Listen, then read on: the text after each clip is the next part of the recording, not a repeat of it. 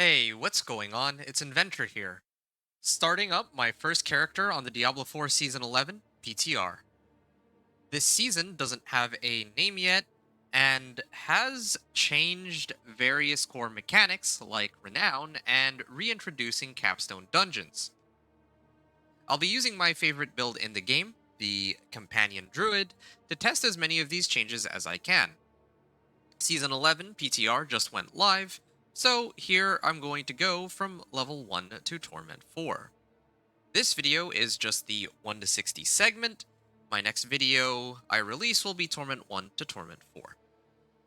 After this walkthrough, I'm going to do some playtesting with the Thorns Barbarian and Dance of Knives Rogue 2 just to showcase more of what's coming in Season 11. Like I normally do, I'll make this as a seasonal character to play around with the new changes, but of course I'm not going to be trying to do hardcore here. Some new additions for this new season include uncovering corrupted essences, empowering items with the Heavenly Forge, and new capstone dungeons. Although the expansion campaign is one of the fastest ways to start off, I'm going to bypass it and try different activities while leveling from 1 to 60. I will start on normal to unlock necessary aspects and adjust the difficulty as I go along. The other difficulties I thought were locked behind Capstone Dungeons 2 based off of the patch notes, but I'll have to kind of explore and see exactly how the game has changed for myself when I get in game. So let's get into it here. I would like to remind you that this is a PTR, so whatever you see in this video can be subject to change. So that's starting things off, and already it seems that there's the seasonal quest line available, so I'll probably try and do some of that in a little bit. And there is Emrak, the Vendor of Cheats. I could, of course, use Emrak to get myself up to level 60 or whatever, but that kind of defeats the purpose of what I'm trying to do in this stream slash video, however you want to put it. Okay, so here you can see that there are powers. The powers are titled Divine Gifts for this season. I don't quite have them unlocked yet, so I'm going to try to see if I can do the seasonal quest line first. In PTRs, usually this is unavailable, but who knows, maybe they have kind of adjusted it for the season. Oh, there we are. Wanderer, follow my voice to the seat of the heavens. Sure. And speaking of which, I'm going to do this right away. There. To the seat of the heavens. So I'm actually going to probably start off by doing the seasonal quest line just so that I can unlock the powers and see what's available. But yeah, before I do that, I just have to take care of some housekeeping items here. As I always like to remind people, it's pretty important that you make sure that you equip your pet. I believe. I actually really like the Raven, but yeah, okay, I'll do the Raven. I think the Raven is my favorite one, either this one or the Owl. I think this is an Owl.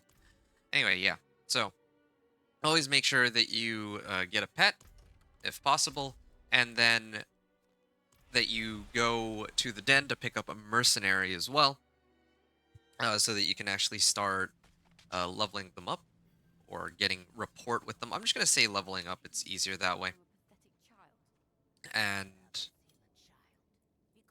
oh, that's another thing that they adjusted too. Now they've made it so that they've actually changed a number of systems, right? Some things to note is that I have a lot less strength than I used to in the past, or core stats, I mean, because previously we used to have renown rewards, but I think they've uh, subbed out renown rewards in favor of season objectives or season rank. So, yeah, Let me read through this actually. It's overwhelming. There's going to be a lot more stuff than I'd usually have to test on a PTR, which is a good thing actually. It'll take a little bit longer to sift through everything, but I'm excited for it because, well, these changes should make the game a little bit more exciting than what we've had in the past couple of seasons. So, season rank, welcome. Season rank is an overview of the challenges that await you during each season. To conquer challenges to complete each rank, you'll need to finish a challenging activity, usually a capstone dungeon. You may attempt the capstone earlier than the recommended level and difficulty. I don't know why there's a recommended difficulty for it, but sure. Um, Earn rewards and get stronger. Prepare yourself for these challenges by completing optional objectives in each rank to earn rewards such as ability points, smoldering ashes, and cosmetics. Ah, so this is a little important to note.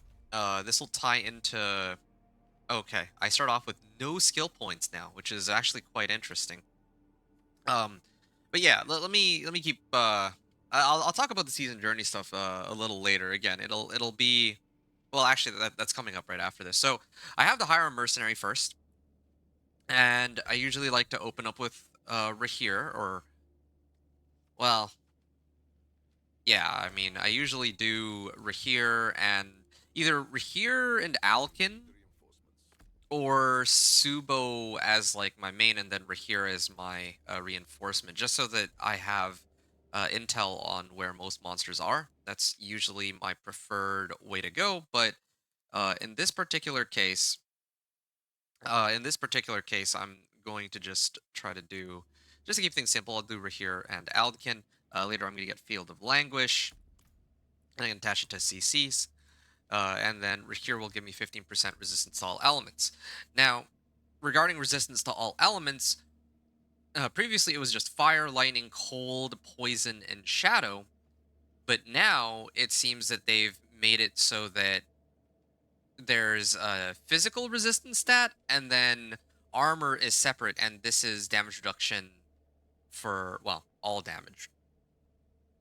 Quite interesting, I would say. I have mixed feelings about them overhauling the system or the armor and resistances system. I mean, I think one of my biggest issues for them overhauling this system here is that I feel like the old system was uh, kind of fine for the most part. I mean, I guess some people, well, I don't know. I'm not the biggest fan of them reinventing the wheel, but sure, I can play along with it. But all the same, yeah, Rahir will be providing resistances. That's the idea, and Aldkin will be providing some damage reduction. So that's why I'm doing these two mercenaries. Then I was going to talk about reward caches, smoldering ashes, and saving renown. Now, of course, renown is no longer, at least by my understanding, it's no longer an available thing. You can't just turn in your renown rewards and then suddenly. Oh, okay, yeah. It's not like you can just turn in your renown rewards and then suddenly get like a full level from 59 to 60 anymore. Um, but they've replaced that system, I think, or they've kind of streamlined that system along with the season journey, so that we can get these bonus objectives to gain like skill points. And then I think here there's more skill points.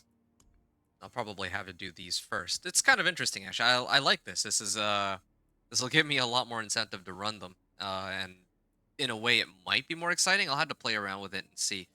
And now you'll see rank 3. This is probably for, well, not this Paragon points.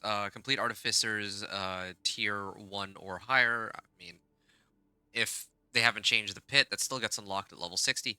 So you can see the Paragon points are, well, sorry, the later ranks for the season uh, rank or journey or whatever it's called will also give Paragon points instead of previously where they were only giving like Resplendent Spark or Resplendent Cash. Um, yeah, they seem to have really reworked the way some of this works. I mean, in the later ranks, there's still these caches that give you a lot of goodies, but while starting off, Yeah, it will help to actually do a lot of the objectives that they set out. I think that these skill points are available in the Eternal Realm, though, like from the beginning, is my understanding. But I guess now we have to really work for these points in the well, in here. So I'm gonna do that, or I'm gonna do some of this in a second. I'm gonna have to focus or prioritize on reacquiring my skill points. I think that's going to be the most important thing for me to do. Um, oh, if I click capstone rewards, so okay, I can unlock. This is an interesting new system. So like, it'll take me some time to get used to it. So I have to complete this capstone dungeon to get to rank 2, and then I have to clear this to make it to rank 3, and then it goes on and on. This one requires pit tier 60 to unlock, but I'll probably stop when I make it to torment 4, like I usually do. Sins of the many. I do kind of wonder though. I'm gonna like now that I've actually picked up my mercenaries, I'd like to go back to town. I'm gonna go to Karagar here actually. And you can also see, like, again, it's big sweeping changes across the board, and they've added like sprinkled in some of the seasonal content in here too. So here you can see Belial's invasion. Each of the lesser evils, I think, there's going to be a season tied to lesser evils. You can see here Asmodan will show up in the world boss area, so I'm going to have to slay him. Then there's Endariel's invasion in the Kurast Undercity, and then Belial's invasion in the Pit of Artificers. So there's quite a number of things to look through. And there's Artificer's Obelisk.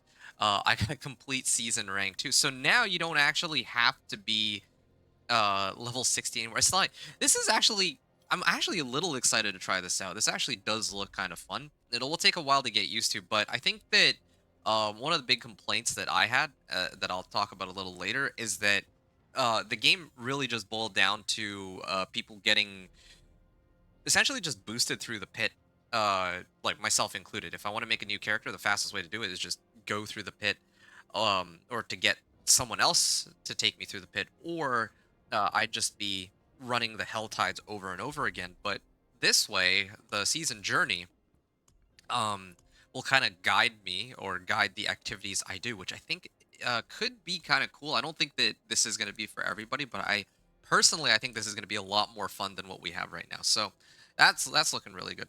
So reward caches, smoldering ashes, and renown. I'm gonna probably have to refer to that as the season rank system from now on.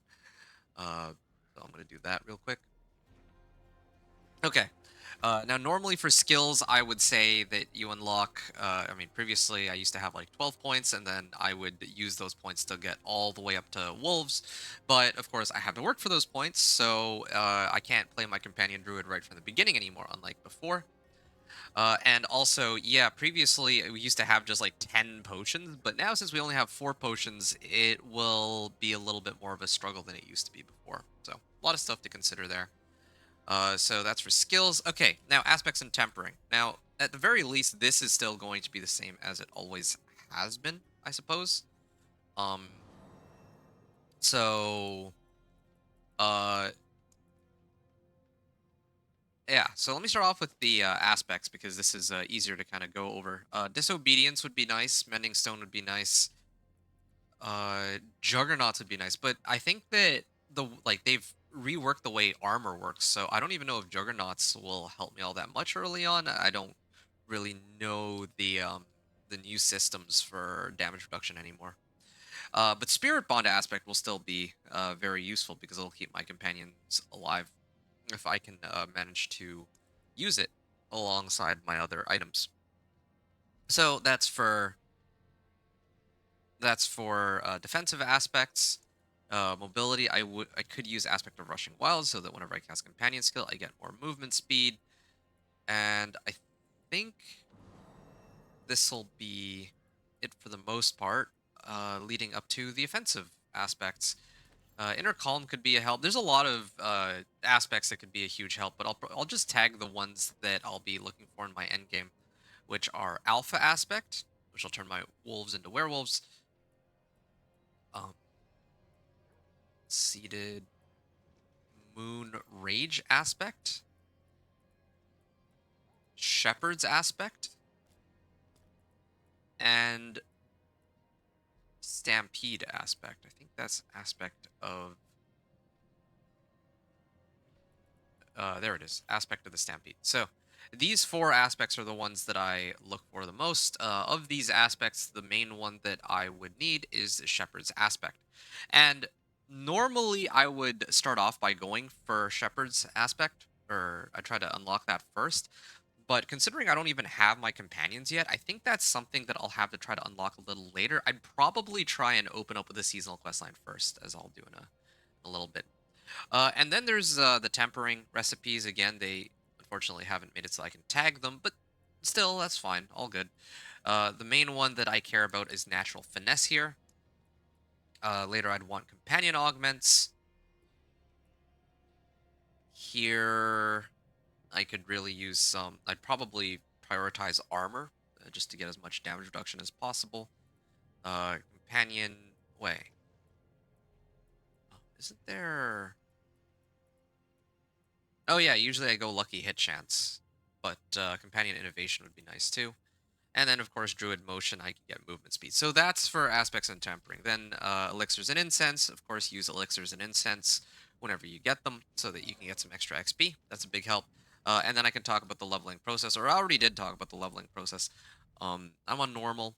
I believe that usually the uh, XP that you get out of these sorts of like seasonal questline missions and all that don't really scale off your level.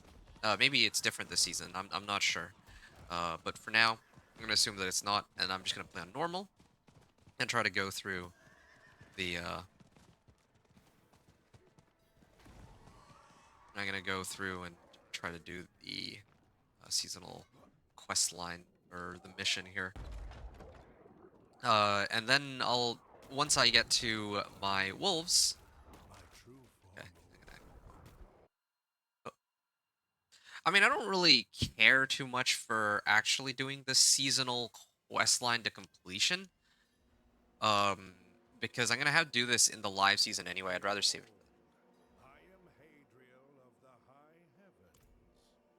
Heavenly Forge. Interact. I can't interact with it.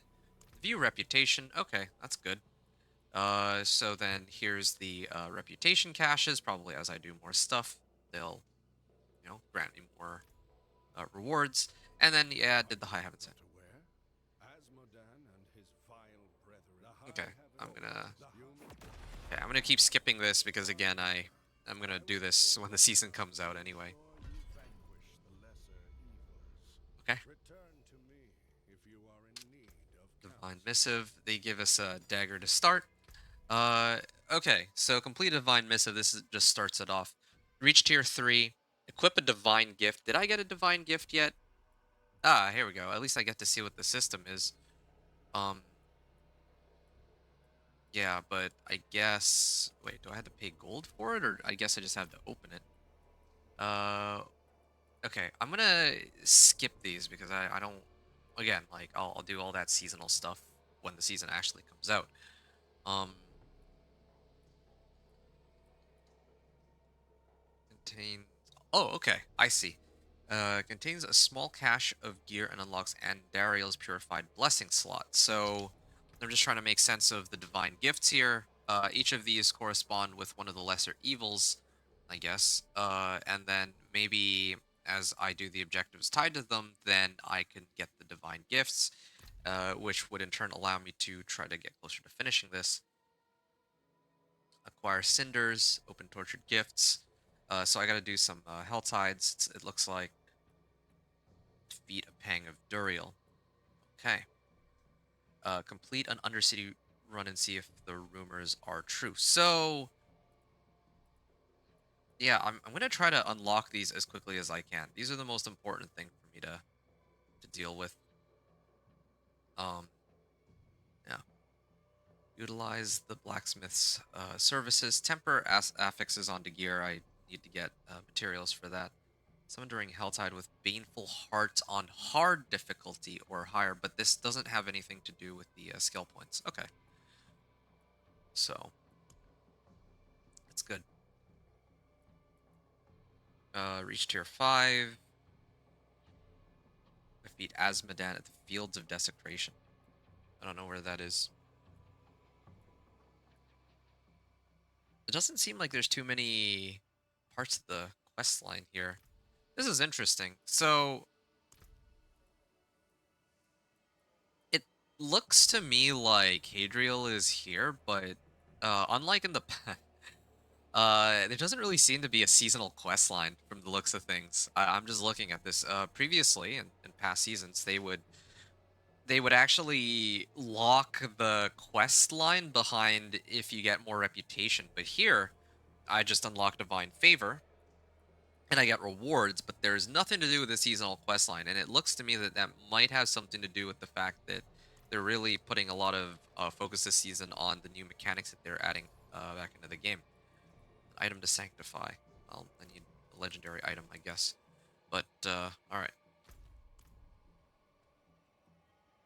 Stash, sure. So, wait, am I not able to... Oh, okay. I can't teleport out from here. I have to head back to Kyovashat. Interesting. Okay.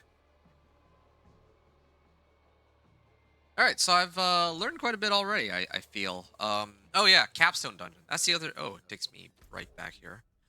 Um, okay. Torrid Menagerie. Torrid Menagerie? I don't know how that's said. I'm gonna head there next. I want to actually experience the Capstone Dungeons. Or maybe I'll experience the Capstone Dungeons after I do the well, there. You know what? I'm gonna start my leveling journey probably closer to the start of the hour. Is what I'll try to do, like for the Hell Tides and all that. Because right now, like level 1, um, I don't think I'm gonna be able to farm 200 cinders in time. So I'm gonna wait until the beginning of the next hour to run Hell Tide, which is the thing that I usually like to level in. And I'll try to play around with a couple other things too, since again, like they made so many adjustments to the game that it would be kind of interesting to see what exactly what I'm getting myself into here. Okay, I picked something up. I have no idea what that was. Uh, is there any sort of seasonal currency? No, it's not. It's really just the base game. That's good to know. Nethyron has come back though. I think that this has to do with master. Oh, here we go. Used by the blacksmith to re-roll the masterwork greater affix on an item. Right. So, masterworking now, the way it works is you masterwork the core stat on an item. So, like, which I think is kind of nice. Again, I don't know what to make of it. I think that's a good thing, but the idea here is that if I had like let's say a legendary item with 750 item power and it did like 520 DPS or something, I can actually bump that stat up. Unlike previously where it would target specific affixes, now it's just or it would improve all the affixes. Now it just focuses on pumping up the base damage and all that. Um, at least for the first bit of the masterworking, and then later you get to attach a greater affix to an item. I wonder what happens if you have an item that's already like 4 GA or whatever, but yeah, say you have an item that's like 1 GA, then when you get it fully masterworked, then it will select another greater affix to go along with it, is my understanding of how that all works now. And then, so that's, I guess, where Nethyron comes in. If you get hold on. These guys are level 30, so I don't expect to do any damage, but I wanted to actually try it just to see. Okay, yeah. So there's no chance I can go in at level 1 and clear these. The monsters aren't scaled to my level. It's not like the pit. That's what I was curious about. Okay, let me get out of here. In the pit, the monsters are like sort of scaled to your level. Um, yeah, it's actually quite interesting. Here, yeah, you can see like these monsters, they don't have like a level on them because they're like, again, they're tied to my level, right? But um, even though they're tied to my level, or yeah, the monsters here are tied to my level, but the ones in the capstone dungeons are scaled more towards level 30. So if I am like close to like level 25, I could run it then. And then at that point, I should be able to unlock some more of the season rank stuff. So I'm going to do that, I think.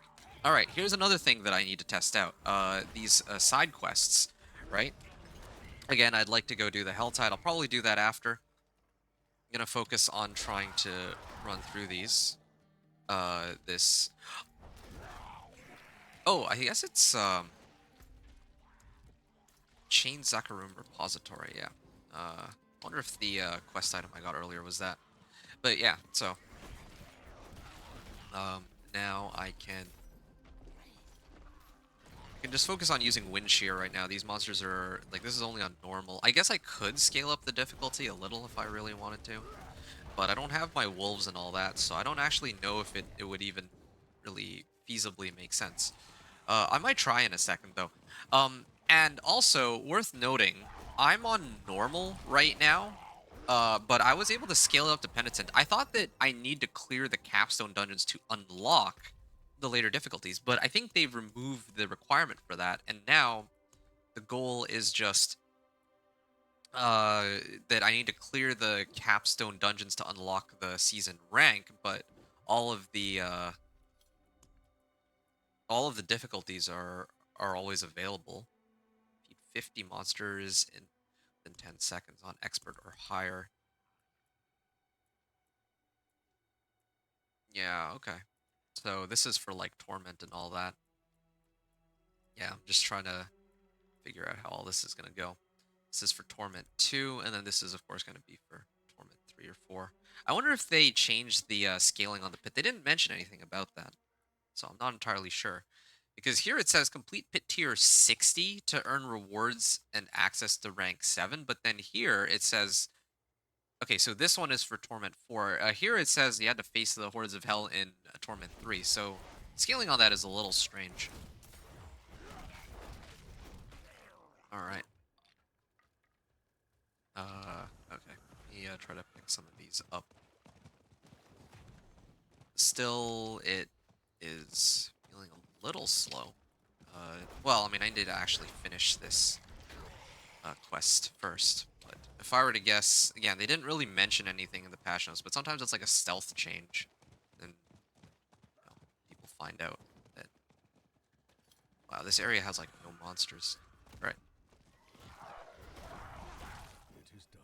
there, and I got like no XP out of that. So okay, this questline stuff still isn't very useful.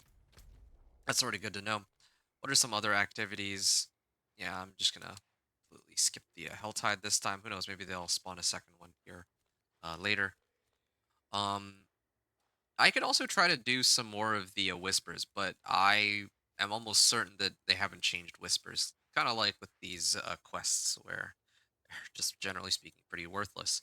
So starting out, then, based on what I can tell, the main activities worth doing is still going to be just is still really just going to be Helltide. And what would be nice is if we could also get sigil powder, but it says that it's collected after level 15. So, um, yeah, it doesn't look like that's going to be happening. Also, another thing I find noteworthy is uh, Artificer's stones are no longer available. Last season, they made it so that Artificer stones are easier to collect. Now, I think they just got rid of it altogether. Maybe we can just always run the pit. Um, Yeah, which is probably how it should be. I don't know. I have a lot of opinions about the pit. If I were to talk about them, I'd be here all day. But I think that pit needs some sort of rework in the sense that right now the only way to really the end game is only about the pit. I guess Infernal Hordes, ever since the rework, you could use that for leveling now too. But yeah, traditionally the pit is the end all be all. You're really testing your might against other players through the pit, and um, Yeah, you're testing your might through the pit, and I'll go this way. Yeah, you're testing your might through the pit, and you also level through the pit. And you also rank up your glyphs in the pit. It would be nice if you could get like ranks for glyphs doing other activities, or that other activities weren't just downright terrible. Okay, I see. Uh, yeah, so that like other activities weren't like terrible when it comes to gaining XP. Like this side quest I cleared just now should give me like at least half a level or even like a full level. Like why not, right? Like it takes so much time to actually gather up all of the materials necessary for it. It would be kind of a nice little benefit. Like we really should just get like half a level in my honest opinion for turning in something like that. I don't think that's particularly game breaking either. I think that's quite reasonable if you ask me. Um, to actually make it kind of exciting to do these sorts of activities that require a little bit more time to get set up. So anyway, I also noticed that they put MRAC and the oh shoot, do I have a way out from here? I'm trying to just get past these monsters. I forget how to. I guess I gotta loop all the way around. Shoot. All right, fine. Go all the way around. So I noticed that the portal to the Heavenly Forge. The portal to the Heavenly Forge is present not just in Kyovashad, but in Gyakul, too. So I think it's fair to assume that they added portals to the Heavenly Forge in just about every town. It also seems like that's a seasonal thing. I don't know if they're going to be keeping that all the way until... The Heavenly Forge is cool, but I don't think that that's part of the changes of the core mechanics of the game. It seems like an add-on, but kind of like Chaos Uniques, I guess. But um, yeah, unlike all these like chaos uniques and all that, these forges are just that. Um, like they're just going to be seasonal content, and then the masterworking is a completely separate thing from the looks of things. So I'm tagging the PvP zones right away, just so that I have them available to me, um, in case I need to turn in whispers quickly later. There's probably going to be more of a case to run these as I get closer to level 50, because they're pretty quick to deal with, and with the changes that they've made, I'm not going to be able to just I'm not just going to be able to turn in the season journey rewards, or sorry, the renown rewards to get from level 59 to 60 right away. And in addition, okay, uh, previously I used to run these for Artificer Stones, but since they got rid of Artificer Stone, it doesn't look like that'll be necessary anymore. So, some things to consider. All right, I'm gonna get Stone Burst here, and just get like a little bit of XP here. Okay, so that's all done and out of the way. I have the PvP zones unlocked. It's good. So I can run these a little later. And then now I think the goal is to run Kurast Undercity. Now, the question for me is, should I do that now or later? Can I even open it now? I actually don't know. Um, I don't think I can. I remember trying it a while back. I don't know if they changed it. I also know that sometimes when I run the PTR, they don't actually let me into the Pit of Artificers. Like, my progress doesn't carry over for whatever reason. It carries over in the live season, just not here. All right. When I do my second character, this process will be a lot quicker because I'll know a little bit more of what to expect. But okay, now I'm just waiting for the new Helltide to spawn. Oh, hold on. Actually, before that, I'm actually going to try to go do the Legion event. Yeah, I think that would be a good, fun little activity to get myself started. Um, yeah, let's see how that goes. Running with other people. I don't think that they would have changed Legion events, though. It doesn't seem like that was their main focus. This is taking longer than expected. But yeah, I'm gonna try to do that with others. I'm not gonna try to adjust the difficulty though. I don't want to be stuck in a Legion event and like be like the only person there because everybody's on either normal or penitent. I can't imagine players would be on like, let's say like expert or something. Yeah, but people will for sure be there on normal. Yeah, it's gonna feel really weird not having all the potions that I'm typically accustomed to having. And I actually do get a horse. This is nice. Because I heard that some people didn't get access to their horse, which was a little strange. But okay, sure. Am I the only one here? It's a little strange.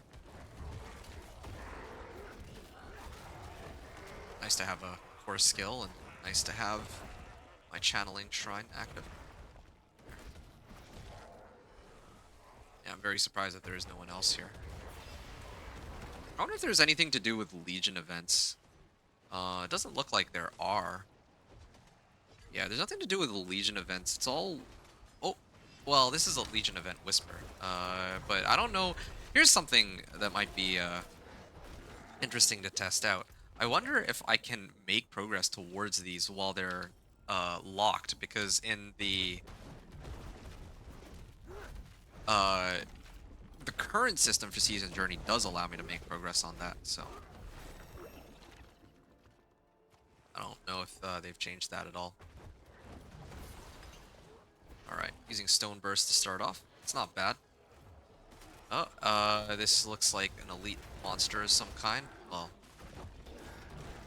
and, I mean, at least they designated it with, like, a yellow name now. There, getting some divine favor reputation, but I'm not really progressing through it very quickly just yet. Maybe if I get into the Helltide and actually start slaying elites, then yeah, it'll be fine. Okay, Servant of Hell has joined the battle. I mean, there's no one else in this area, so... Oh, no, there is one other player, it looks like. That's good. Yeah, maybe this guy will be able to clear it more quickly. He's level 29. I did start just a little later than a number of other people. So I kind of missed out on the first and second Helltide because I had to take some notes, given what I... Well, yeah. I had to take some notes and make sure that tested everything that I wanted to.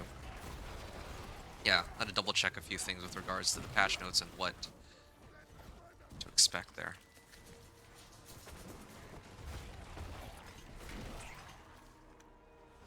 Or divine favor.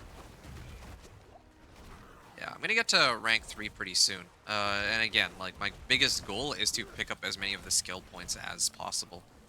Not everyone's gonna like that change, but I have mixed feelings for it, as with pretty much every change they've made so far. In the sense that, let's say like I want to play Companion Druid, right? I have to wait like 15 levels in order to even touch the companion skills now. But on the flip side, it is nice that like I don't need to have, well, I kind of enjoy it when the game is more challenging. I think that with a lot of the changes that they've made to the game as a whole, it's definitely been a lot easier. And I'll talk about that a little later, but yeah, the game is actually a lot easier than what it was before.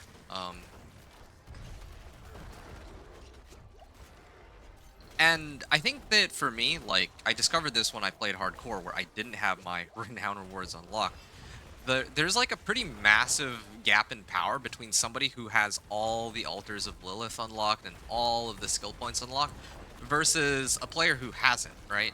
And I'm not even comparing like player to player, but I'm talking about like I myself, like if I want to play uh easy mode essentially, then I play soft, well, it's basically playing easy mode on soft core, like really, because I don't have all the because I have all the unlocks already, so I have like crazy amount of stats that means that my leveling journey becomes like much easier than if it's just a lot easier, like maybe a little too easy. When I played on hardcore, I'm like, okay, well, it definitely is a struggle to get to the skills that to get well, the skills and stats that I need to make this a breeze. So there was like something to work towards. But here, like it's just like going through the first like 30 levels that just becomes super easy because I already have access to all this power. Now that's not necessarily a bad thing though, right? Uh, for me, like there's pros and cons to the game being easy or not easy. Because on one hand, hold on, me, I'll just do this. Okay, yeah, because on one hand, this is the Overlord. Okay, here. This guy's probably just gonna mark him. Yeah, I do like no damage to him. So on one hand, it's fun in the sense like to play this game, and feel like super powerful, of course, right? Like not everybody wants to like struggle through the leveling process of the game, but I think that the leveling process, uh, like it's nice to actually have to kind of work for some of the things that come with leveling. Like it'll feel good to actually reach companion skills because it's not just being handed to me. Like look at this. Okay, so I actually made it to level 11 now. Put a lot of work into it, and then now I can actually unlock these. Something I'm a little curious about. So right now I'm at 7.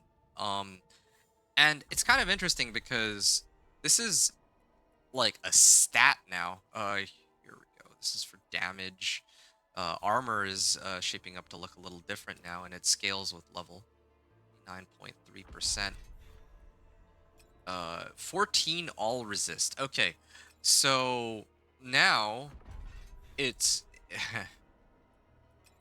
yeah, everything is just a stat. And it doesn't give you a percentage anymore. So I don't know what the calculation is. It's probably going to be diminishing returns, but I kind of like the old system because it was very clear cut that if you had an item that gave, let's say, 5% fire resistance, then well, yeah, it's an item that gives 5% fire resistance, right? But now I get 14 all resist as a stat, and I have no idea how much that actually translates to or into for overall damage reduction. So fire damage by 3%. So non-physical resistance. Okay, so I don't know if this actually does anything. Increases your non-physical resistance by 15%. Um, yeah, you see here it says 11.6% on cold, right? If I do this,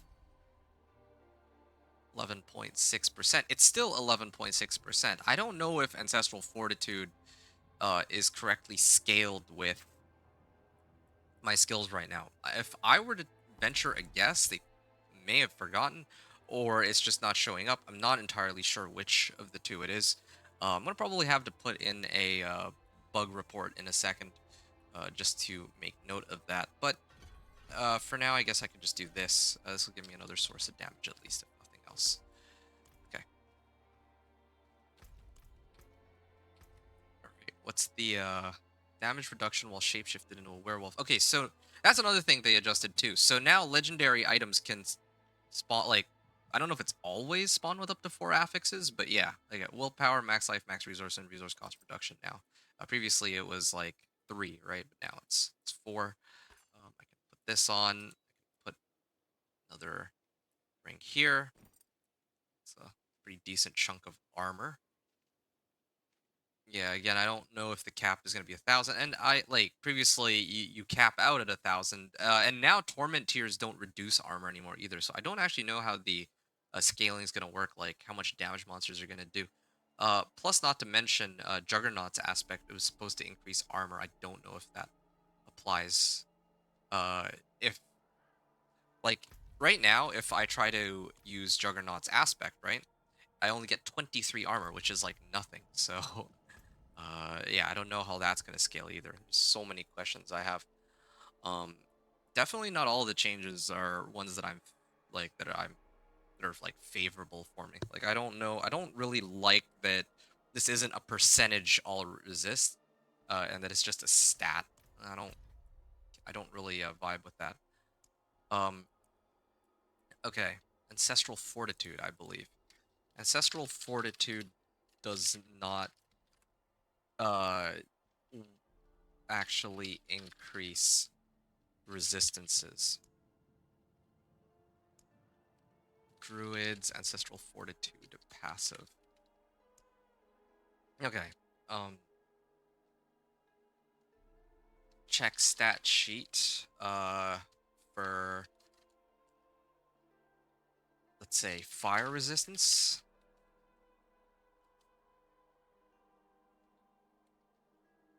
And then note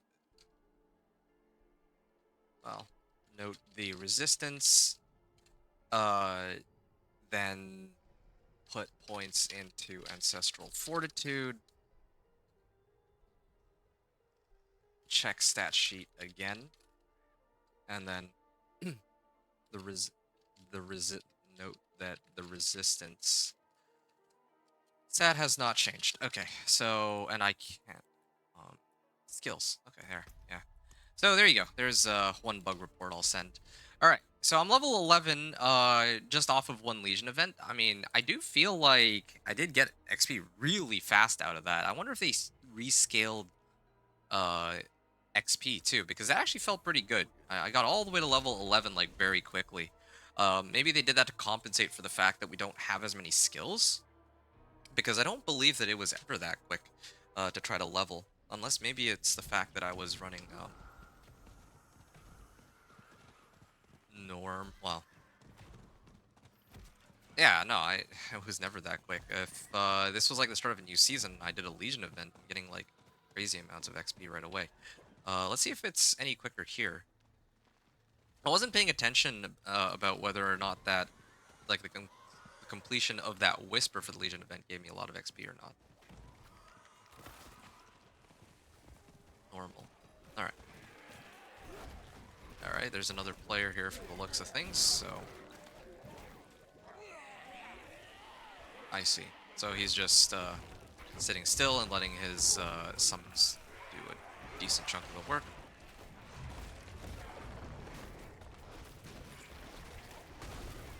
Yeah. 30 Divine Favor. Okay. Another thing I'm curious about too is, does the reputation board, like, it says I need to return to Hadriel to collect reward, but I'm pretty sure I can still stack up favor even though I'm not. Probably still stack up favor, even though I'm like, I've cleared like rank 2 or whatever.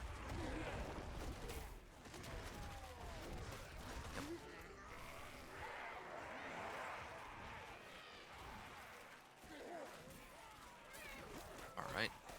Now I need an amulet. I need some rares. I mean, those all come at like level 15. Oh, I just remembered too. I finally have access to this, so I should actually start using it. It's either that or wolves.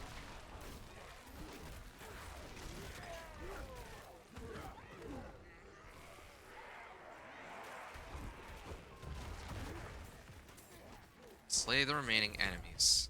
Good. And, okay. Well, I mean, getting rares this early from these events, maybe there was some adjustment to that too, because previously it was not very valuable to clear. I mean, like the rewards from Legion or like random events was just not that high. Oh, Portent of Pain? Sure. Do I get a decent bit of XP for this? It'd be nice if I did. Yeah, that Legion event gave a substantial amount of XP. I like that. But again, I don't know if that's just because that was like level 1 to... Well, that was like level 5 when I started, right? That was like 7 levels to start off. But again, I don't know if that has to do with the fact that... Hey, this is an Odia sector. Oh.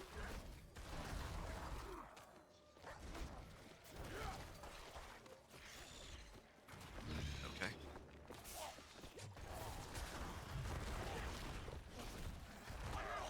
There. I got him. Got plenty of materials off of that. I'm gonna need those materials for when I need to actually start upgrading my equipment. I think we just burrowed, didn't we? Hull maggots. I guess the Chaos Rifts were only for last season because Previously, there were whispers tied to those, but now the whispers are tied towards these pangs of Duriel. Maggots. Slay Duriel. Slay Harbingers. Well, I wonder. Ritual of Pain. So they got rid of Blood Maiden? I guess they got rid of Blood Maiden then. Alright. Oh! Man, that's a lot of... I just realized this is the type of treasure goblin splits into other ones. I'm not going to be able to kill it quickly enough. I don't have enough damage, but I'll try to see what I can do. If I'm lucky, I can maybe get 2 of them. But I don't have enough skills that do damage right now either. It's part of the issue. No, shoot. Yeah, they're splitting off. I can't... already, I'm not going to be able to reach both. I'm, like, too slow. This one will split a couple smaller ones, too.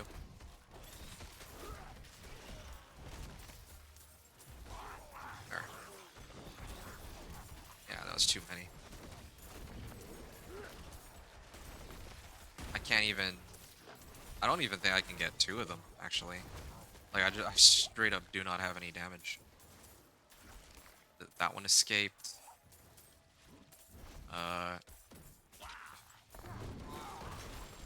There. I got 1 at least. It would have been nice to get all of them. I think each of them would have given me like a legendary, but there's just no way. It's I want to say unlucky, but I mean, I guess it's a good thing that I even managed to find one. I don't know if I'll get more later. I don't know if they up the number of treasure goblins. Would be nice. Okay. Grab that. Ah, boots. What am I running with here? Life on kill. I like that.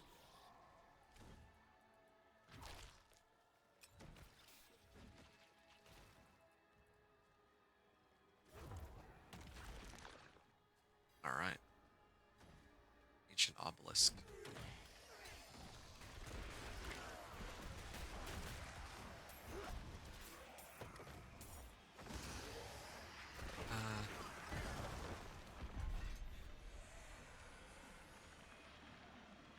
Well, anyway. So, oh, they made it a lot quicker, it looks like. Previously, it was so much slower to complete this event. Yeah, the Legion event gave a lot of XP, but I feel like here it's been going slower, trying to complete this Helltide and all. Yeah, no, I think it's roughly the same, actually. Maybe it's just because there's somebody else in the area doing it with me that it feels faster. And you got wolves now. There. Good. Good doggies.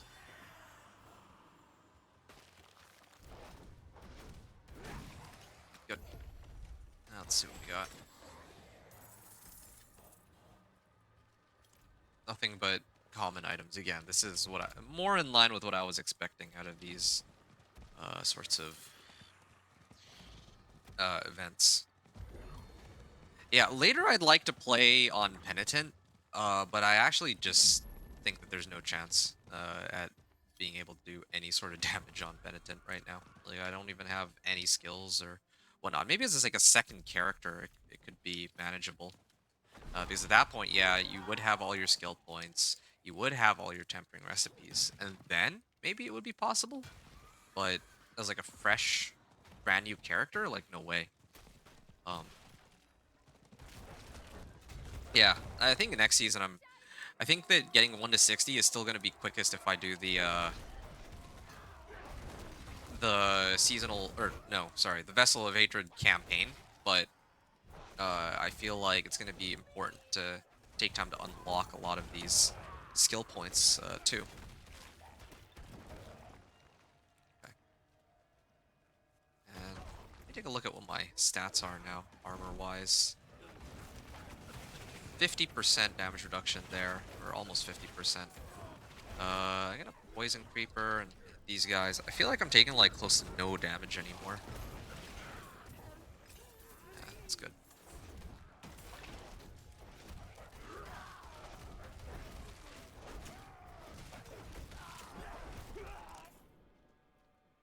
Yeah, this is good. This is, Hey, Wicked. What's up, man? Hey, he's back. Hello, sir. Hey, Wicked. Yeah, I've made a bit of a return. Yeah, sorry I've been missing for so long, but yeah, well, there's a number of reasons why I've been out, but that's not important right now. How have you been? It's great to see you. I see you're the first person here today, which I very much appreciate. Um, yeah, goal for me today is to reach Torment 4 with this guy, and there have been a lot of pretty interesting changes that they've made to the game. I don't know how familiar you are with what they've adjusted. Oh, there we go. There's another item. Resist all. I don't know how familiar you are with the changes they're making, but man, they have actually. It does feel like I don't know if I'd say I'm playing a completely different game, but they've definitely changed a lot of the mechanics from what they were uh, last season. It's all good. Life happens. Yeah, I appreciate your understanding. Have you been streaming lately? Haven't had a chance to take a look. I haven't been on Twitch. Like they changed a lot. Oh yeah, no, I don't even know where to get started. Like I was, you know how my content works. Like when I do like I usually do like a level 1 to 60, like what I'm doing right now. But I'm also like talking to people. Well, I was kind of trying to explain the changes to people, but I realized that there's just so many changes to get through. I can't just. It's hard to really uh, summarize it in a couple words because like even stuff like skill points. Like we start off with no skill points anymore. Um, so yeah, and we have to like get all of them out of the season journey. So the only thing I was curious about was the renown. Okay, yeah. What are you curious about? I'd be happy to fill you in because I kind of looked into it in game, and now I think I have a much better understanding of what has been adjusted. So yeah, lay it on me. What do you want to know? You changed shifts, so I will start back up next week. Okay, nice, nice. Um, I don't know if you plan to get on the PTR at all. I have like a pretty good stopping point for what I'm going to do in the PTR. I'm going to do the usual 3 characters. I think I'm kind of locked in on Companion Druid, the Thorns Barbarian, and then Dance of Knives Rogue. I think those are the main 3 that I'm going to try to prioritize from now, at least for the PTR. Because for the PTR, I only have like 1 week to play. And I think for me, the goal has to be to prioritize like a couple characters. I think that's like, and while still juggling like real life responsibilities, it's like, yeah, it seems like a pretty good uh, limit, I guess. Yeah. What does the map rewards look like now? Let me show you once I am in a safe place because I don't want to get completely murdered here. 1 second. I do like no damage either. I need to go and do the companion, like the shepherd's aspect. Um, Need to go pick that up. That's gonna be a big source of damage for me. Like here, I do like nothing. It does not. It feels pretty bad. I'll just be upfront about it. Like this is normal too. Like I straight up would not have had any chance if I played on Penitent. So yeah, if I can get like some tempers, then maybe. But okay, cool. I cleared that. I'm gonna get to a safe place first. Yeah, that way you don't get stuck pulling crazy hours like last PTR. Yeah, you were there for that. You remember, like that one PTR. I think it was season 8 PTR. Or well, no. It was both season 8 and season 9. Season 8 was with the Blood Surge Necro. Season 9 was with the Blizzard Sorcerer. Yeah, I was basically up for 24 hours trying to finish that, and that was brutal. I don't even think that I ever ended up making the Blizzard Sorcerer video. That's the irony. But yeah, I was like completely dead by the end of it. Anyway, so map rewards. So now there's no more renown. Actually, I'm pressing W. Normally, I'd mouse over a region, I press W, and the renown rewards would come up. But that's gone now. Instead, they replace it with this. Um, I just remember you tried to kill me because I was committed to stay until the end. Yeah, no, you're a real one for that, man. I don't know. I feel so. I feel bad. Like yeah, you were with me from the start all the way to the end. I don't know what to say. That is the next level commitment for sure. Like in my case, I was committed to the end, but that's like my thing. But you were with me from start all the way to finish. I appreciate you for that, for real. Anyway, so this is what the season rank looks like, or the season journey looks like now, and you'll see that they kind of merged the season, like the renown rewards, with the season journey. And I got mixed feelings about this. I think there's pros and cons. To be completely honest, I feel like the average player is going to hate this change. Is kind of the hunch I have. Me personally, I kind of like this. I kind of like this because it actually makes me excited to do the season journey, since by doing the season journey, I unlock like really important parts of my character, right? Not everyone's going to like that. I think a lot of people would rather just have these points available from the beginning. Like taking away power never feels good. But yeah, it's kind of where I'm at right now. Okay, that's not so bad. At least you only have to do it once. Um, only have to do it once? Oh yeah, yeah. Once I guess in the season, and then if you unlock it with like let's say your first character, which was what I would do, then it's like available I think for all of the other characters that you make. At least I mean I haven't tried it, but I'd imagine that's how it works. Actually, yeah, that's something I'll test a little later. I'm gonna test that a little later, like if I make like a new character, if the skill points are unlocked from the beginning. I guess I could test it now. Let's see. I still have enough time to do the rest of the. I think I have enough time for this. Okay, sure. Let me make a new character and see if the renown rewards actually carry over. Not renown rewards. The season, like the skill point rewards. If it's like the other seasons, that should stay. Yeah, yeah, no, for sure. But I don't know. Maybe it's like they do it by character, from like character to character or season or something. That would be kind of crazy. But I don't want to just go in with that assumption if I can actually afford to test it and it only takes like a minute. So here, let's find out. I don't know. Um, finalize test. Okay. And I can go right into penitent.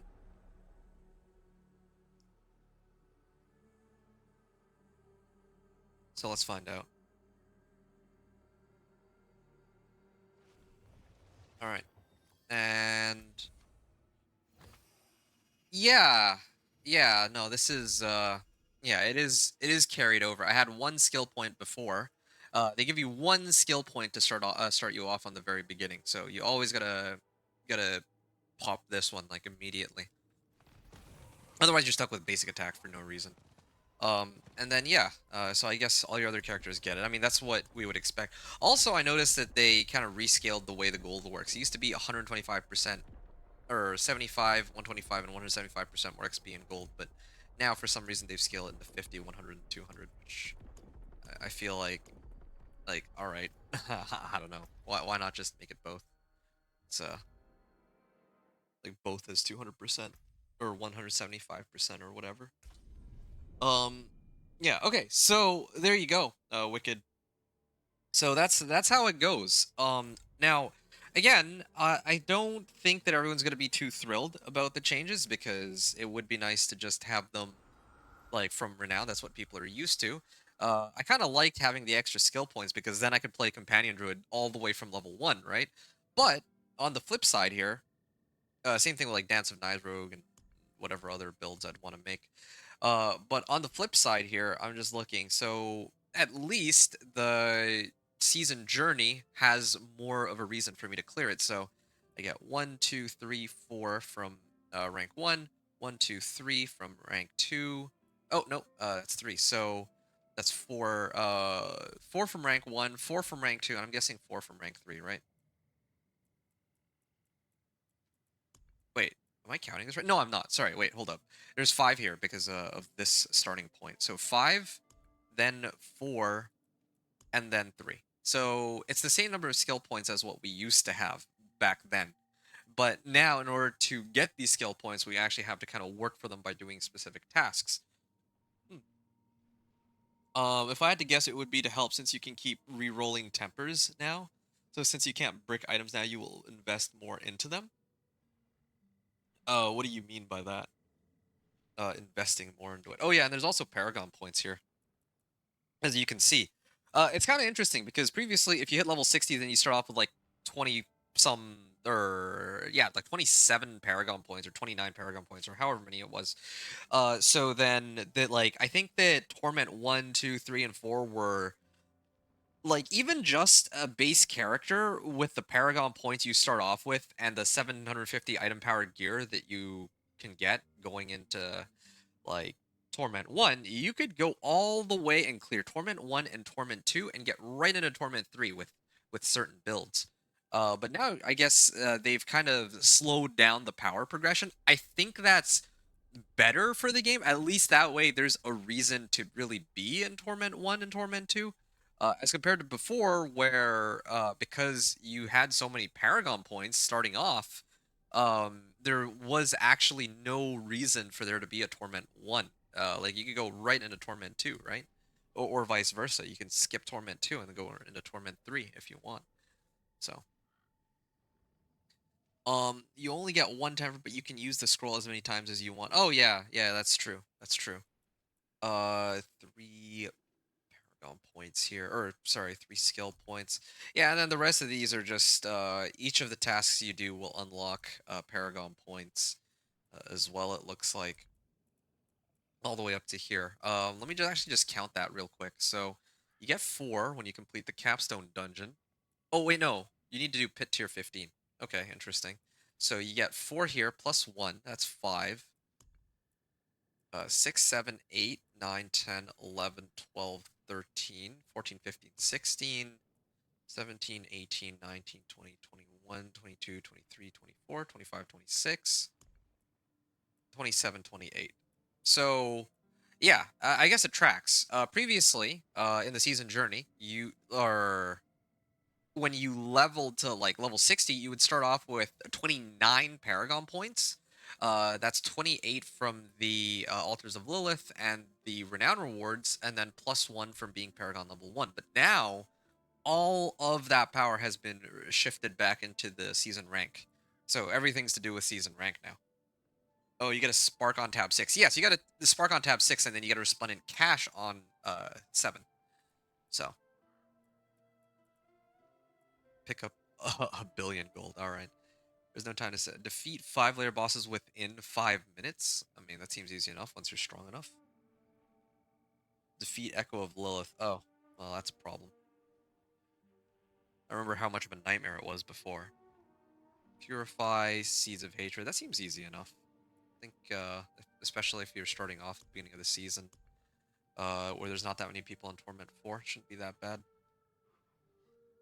Usually that's the last row, so they're basically giving you a mythic. It looks that way, something of that sort. So that's what the rank is like. Oh, and then there's Capstone Dungeon too. Okay, hold up. Before anything else, previously the Capstone Dungeon used to unlock difficulty tiers, right? So hold on. Yeah. So previously, you would do like uh what was it, like Fallen Temple to unlock World Tier 4, right? Back when Capstone Dungeons used to be a thing. But now the point of these Capstone Dungeons is to gatekeep the ranks, like the higher ranks um of the season journey that are kind of like blocking off your progression, if that makes sense. I like that better than unlocking them from the pit. Yeah, I do, but I think torment tiers are still, as far as I can tell, unlocked by the pit. I was under the automatic assumption when I heard capstone dungeons that they would like that you'd need to run capstone dungeons to unlock the pit. Or no, sorry, to unlock like later torments, like let's say like torment 1, 2, 3, 4. But I think that they've still locked um like I'll double check, but it looks to me like the higher torments are still blocked behind torment tiers and all that is kind of the hunch that I am getting here. Or is being locked behind how much progress you'll make uh in the pit, which probably gets unlocked at like level 60. Okay, so what's happening here? Thundering Pit Lord. I don't really notice much of a difference in these elites, though. Just the fact that their names are now labeled yellow, which makes a bit more sense, I guess, compared to before, where you know, they were they. Oh, what the? All right, well they just pulled me right out of it. Yeah, the names of these monsters are yellow now, so they're easier to figure out. And there's also like champion type monsters, champions and elites. Gonna find out when you get to that point. Oh, hold on. Well, I can actually find out now. Give me a second. Yeah. Again, there are some things I'd like to do before. Oh, Spirit Boons quest available. Okay, hold on. Spirit Boons quest. I should already be able to activate the Spirit Boons. I'm gonna do that in a moment. I just need to finish this up real quick. Oh, okay. I'm like maxed out on items too, and I don't like my threat meter is gonna pop, so I gotta make sure that I'm kind of ready for that. There's like a lot of things to factor into. Um, yeah, I'm gonna need to unlock the companion druid aspect as well. At this point, I think it's safe to get rid of all no, I think crit chance. This one gives me crit chance, but I don't think I need that. All right, so I'm gonna salvage all common and magic. And then even these are not very useful. That's a lot of materials, though. I'm getting a lot of materials. Only question is how much veiled crystals I'm getting. Um, Speaking of which, can I now? Yeah, look at that. I can actually choose thanks to the tempering recipes. I can actually just pick which one I want.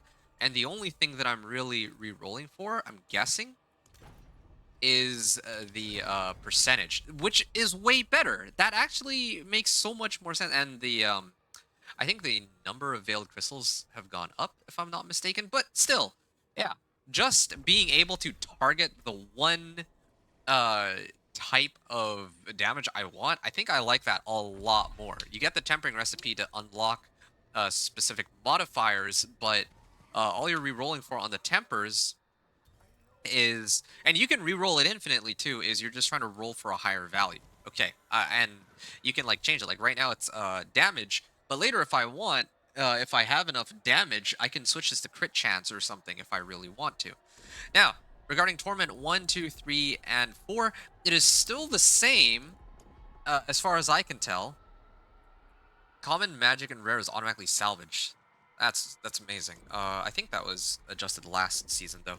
So yeah, 10, 25, 40, and 55. That's still the same as what we had already, but it should be a little tougher to reach Torment 4 because we don't have access to all this free power that's been present in seasons before. Uh, I don't know. I find it interesting because, like, for me, one of the most enjoyable seasons, if you were to ignore Spiritborn in season 6, I would say that I really enjoyed how challenging season 6 was.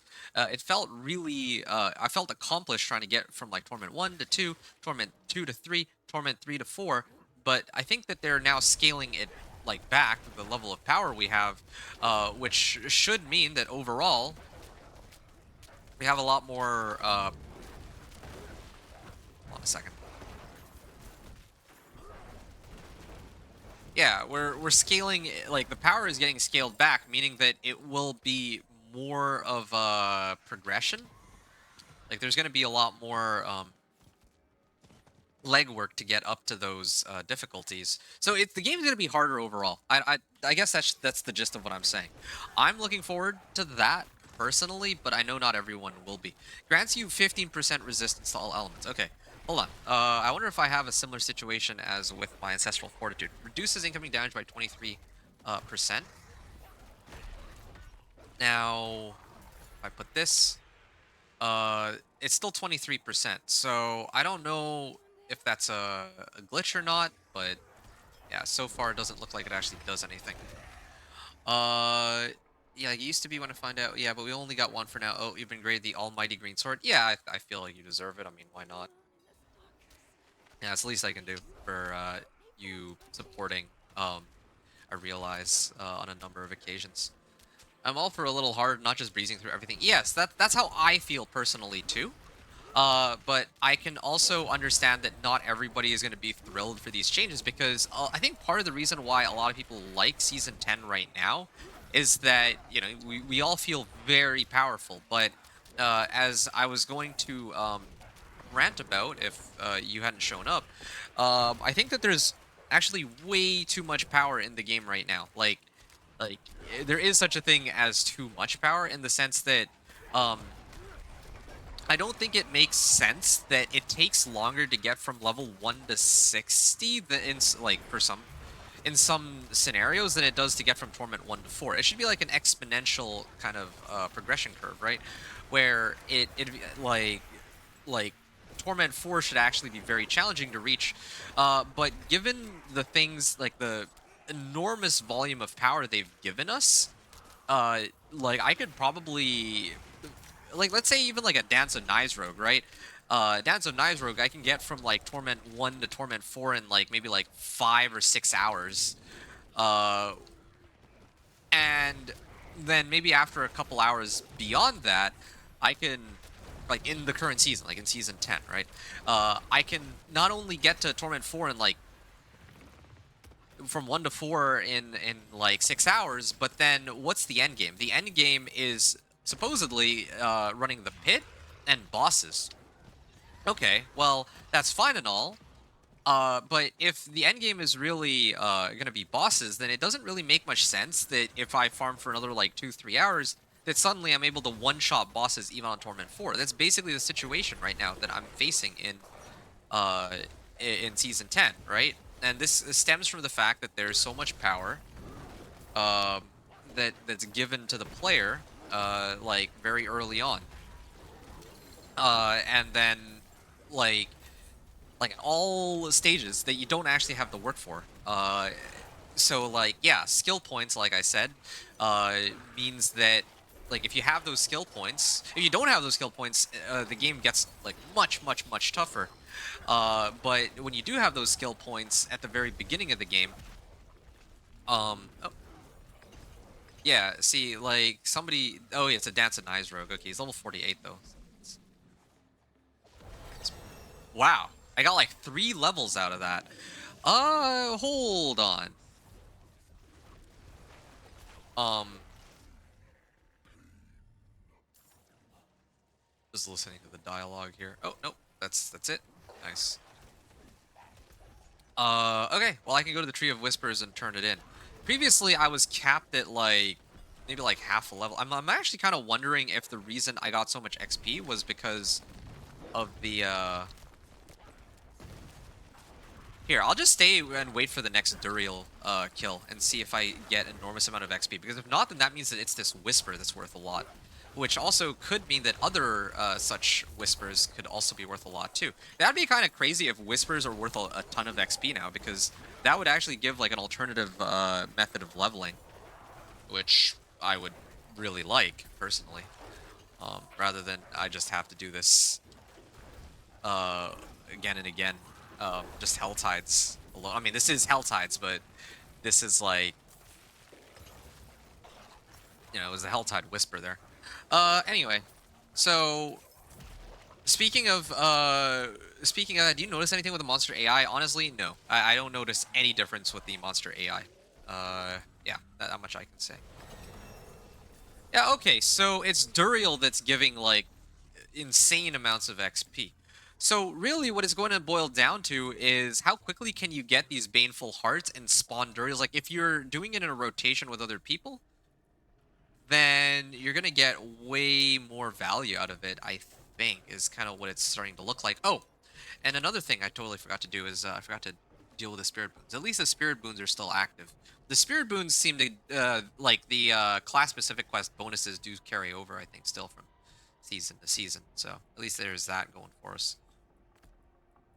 I'm gonna pick up this. Um, this yeah, pack leader, crit strikes, a chance to reset cooldowns. That's fine. Get lightning damage, and then I bond with Eagle to get attack speed for now, and then later crit damage once I get more stuff. Heavenly Forge. So I don't know why they spawned the portal here though. It's strange. Yeah, once your build starts to come online just a little bit, you're unstoppable and just becomes running through everything. Yes, exactly. I have a very unpopular outlook on bosses. They should have never taken away the fight mechanics and just one-tap bosses. You should have to have basics to avoid or dodge some things that way new boss like Bardic are meaningful. So You know, that is a very hot take. And I gotta be honest, uh, I wish I could agree with you, but I don't. I think that invulnerability was kind of annoying because it felt like kind of a waste of time. A waste of time in the sense that it sounds good on paper that yeah we have to use a skill to dodge it, but as long as people know what the mechanics are, which you figure out in like 2 3 runs, once you get those basics down, then the rest of it becomes very tedious. Like you're just sitting there waiting, which was never very really all that enjoyable. Like you have to sit there and wait for Duriel to do his burrowing animation for like a good what 10 10 to 15 seconds, and then he's like untargetable during that time. I think that the way it is right now is a lot better, where they give like a really large barrier where if you are strong enough, it's kind of like a stat check. Okay, if you're strong enough, then yeah, you can bypass the phases because you're strong enough to have earned the right to skip past it. I like that. I just wish that the threshold of power that allows you to do that isn't acquired within the first like 2 days of gameplay, I guess. That's how I see it. Wicked says, I had never seen his whole fight this season other than in the PTR just walking and pop. Yeah, fair. I'll be back in a few. Gotta get food. I'll leave you tabbed while I'm gone. Okay. Well, I appreciate it. Thanks. Okay. So, this gives me time to kind of sort some stuff out. Can I do something about this trophy? You carry the trophy of a lesser evil. Okay. After I sanctify it, though I warn you, power demands. Tethered to the demon. Okay. View reputation. Oh, solemn reflection. Okay. I want a small cache of gear. Duriel purified. Oh, okay. Pangs of Duriel can drop socketables and Helltide doubled while purified. This is fine. Can drop experience globes doubled while purified. That's okay. That's okay with me too. And then view reputation. Okay. I'm gonna do something real quick. I'm actually taking me back to Ken Bardu. It is close to the end of the hour, but that's fine because it's about time that I actually started turning in some of my rewards here. So, what am I sitting on here? I'm sure this will give me like a full level up. 10 Grim Favors. Okay, I'm gonna actually target this as my favorite place to portal or to TP to. All right, so now I can set it to Penitent, and by doing so, I can talk to the Raven of the Tree. I get one-handed. Oh wait, hold on. I need a better gloves actually. That actually gave me 2 levels. They changed it now. We're not bound to getting only 1 level per whispers, dude. This is huge. That means I can actually play the game I originally wanted to, which is to keep running whispers to level up. I might actually do that with my Thorns Barbarian. Okay, and well, I think the other issue is that that wouldn't really. I don't know if that would really progress me on the season journey though. But that's crazy. I think that's awesome. That's an amazing change. Um, yeah, here we go. Solemn reflection. So I'm gonna pop this open. It says on penitent. Yeah, wow. That also gives me close to a full level up. Yeah, yeah. I'm kind of with it. This will be coming very soon too, but I don't think it'll give me nearly as much as what I had before. Okay, so if I can't really select what region, um, like on the map, I can't actually. For some reason, I can't select what. I can't like zoom out and go to like a region of my choosing, but I can still TP to my favorited location, which is good.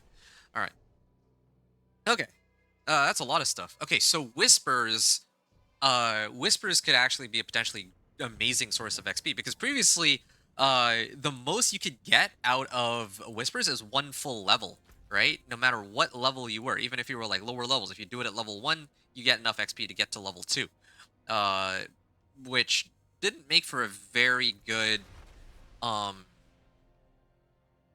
like it didn't really make it very worthwhile to run these whispers. But now these changes, I think I actually really like this new system. They've made the overall system of leveling itself easier, but the level of power that you get is less. I think this is really good for the game so far. I actually I gotta be honest, I this is actually reinvigorating my interest in the game. Just this by itself, because otherwise the game in its state, like in what it was before. Oh, okay, these guys hurt though, but I can actually do enough damage to kill them. It looks like. However, oh shoot. Okay, let me see if I can. I could really use Petrify or something. Do I have Petrify yet, or access to Petrify? No, I don't. Yeah. Ooh, I don't have enough. I don't have enough health potions to just keep tanking them. I have to be strategic with which chests I open, perhaps. There we go. Wow, that was like a full level up by itself. I don't know if that changed though. I don't really keep track of. Oh, and I got a Baneful Heart. I don't keep track of how much XP I actually get from these, even in the base game, or in not base game, the like on the live server, like the current season. But I don't think it was this much. I could have sworn that it was only like, wow, I yeah, I could have sworn that it was only like half a level per chest at like level 20 plus. So I think that like I had like the reason why. Okay, hold on. Wow. So previously, right? Oh shoot, no, gotta get out of the way here. So previously, the way it used to work is, let's say I'm like level 20, and I normally have like 1,000 cinders, and that would get me all the way up to, oh, I don't know, from like, let's say like level 20 to like 26 or 27 or something. But that's because I would have like 1,000 cinders. I'd be opening up a lot more chests. But now each of these chests that I'm opening is giving me like a full level up's worth of XP. I don't know if it's going to be less on normal. You would imagine it would be, but the fact that, yeah, like we can actually level so much more quickly is actually kind of cool, without the requirement of needing like that much more power as compared to before. So this is this is good, and there's like a lot more options now too. I can open the chests, I can run Hell Tides normally, I can clear Whispers. The one thing I will criticize though is I don't think that monster kills, like, if every other source of XP is going to give as much as it has been, then it should. Hold on, trying to find around here. Uh, all the other sources of XP seem to be a lot more efficient now. So like whispers and all that. Killing monsters should also give a good amount of XP too. Otherwise, like the whole point of this game is to slay monsters, right? So I feel like it would make a lot more sense, or it would have made a lot more sense if the monsters, like the regular monsters, are giving a lot more XP too. It also kind of makes more sense to me now too why they wanted us to play around with the leveling process.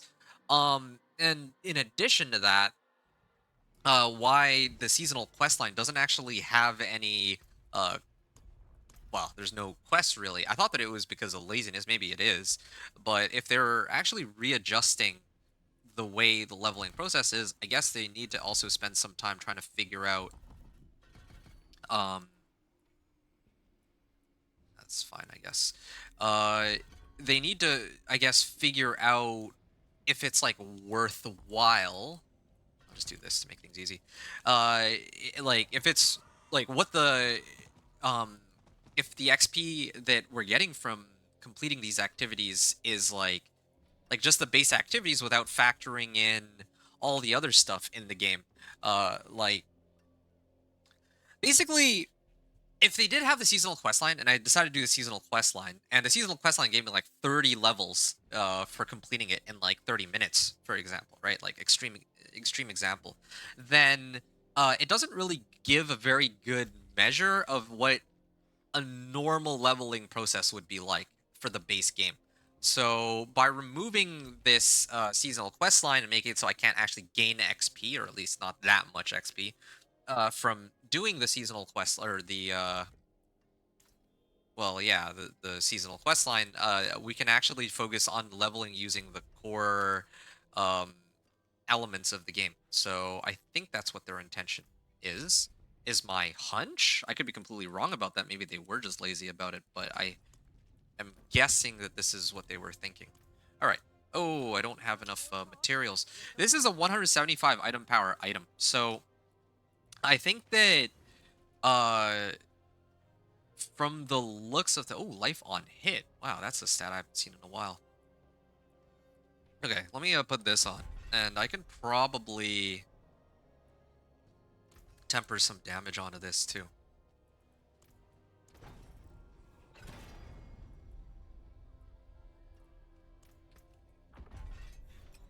More all resistances. Yeah, I got like a lot of blues that have higher damage values, but I think they all pale in comparison to having like stats on as many stats as I do on yellows.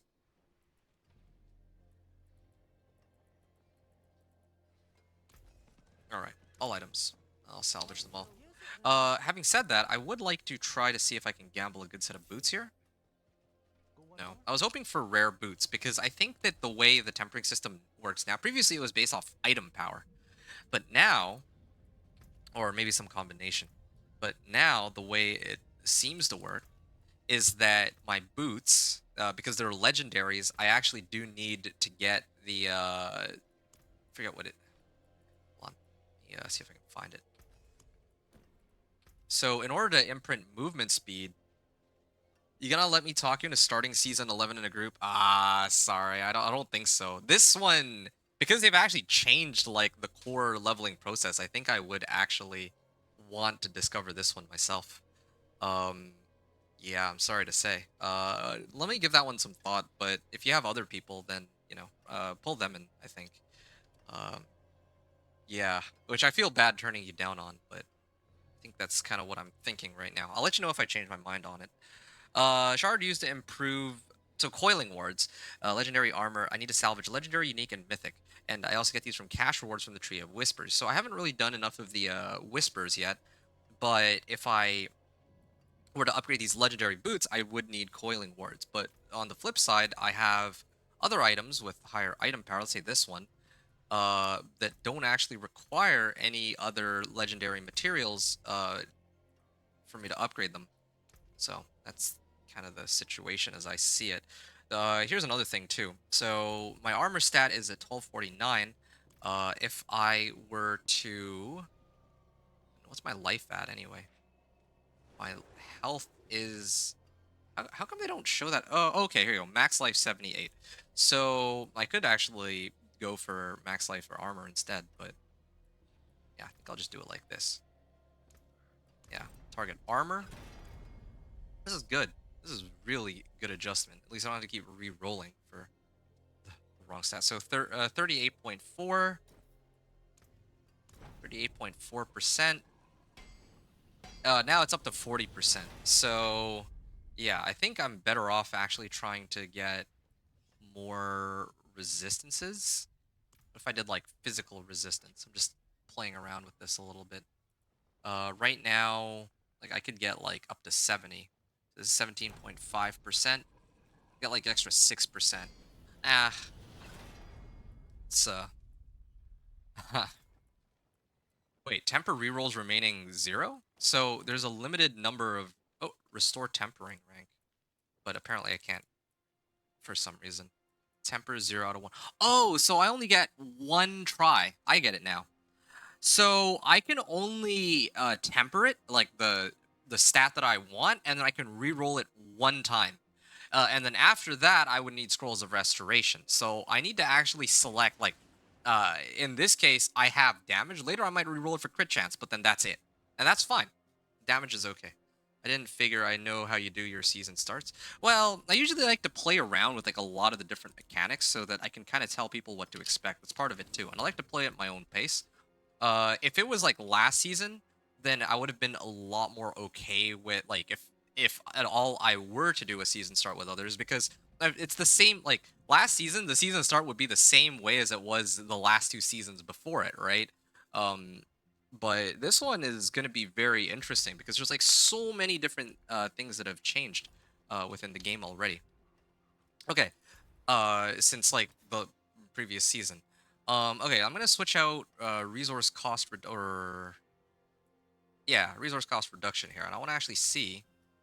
No, okay, so this part hasn't really changed as far as I can tell. Still costs 10 veiled crystals. The enchant cost slowly goes up. Not really much to see there. And then there's one other thing I was curious about, and that's for jewelry, or sorry, for socketing. It seems that they haven't really changed much of that either. But my question now is, what do these gems do? So diamond increases resistance to all elements. Skull probably still no, that's for physical resistance now. So because there's 6 resistances now, and then there's armor, right? So uh this is for all resistances. This is for physical resistance. So 6 resistances and then all resistance, but there's no specific gem for upping armor. Okay, well, I mean, I can kind of get behind it. I don't really think it much matters anyway. Like, I'm not still so far removed from that part of the game. Um, okay, and then resistance to all elements. 35. I mean, I feel like that could be quite like I need more gem fragments, but I could actually get these stats to be pretty high, I think. Um wait, what? How did I Oh, I completed one of the objectives, and one of the objectives, or completing objectives, actually gives me XP now, it looks like, too. How much XP did I get? Oh yeah, no, it doesn't. Never mind that. It's one of the quests in game. I was like close enough to the next level that it just gave it to me, or it gave me a level up. Okay, that's fine. That's fine. So now I'm gonna double the amount of resistance I have. Let's see what that translates to. I think that this would be a lot better if I wait. I wasn't paying attention. This would be a lot better if I had access to the plus percent to all resistances, but I don't think that stat works, or it's just not showing up. 22.9,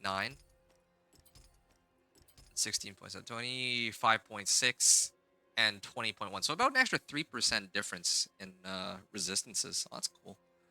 Um, I still don't know how I feel about this. I feel like this was an unnecessary change.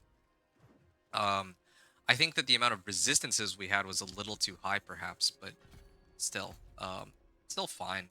Okay, now it's 2 different health tides, and I think I feel like shoot, it's did I miss it? I think I might have missed it. Slay Asmodan. Shoot, I actually missed the Asmodan kill there. I meant to go to fight him for like the world boss and all that, but that's fine though. At least I completed this. I'm gonna actually switch it to Penitent before I turn these in. I don't know if it really has an impact, but I'm gonna do it anyway. So I turn this in, I turn this in, turn this in, and then this defeat monster of the infected affix. That's pretty close. Defeat Pang of Duriel. I needed to reach max threat. I thought that I was max threat last time. Kind of strange that I didn't manage to pop it, but okay. Capstone reward. So I need to complete Torrid Menagerie to get this last skill point. Evidence of the lesser evil Andariel's presence has been found in the Undercity district. So I need to actually finish one of these Undercity runs. So I'm gonna go there in a second. I might as well just to switch things up. Not in a rush to complete everything. So I got some rewards. Should have maybe spaced it out, just to see what each one gives. But that's okay. I mean, I guess each one of them gave gem fragments along with a potion. So do this.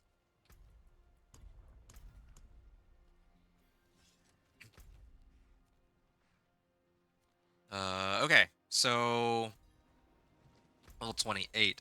Now what I'm gonna do, I got 2 options. I either go to Kurast Undercity, or I wanted to try something else really quickly. So right now I'm at 3 Grim Favors, right? And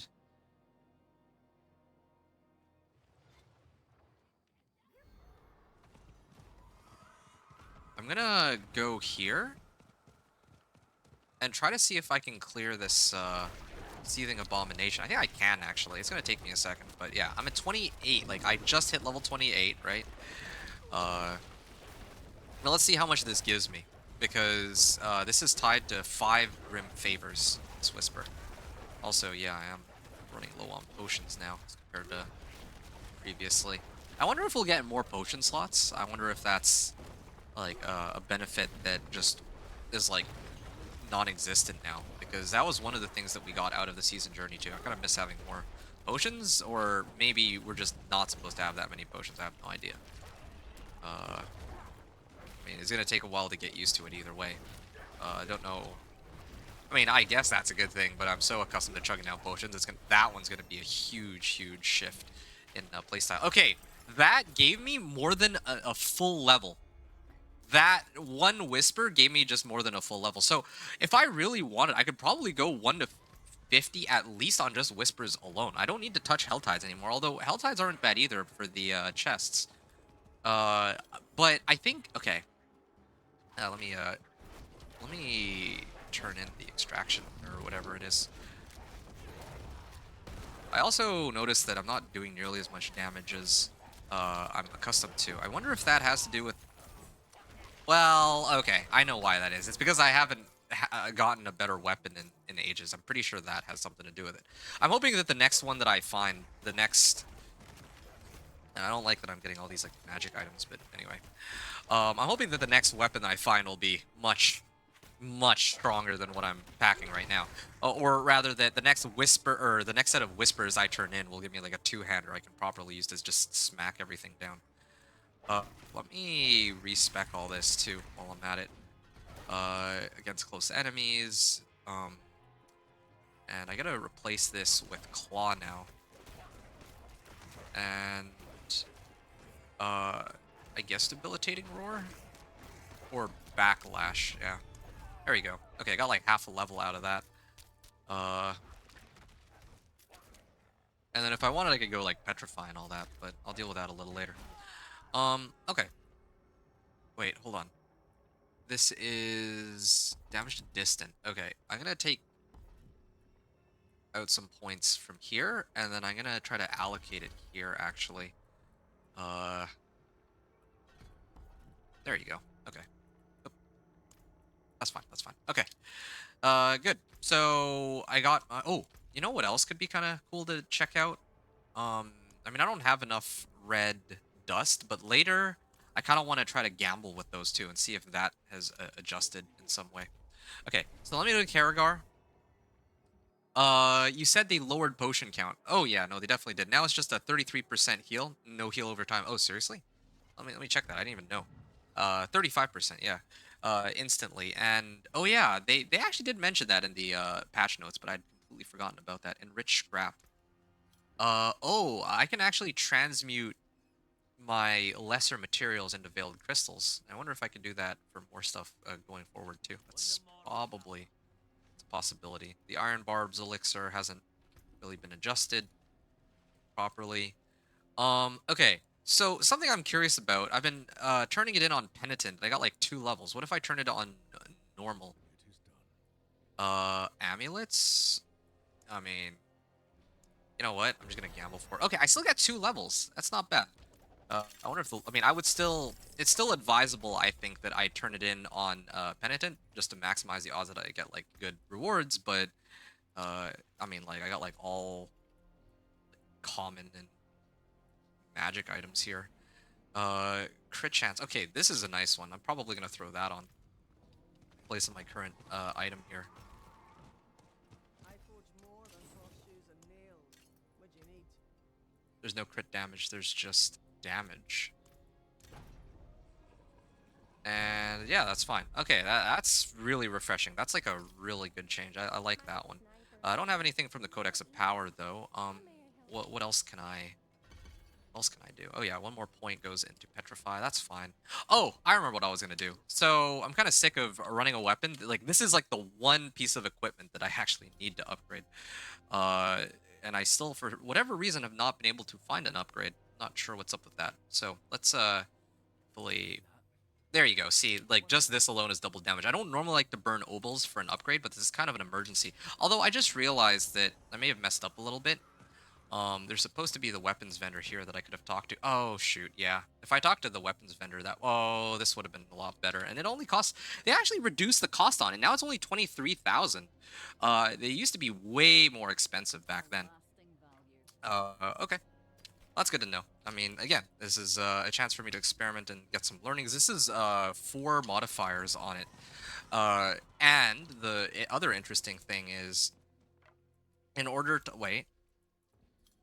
Okay, so again, I can only put one modifier on this. So in the past, I would have put weapons and offensive, but now it will only be weapons under normal circumstances when I actually get the companion recipe. But now, or for the time being, while I don't have it, I would go offensive. And again, because this is a rare weapon, I don't need the that special material, like the I think baneful fragments or baleful fragments, whatever it is. Resource cost reduction. I could replace this one for just raw damage or attack speed or whatever the other options are. Attack speed would have been nice. Life on kill. I kind of like this, that I can actually modify my items with more affixes. But I am a little concerned because it does, in some ways, feel like they are kind of reinventing the wheel. Okay, I'm gonna spend the last of my Veiled Crystals, I guess. Trying to get movement speed specifically. I don't know why this is so expensive though. Oh, yeah, it's probably because this is a legendary boots. So at the occultist, re-rolling doesn't require that many materials, I guess, but or it doesn't require the coiling wards, but it does require more veiled crystals. Okay. So I'm back to normal mode, and I'm gonna go to I mean, I'd love to clear these. I'll do those a little later. Like, Helltides are still going to be the best source of XP. Um, you know what? I'll do this at the end of the hour. I think I can afford to do this later because like if it was the very beginning of the season, like I need skill points, right? But now, I'm like level 20 some, and I have enough skill points that that it doesn't matter, and the leveling process is extremely fast. So getting skill points is not a concern. It used to take like hours, but now it's like way faster. Okay. I'm gonna go into this region first, I think. This is a little further out, though. I'm just trying to figure out the fastest way to get to this waypoint. It's always this waypoint. It's gonna take me a little bit to get there, but that's okay. This is good. Getting to level 60 should be very quick. I just don't know what it's gonna be like getting from Torment 1 to Torment 4. That'll be the real challenge, and that'll come a little later. Probably gonna grab some food in between, upload my gameplay. This is a little exciting though. I kind of, so far I'm liking these changes, and I can't wait to actually try it with Thorn's Barbarian and the Dance of Nightrobe. I think with the Thorn's Barbarian, I'm probably going to prioritize clearing a lot of Whispers. I think that's what I'm going to do. It's going to be Whispers on the Thorn's Barbarian and then Helltides on the Dance of Knives Rogue. I'm not going to bother testing the campaign. I don't think I care for the campaign. I think this new leveling process might be even... Okay, hold on a second. I'm going to hop off before they knock me off my horse. There we go. I'm doing a lot more damage than before now. That's good. And I just realized, too, I do need to get Shepherd's Aspect in a little bit. Maybe I'll even do it, like, now. Now I don't have an excuse not to have it anymore. And based off of what I can see, I have yet to get, well, I mean, I haven't gotten any offensive aspects up until now, so wonder if they changed that, too. Okay, hold on a second. I need a Shepherd's Aspect, so I gotta do that. That's kind of important. And there's even a Whisper attached to it, so that's a help. Now, I could actually, once I get Shepherds, I could probably start upping the difficulty, but then again, like, I don't know if I want to struggle fighting monsters when I don't need to. Okay, there are also some here too. Yeah, they die in like one poison creeper hit now, or well, one active cast. Yeah, I could probably do all of these. Yeah, okay, sure, why not? I'll do this event, and these events give more XP now thanks to the whispers too, or like when the whispers attached to them. Then I'll use the monsters that I kill here, their Venus motes, and I'll turn them in, and then I'll go do the I'll go do or unlock Shepherd's aspect, then get a lot more value that way. It's kind of interesting because I kind of wanted to do the capstone dungeon earlier than uh, the the recommended level. But from the looks of things, I'm already like level 31 just by, you know, playing around with different things in the game. Normally, this part of the leveling process takes a much longer time. But since it's so quick, getting to level 30, even while I'm kind of just um, testing everything and just uh, everything that I'm doing, I'm kind of doing it like half baked, right? Like I'm just kind of I'm doing it very slowly.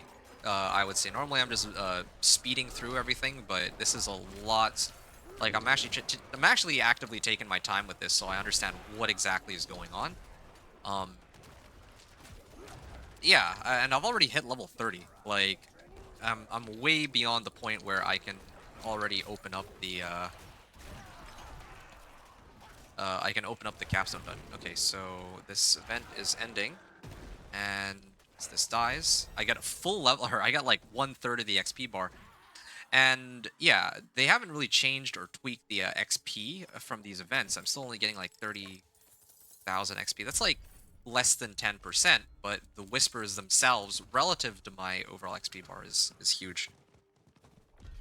So now I can turn in Altar of Reaping. This should give me like what, 70%, 80%, if my calculation is correct, something like that. Oh, there. Okay, maybe a little less than that. 50% of my XP bar. So yeah, these whispers are going crazy. Like if I, okay, the armor stat on this is so low now in comparison too. It's kind of funny. Uh, okay, it's fine. I wonder what my armor is overall. Oh shoot, let me get off of this before they actually knock me off. 39%. Yeah, I mean, like, my level is going up too. That's part of the issue. I think that it might do me more good if I actually started upping my resistances rather than armor, because my armor is just going to keep scaling down as I get higher and higher in level. All right, this, again, I'm going to try to get through this one as quickly as I can. Killing monsters is just not giving me very much XP, though. I kind of wonder, now one of the things I'm going to want to test is trying to see if I can get some sigil powder for an XP for like a Forgotten Wisdom Nightmare sigil. If I can open up a Forgotten Wisdom Nightmare sigil, I wonder if the orbs give all like way more XP than what they did previously on Penitent, or if they're still the same. Okay, so I'd like to get past these. Again, I don't think I can. Well, yeah, I'm like looking at this. Like my XP bar is moving with all these monster kills, but it just takes so long. Like if I had Dance of Nightrogue, maybe. But I feel like for these cooldown oriented sorts of builds, it is much better to just focus on clearing the whispers. So yeah, I'm thinking that with the Thorns Barbarian, I'm gonna do a lot of whispers for sure. We eat black lotus root before battle now. If we survive, the healers give us leave to try and halt the poison. I'm gonna keep. But if Roll's abominations take us where? The meal they make of us. Yeah, and then hopefully this will. This, along with my key passive, should allow me to handle my own all the way up to Penitent or whatever.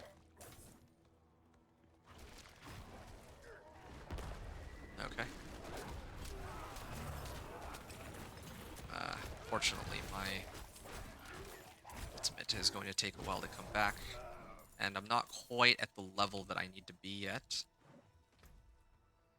Yeah, okay. Not quite at the second. I don't have enough cooldown reduction on my Petrify, fortunately. Free the prisoners. Yeah, okay, there's 2 here. This is perfect then. Wouldn't have made it without. Yeah, okay, killing these monsters actually does give me a decent bit of XP, but nowhere near as much as if I were to just run all the whispers. Like, whispers are actually giving me like such an absurd amount of XP. It's kind of crazy.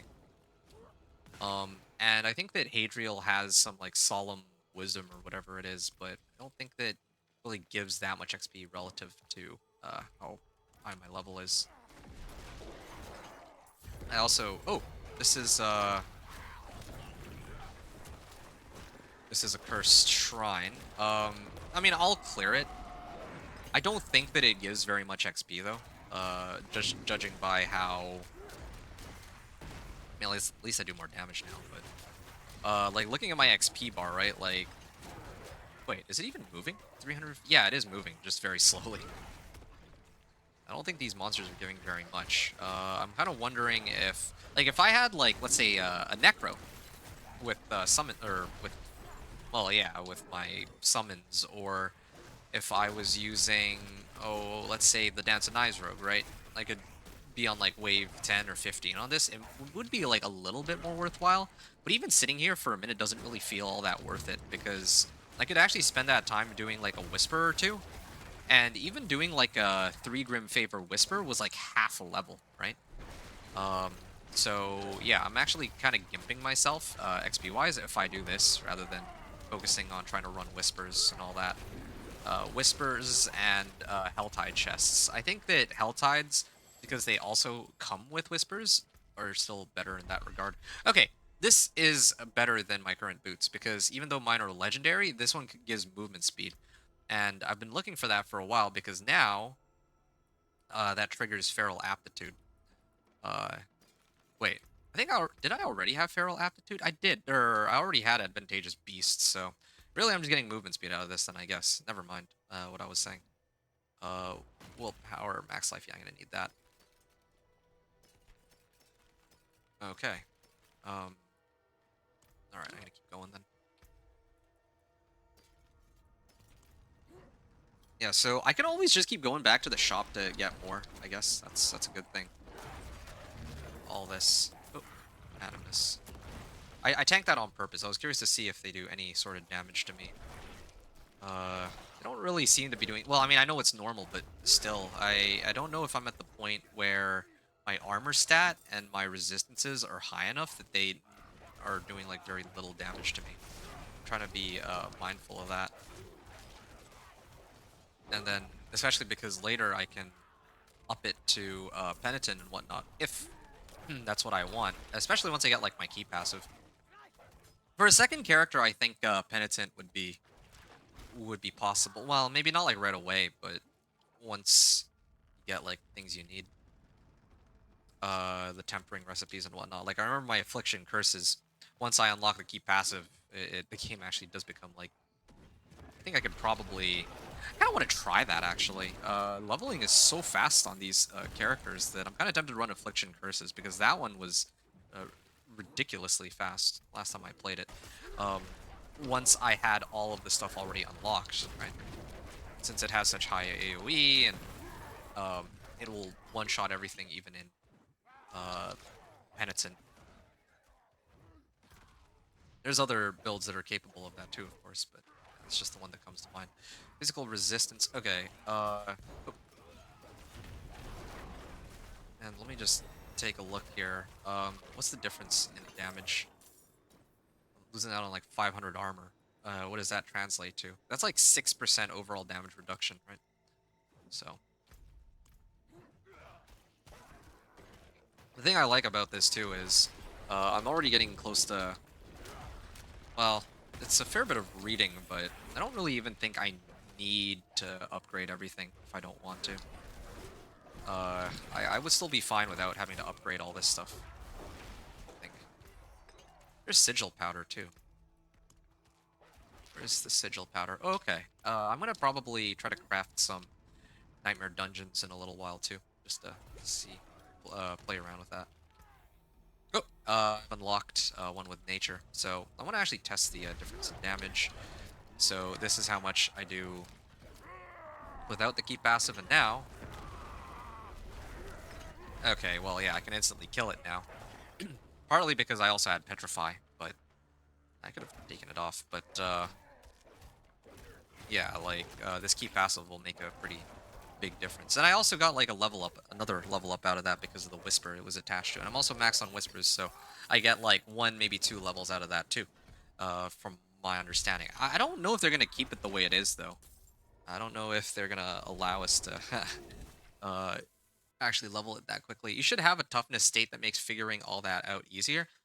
Yeah, okay. Let me mouse over it and see what information that gives. Like, I guess it shows the resistances that I have, but it doesn't really tell me anything else. Toughness is the... Oh, here we go. Toughness is the raw amount of damage of each type you can take after considering all damage mitigation sources. Well, that doesn't tell me very much. Oh, toughness 286. So, like, what if I do this, right? What if I take this Sapphire 286? Like, 286. So if I put this in, my toughness goes up, but it doesn't really tell me anything. 0 from other sources.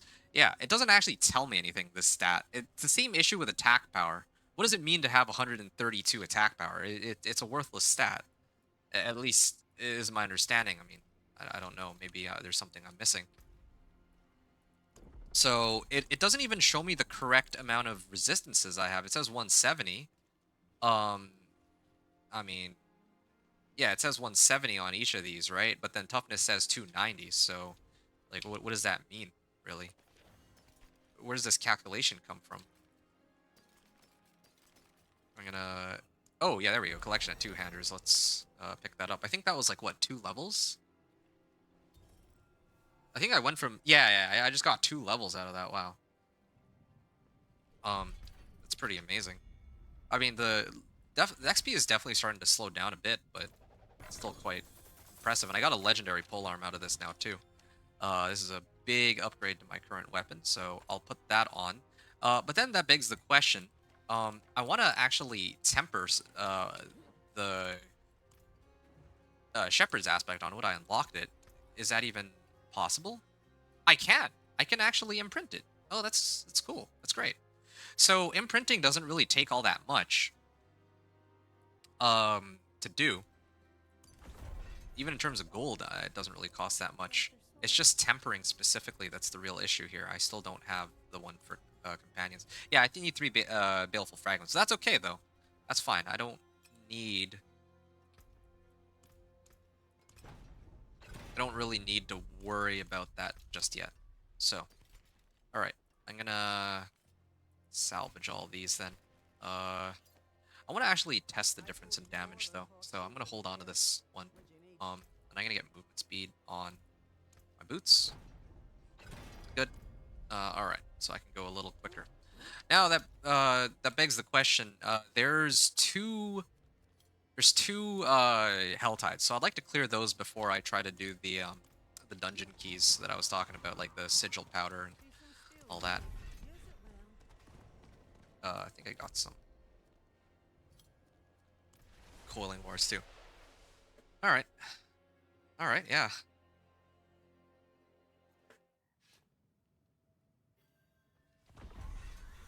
I'm gonna keep going here. Okay. So Slay Duriel, I do need... I mean, I have 1 Baneful Heart. Now, what I'm curious about with regards to the Baneful Hearts... I'm just gonna start walking it. I think that's fine. Oh, no, hold on. Let me, put this on first. And see how much damage I can actually do. Oh, this is Penitent! I just noticed. Oops. I totally didn't even know this was Penitent. No wonder they're not dying right away. But it also doesn't look like... okay, yeah. It's a survivability issue, not a damage issue in this case. And the worst part is, I actually have... Like, it's not like before these... In the current season, I can actually, even like as a low level, max out my armor and resistances. Even at like a low level, or max it out as in like get the highest amount of damage reduction, but possible at that particular level. But here, from what I can see, that just doesn't seem possible. Uh, I think the best case scenario is if I get this tempering recipe. Let me see if I can find it. Uh, natural, no, worldly endurance. Right? If I get legendary worldly endurance and then I put that on every piece of equipment I had that could actually pack it, and I could run around with like 700 life, then yeah, I guess I could take it on Penitent. But otherwise, I don't have a way to really up my gear to the point where I can actually tank these monsters. Like I actually at probably I could at most do expert, but otherwise these monsters are way too painful for me to deal with. Um, yeah, at least in the Hell Tides. If I play like Nightmare Dungeons, it might be okay, especially because there's no penalty if I die, really. But right now, I just don't think it makes much sense, like, for me to do this on anything other than like to actually try to push Penitent. Just because I just don't have that much survivability. At least now, though, I can see that I have enough damage to like dog walk everything. This is still, I mean, this is still in line with how the current season is, where as soon as I get my key passive and I have like some tempers on everything, like I'm actually doing, I'm already doing plenty of damage. Yeah.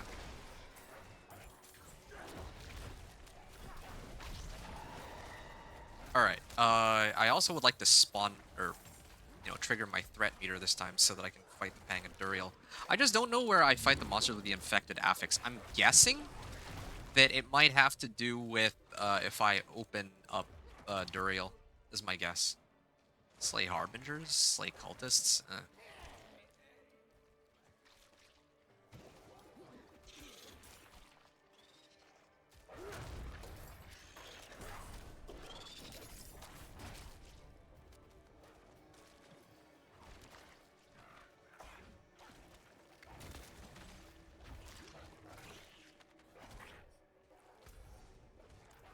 Slay Harbingers. It does take a while to find the Harbingers, but I can at least kill the Maggots. Maggots are pretty easy, and I need to get the chest anyway. Wait, I'm getting...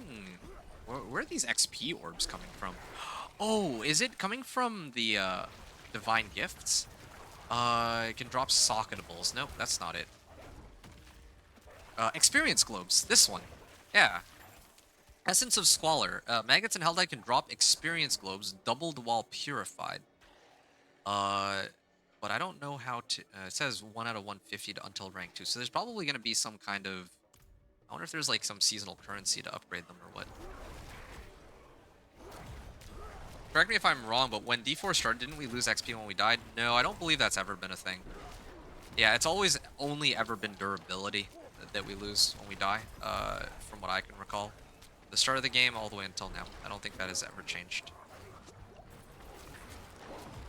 Okay, these XP orbs are good. Let me see. Yeah, each of these XP orbs gives me like 10% of a level. I kind of wonder then, if I get like a Forgotten Wisdom Nightmare Sigil, I might actually be able to like power level myself to something ridiculous. But I'm going to do that after I finish this. I really wanted to hit the capstone dungeon. Well, I might actually do that after I run this. I wanted to run the capstone dungeons just to see how well I do, but well, yeah, after that, I don't know. Like, there's actually way too many activities to do to level now. Like, look at this. I'm actually getting so much XP. I'm out of potions. Yeah, I think I need to... Yeah, I need to bow out here. Yeah, look at that. Another level up. Another level up. Wow. I'm not complaining. I kind of like this. This feels pretty good. It might be a little too quick, though. I have to say. This might be a little too fast. Trying to get the whole leveling journey thing in. Oh yeah, Brutal Ravens. Oh, and somebody triggered this, so I'm gonna just mooch off of them. Might as well. And let me also throw this on too, so I can actually do damage, or more damage than I was doing before. Yeah, I was just testing. Yeah, let me put this on and we replace it with this. Yeah, okay, more crit chance. Okay, here he is. And there's my wolves. I can hit him and almost kill him outright, but sure, why not? Let's see what I can This is, I think, my full damage, but my wolves didn't seem to respond to that cast for some reason. Yeah, this is with 4 people here too. Right, keep that in mind. Although I don't know if the monsters are scaled based off of the number of players in it. I think they are. I don't have a very good memory of how that part works, but oh, he burrowed again. I think I triggered both invulnerability phases on him. These guys infected. It'd be nice if they were, so I get more XP out of it. Harbingers too are quite well. Okay, let me take them out. Or let me kill these ones first, actually, so I can get a bit more XP. Maybe some works. And more Harbingers. I don't even know where these Harbingers came from, but I'm not complaining. I can actually trigger the quest. Oh, there we go. Slay Duriel, that gives me like a full level up. I clear the Harbingers, that gives me another half a level. Pained Memory? Okay, I guess I don't really get any extra XP out of it. Companion Innovation, nice. 2 Baneful Hearts, nice. So I think I got some from the Helltide chests, but okay, pretty close to maxing it out. And yeah, like I'm almost max threat too. I wonder if I can actually still fight Hellborns or not. Well, either way.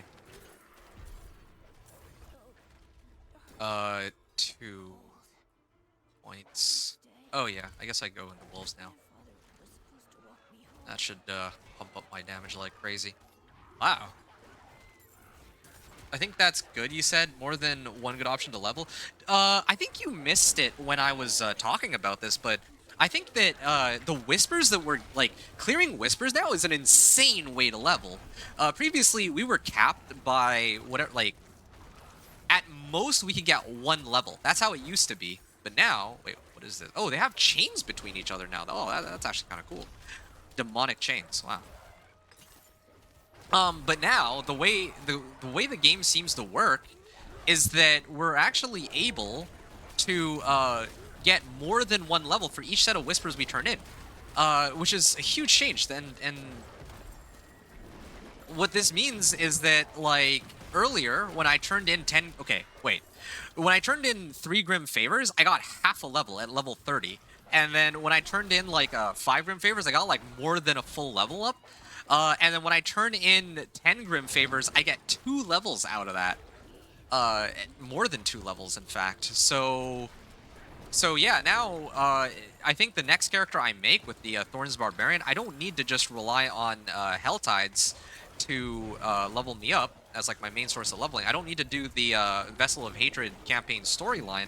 I can actually just focus on running the I can actually just do the whispers to get myself to where I'd want to be, which is kind of nuts. Defeat Pang of Duriel. Wait, why can't I do this one? I triggered the... Oh, here's the Pang of Duriel.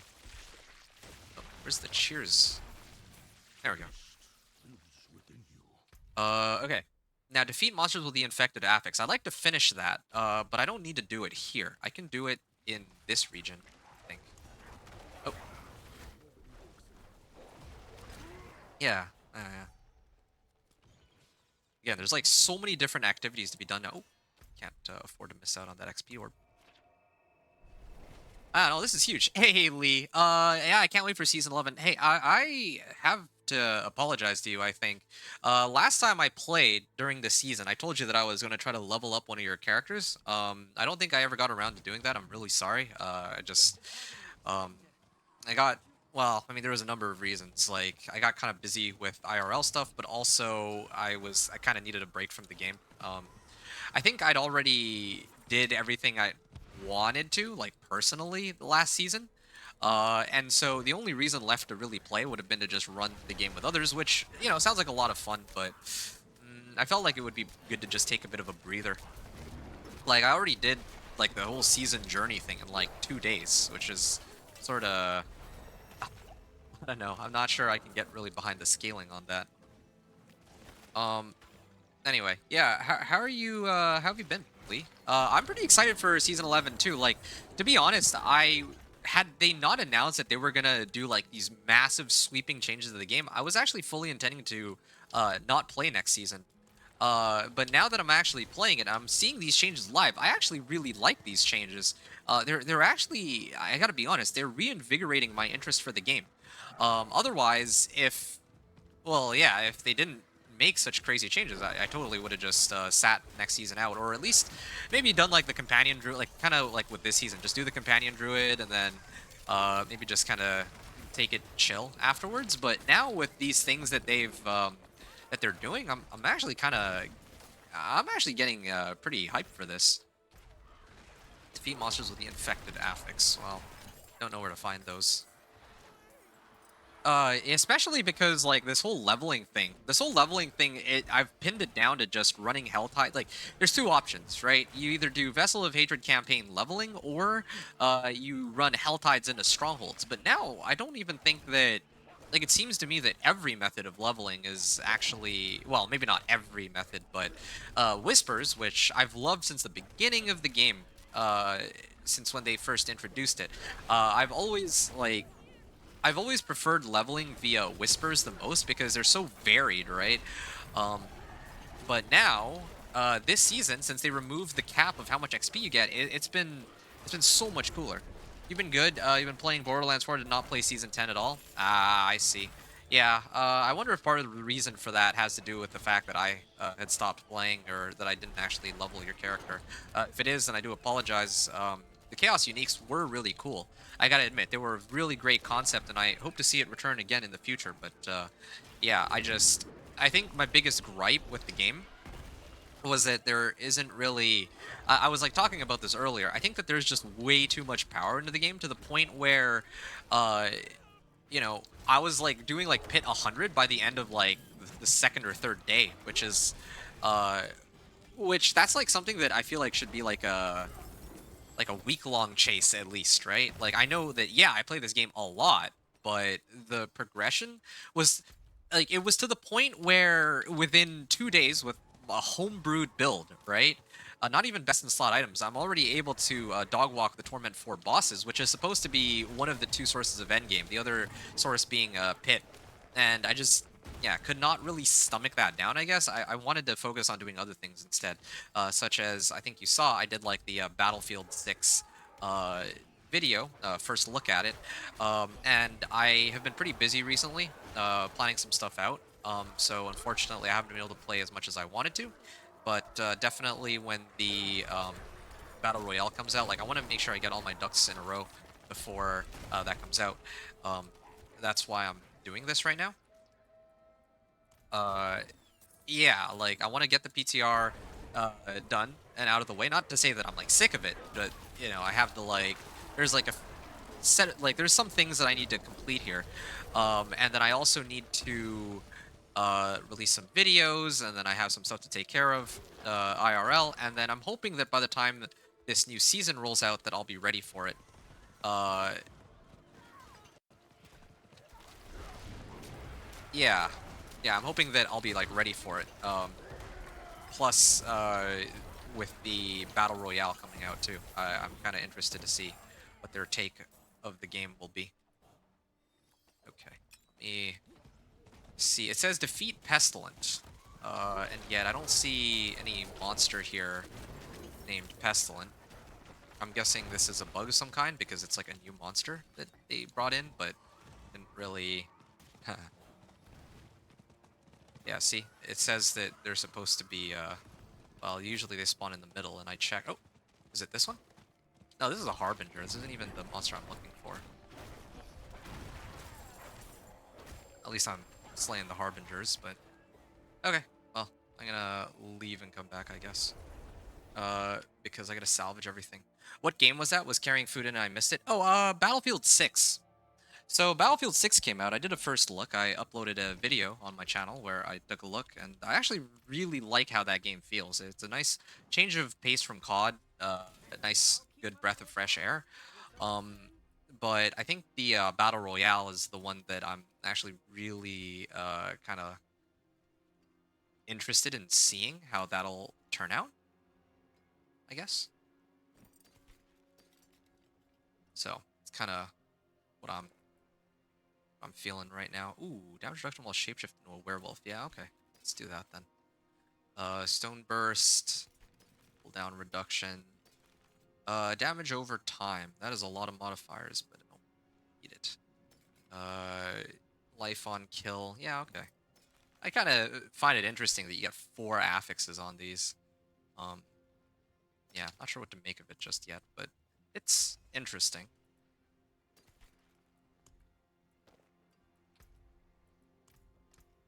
And let's see here. Yeah, now I'm sitting on about 50% damage reduction from armor, but my other stats are not so great. Um, yeah, like I said, survivability issue is a thing, but I don't think there's that much I can do about it. Uh, here, what is it? Diamonds? Like I could do this. I could totally do this, but I don't know if that really does me any good. Uh, 4.9. Yeah, I mean it helps a little bit, but I'm still so far away from where I need to be in order to be doing like a lot of uh, well, to have the level of survivability I want, right? Okay, I can add sockets, but it's actually quite costly.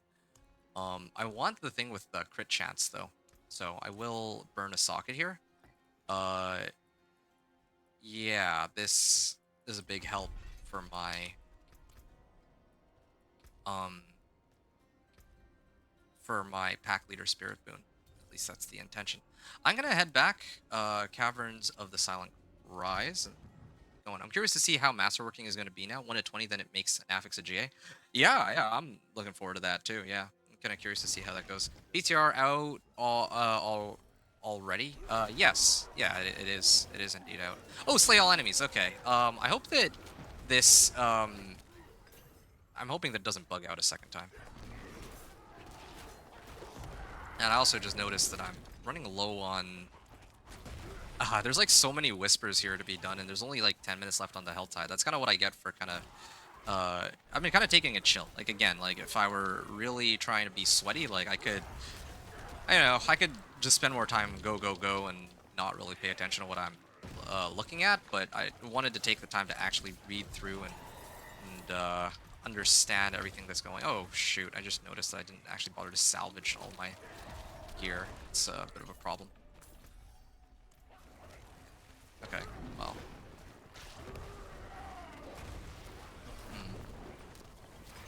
I have like 400 cinders. I could probably like, I'm actually kind of curious to see how much XP I get from turning in some of these on normal mode too.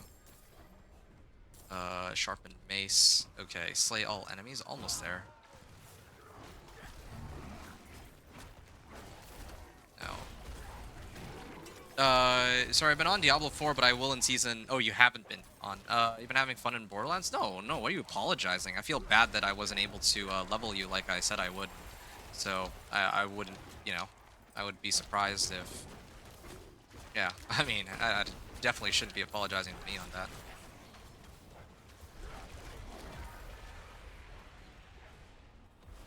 Alright, there we go. Another level up from slaying these. And unfortunately, this also means that I've maxed out on Whispers again, so I can't turn this in. I really wish that they... Well, I don't know what they should do about the Holgrim favor thing, but 10 is like so low, I feel like. Yeah, see, slay all enemies. I've slain, what, all the enemies at this point? I'm like looping around. This is like such a waste of time though, like actually. And all for one whisper too. Anyway, oh, this one maybe. Okay, well apparently I can't complete it for some reason. It's okay. Yeah, well, I appreciate your understanding, Burgess. Okay, I mean, I guess I can just set it to. Ooh, wait, one. I still have a lot of progress. I'm gonna. I will actually just turn it in here. I think. I think it's like the same, right? Okay, I got like a full level up out of that. And okay, well I got some big upgrades coming up.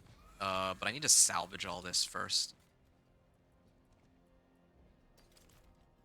I forge more than horseshoes and nails. My hammer sings on your Yeah, tongue. I'll sort this out a little later. I'm gonna have to. I'm gonna prioritize trying to finish the whispers. I actually think that completing the whispers will give me more value than turning in these caches. Okay, let me get out of here. Oh, wait, hold on. I just realized I need to actually clear this Harbinger. There. I think that is one of the whispers that I need to clear, right? Slay maggots, invoke rituals. Okay, let me do that. Yeah, do all this. I'm gonna have to actually turn this all in on normal. I don't usually like to do this, but who knows? Maybe they adjusted it. The amount of XP we get now, if we're lucky. Okay, let's see.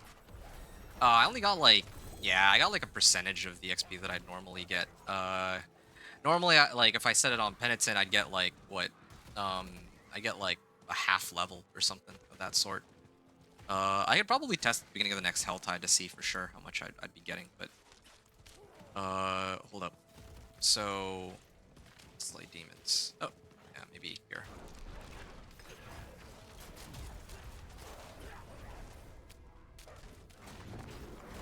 Okay. Yeah, like leveling is actually just so fast now. Like I wanted to take on the capstone dungeons much earlier just to see like my level of power relative to those, but I'm gonna do it at the end of the hour. But by the end of the hour, I might actually already be like level 48 or something. I wonder if I'll be able to take on the higher capstone dungeons. Maybe even use them as a leveling method if that's possible. But I doubt it though. The way the level scaling gets from 50 to 60 is kind of crazy. Like it is actually a massive stat check. There's no getting around that. I don't think. Oh, shoot. Okay, I can turn in this ritual site at least. And I still have another heart that I can turn in. One event. Okay, slay demons, that's fine. Find the corpse, find the noxious, clear the noxious cave. Too many, too many. And I also... Have I not completed that yet? Okay, well, I'm gonna turn in the Ritual of Pain. I have 4 hearts. So I can turn in one this hour and then one next hour. I think part of what complicates all this is the fact that... oh shoot. Part of what complicates, like, me not having the time to clear all this is that there were 2 Helltides. I think that's the main issue.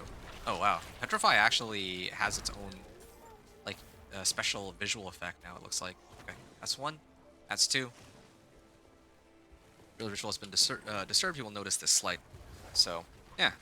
Interesting that they removed Blood Maiden. I wonder if it's like gone, like if we just won't be able to fight it at all this season. It'd be kind of cool if we get to see it somewhere. I actually really like Blood Maiden itself. And oh yeah, speaking of which, I do kind of wonder the XP orbs I'm getting here too. I think like 49,000 and whatnot. The thing is, I'm like testing, or I'm like looking at all this, like the speed of the leveling right now, but I can't help but feel like it's gonna change. Like all of this is gonna change when the season actually goes live. So I don't know how keen I am to test every individual point of, like, you know, the orbs and whatnot, because I'm gonna end up just having to retest it again later anyway. But I can just say that right now the leveling feels good, and it feels very, very quick in comparison to what it used to be even a little while ago. And I'm also sitting, I realize, on a whole bunch of cinders that I will not be able to turn in. I don't have... Yeah, there we go. He's gonna burrow, so I'm just gonna turn this in while I wait for him to come back up. Okay. Forces of Hellgrove frenzied. Okay.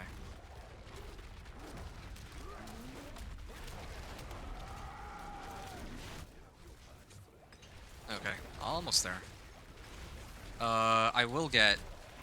Wait, how much slay demons? I like to slay a couple more of these. Oh.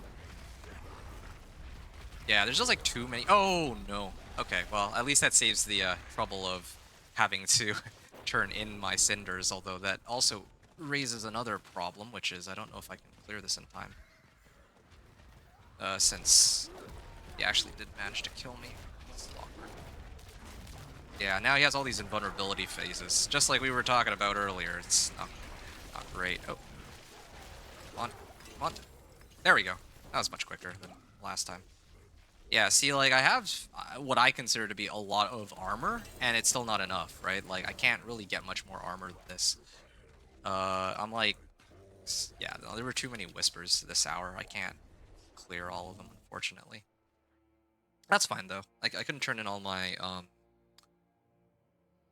my cinders either. Yeah, if I planned it out a little better, if I budgeted myself an extra 5 minutes, yeah, I could have gotten like an extra like 2-3 levels, but it shouldn't even take that long to make up for it here. And I set it to penitent.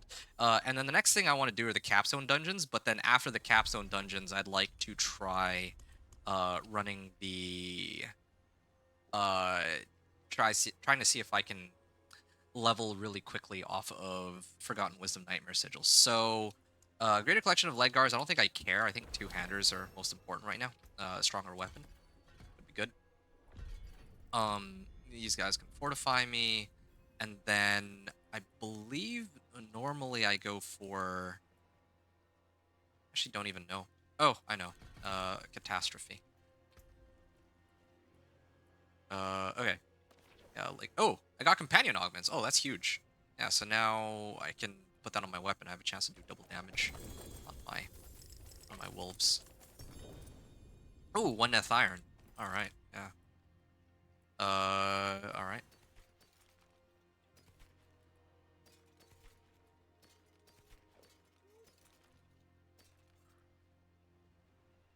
Okay. So I guess I can put this on. Whatever.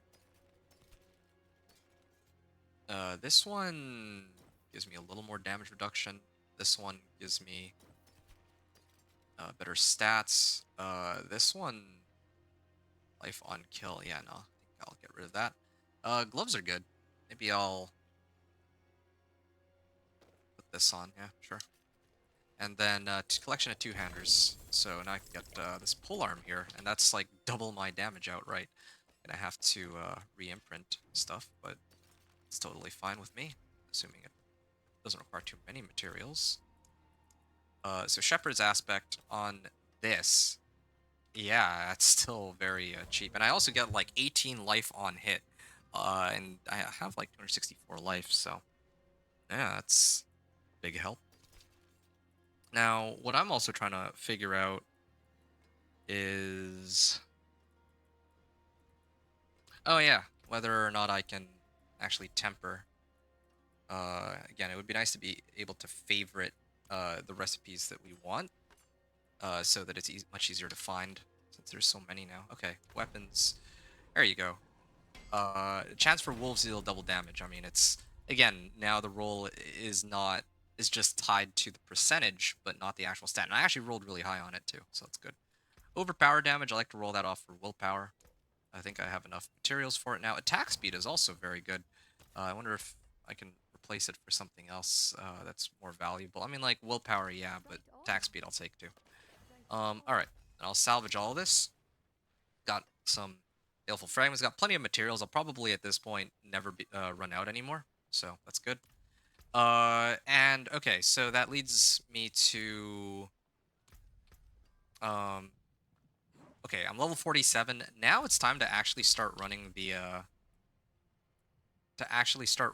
these dungeons, or the capstone dungeons. I mean, hellish descent to earn rewards. So okay, let's go through these one by one. I want to see if I set it to normal, right? I guess. Oh, hold on. What if I set it here to expert then? Then what happens? Still Torrid Menagerie. Do I need to clear it first before I... Yeah, it's still the same.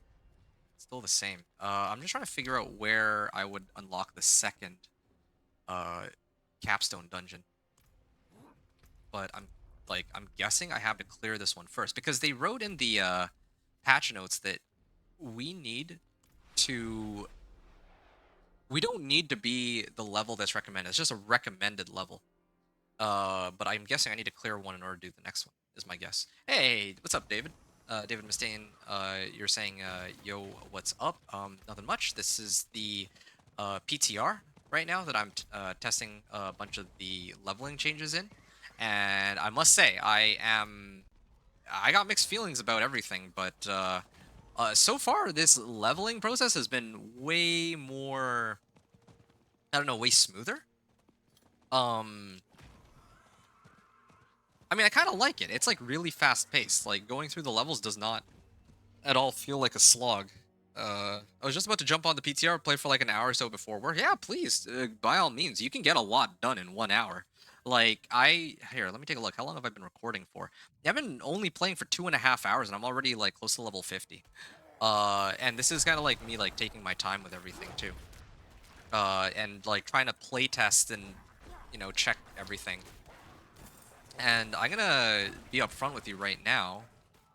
Um, like even trying to do the like leveling by whispers is so much faster now. Previously we were capped to like 1 level per whisper at most, or per like 10 grim favors, but now you can actually get like multiple levels for each whisper, or like for turning in 10 grim favors, which is actually kind of crazy. I think that I'm not sure if that's because they scaled down the amount of XP you need to get from one level to the next, or if it's because they increase the rewards. I think they increase the rewards though, because turning in like side quest still gives like zero, like gives like almost no XP.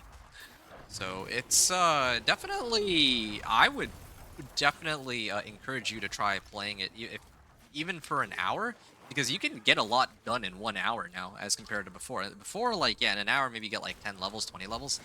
But if I really tried, I could probably reach 30 levels in an hour. Um, yeah, it's kind of the hunch I have. And they've made a lot of very interesting changes too, like skill points being... Oh, wait, is this the capstone dungeon end? Oh, no, I have to go to the next area. Okay, sure. Uh, okay. Yeah, there's still some skill points that I need to unlock, but I'm not really too concerned about them right now because I already do more than enough damage to clear everything. The monsters here are scaled to level 30 specifically, though. They brought back the,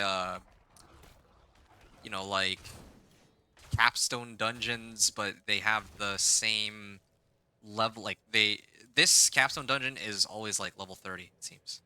Wait, do I have to... Okay, cool. Travel to the Unhallowed Enclave. Sure. All right. So Leah, you've been. Leah, are you still here? David is trying to chat with you. You've been playing Crushing Hand, Ball Lightning, and DOK in season 10. Did Pit 92 on Crushing Hand? I see. Yeah, I didn't play that much this season. I'll just be upfront about it. I didn't really play that much of this season for a number of reasons, but I guess the big one for me is like I'd already done everything I needed to very quickly because like it's just such a high level of power with like the chaos uniques and the powers that they gave us, that yeah, it was great. It was, I admit, it was a lot of the changes they made were good, but I think that the scaling of the power creep of the game is kind of insane, and I think from what I can tell they're trying to kind of slow down that power creep by readjusting where or when you get like free paragon points and free skill points and whatnot, which I would say that I like that.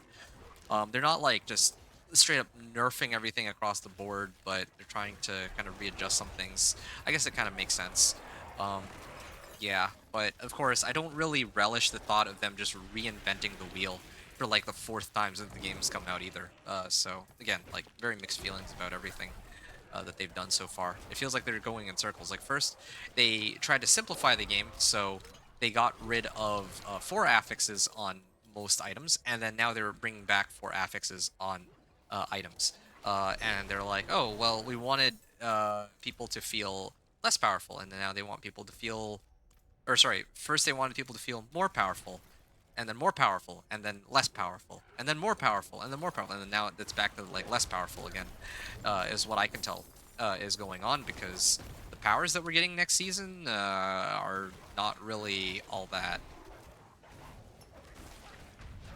Like, you don't really get anything that really amps up your damage, and you don't even really get that much utility either. It's not like 2 seasons ago where with the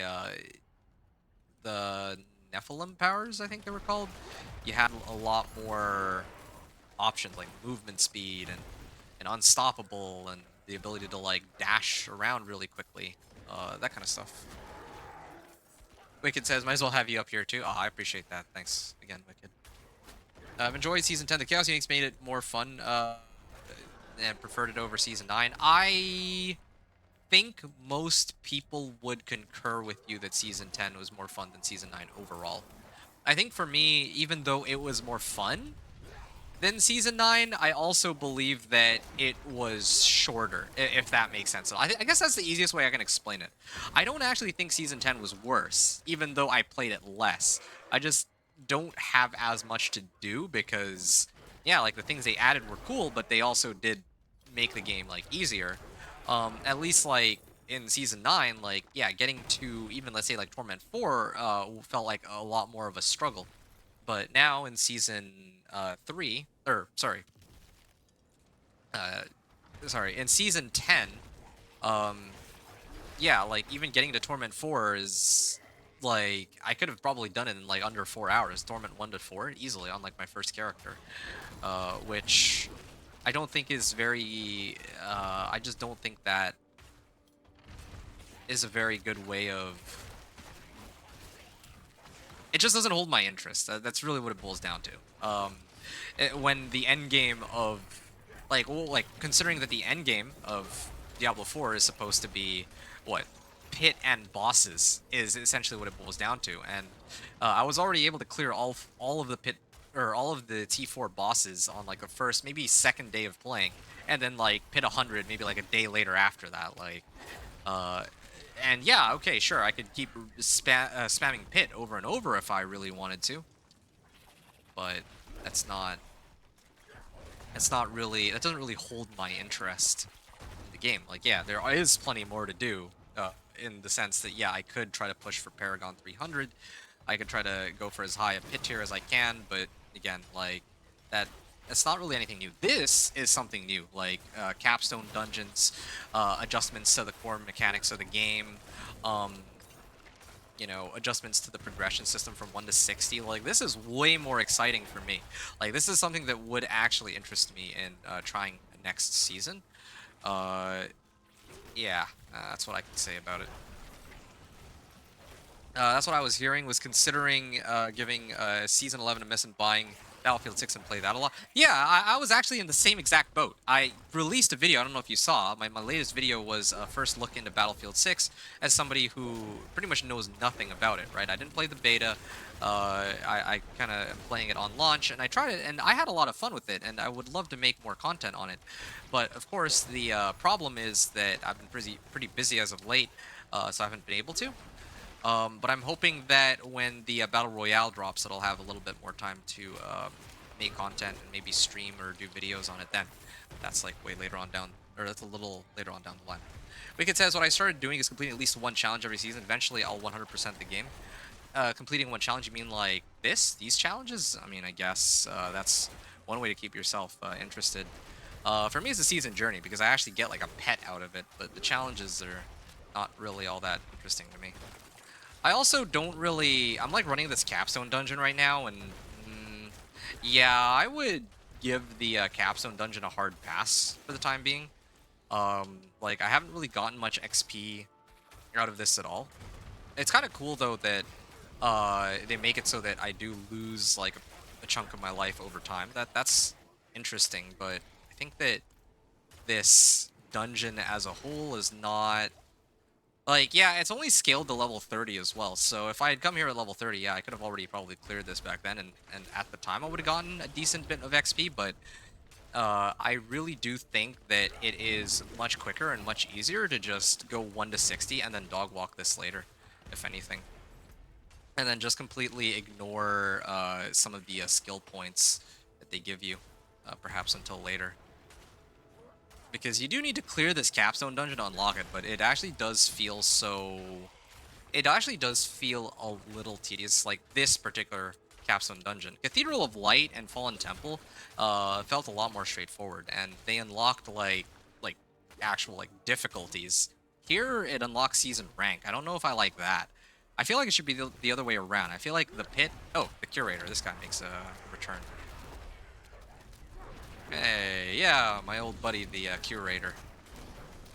Somebody's gonna be memeing about this eventually. Oh, two bosses. There we go. Okay, so that's capstone. Completion of the capstone dungeon here. The beta was pretty fun. Reminded me a lot of BF3, except for the movement. I heard they fixed it though. Yeah, they I think slowed it down, but I didn't play the beta, so I have no idea. All right, there we go. Rank 2, Rune Linguistics. Okay, this is a nice chance to see. Find runes around Sanctuary, then combine them on an item to create a rune word. Okay, so here's another thing to note too. I can already do the objectives of the higher ranks without having them unlocked. It's just I can't redeem the rewards. So I could very easily just sit on these. Oh, and I can actually claim this too. Nice. Sure.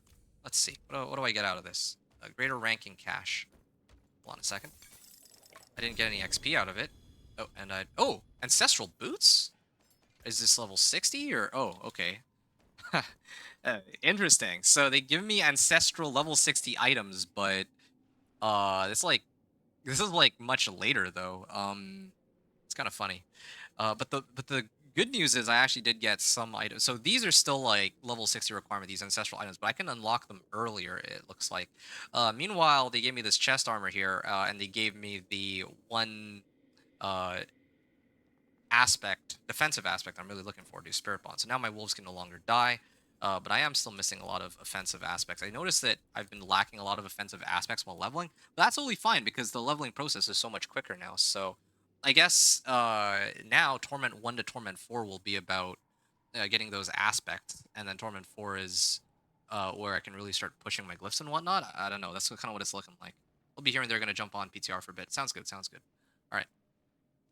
So yeah, I'm trying to see now what I feel like picking up. I already have Backlash maxed out. I used to go Ancestral Fortitude, but I don't think it's working. Otherwise, I would be maxing that out. So I guess I'd go Neurotoxin and then Toxic Claws. No, wait, no, sorry, it's in Venom. Those two together. And then my build is pretty much done. I don't even need the remaining skill points, so this is really just optional. But it's kind of good that I didn't get that much XP. I also don't like that I can't. It's not letting me view the overworld when I'm in this dungeon. That's probably a glitch, I'd imagine. Uh, Here. I cannot access the overworld from inside inside dungeons when accessing them or when using the map. If I try to open the map from inside a capstone dungeon or the Heavenly Forge, I cannot select the overworld to teleport to a town, to a specific town. Okay, there.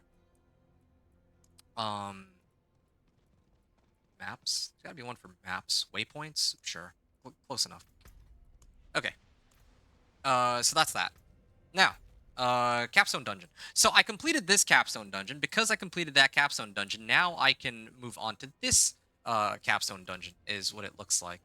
And it says recommended level 50 penitent. I don't know what that means.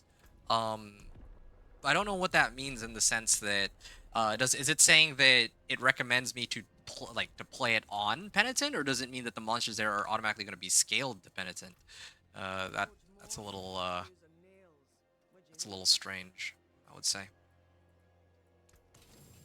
And then this I can salvage. Increase damage to stunned or knocked down enemies. Well, actually, yeah, that does help me. That here, let me just double check. Stone burst. No, I don't need that. Yeah, this helps me, and it actually doesn't cost very much to imprint either. Because my petrify stuns them, right? So that should be a help. Storm crit chance. No, I don't need that yet. Oh shoot, I shouldn't have done that. I didn't realize it requires 5 abstruse sigils. Had I known, I definitely would not have burned them all. But that's okay. I will probably get more later. This is fine. This is fine because I have plenty of coiling wards though, so that's good. All right.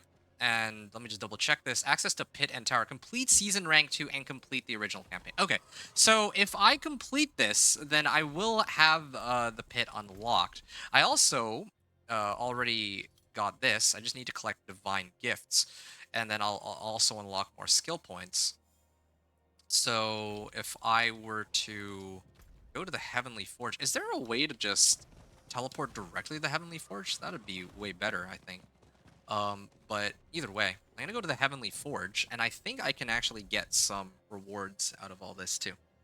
So, actually, hold up. Maybe if I up it to Penitent, the chests that I get, um, I'm hoping that when I turn in the Solemn Experience book or whatever it's called, that I'll get more XP out of it. This is what I'm hoping for. We'll see.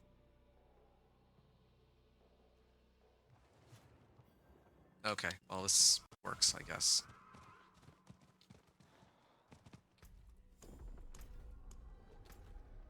Yeah, and I guess the thing, like I said, the thing I'm wondering is whether or not the monsters are going to be scaled based on what difficulty it is on the capstone dungeons.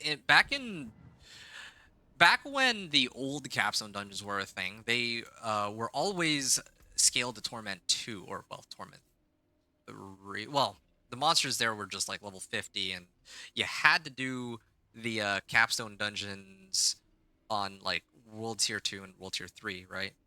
Um, but here, I don't know. Like, it looks like I can run it on normal, and what, the monsters are going to be scaled to normal from what it looks like? Okay, and then there's Sigil Powder too. I'm gonna drink this. Pro's level 50. That's fine. Again, I'll probably try to do the Nightmare Dungeons for Forgotten Wisdom soon too. But before that, let me do the Capstone Dungeon and see if it's a decent bit of XP. I am not even quite at the Solemn Reflection, but that's okay. Whatever. And Dariel's Purified Blessing. So I actually unlock all of them very quickly. But again, I guess they don't want to give you that much power, since they want to get like a good feel for the baseline of the game. That's kind of the vibe that I get. Okay, Duriel's Purified. Sure. I guess I'll turn this in and see. Yeah, I don't really get that much, but at least the items are still scaled by level from the looks of things. Yeah, it's okay. Alright. So another point here. And Divine Gifts. Do I not have... Do I need to actually go slay monsters? I guess I would. It says unlocks Duriel's Purified Blessing. Oh, maybe that's what I've been doing wrong. I need to probably go into Helltide to... hold on. Just... So this is Duriel's. I've already done that one. I think I just had to like unlock these immediately, because if I don't, then I can't actually get the corresponding slots, and then because of that, I can't actually finish my season journey.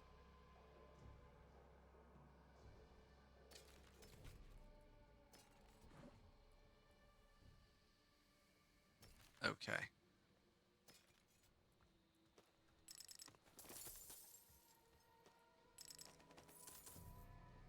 All right. Werebear cash. Oh, chest armor. Let's see what we got here. Yeah, I don't need that. And interesting stats, but I prefer my spirit bond aspect more. So let's go and salvage these, I guess. Maybe the Heavenly Forge will allow me to... I can't even interact with it. I wonder if it's because I'm only on... I wonder if it's because I'm on Penitent difficulty. Have they got the gear cheat vendor? I'm guessing not though. No. There is. Yeah, they already brought MRAC in. I think the only time they didn't have MRAC in was that one season where they wanted to test the reworked leveling process. That's what I remember at least. Magics. All right, salvage all this. Yeah, I don't like that they keep bringing me back to Kyovashad instead of wherever I was originally. That's a little silly. Okay, I've tested everything I needed to, so I'm gonna go set it to normal, and then I'm gonna take on the next capstone dungeon. That was the plan. And again, like, I would like this other skill point. I just need one more divine gift for it, but I don't need it. I have all the skill points I need, at least. Yeah.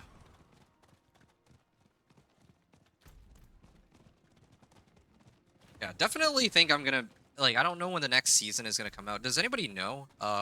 Like usually how people determine this is they look at when the season pass or whatever is gonna end on the current season. I think it's gonna be sometime in December. I should be plenty free in December is my hunch to make content for uh to actually play the new season. But we'll see how my interest levels hold up. And I mean during Christmas season I'm gonna have to do a lot of spend time with plenty of other people, friends, and family and all that, right?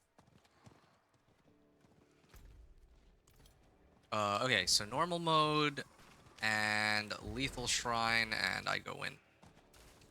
All right, let's see what we got. Hellish Descent, December 9th. Okay, well that's good to know. Thanks. Yeah, assuming they don't postpone anything, which is a very real possibility because this is like a massive undertaking. But again, I don't know if they're going on Christmas holidays either, so probably they need to get it sooner out sooner rather than later.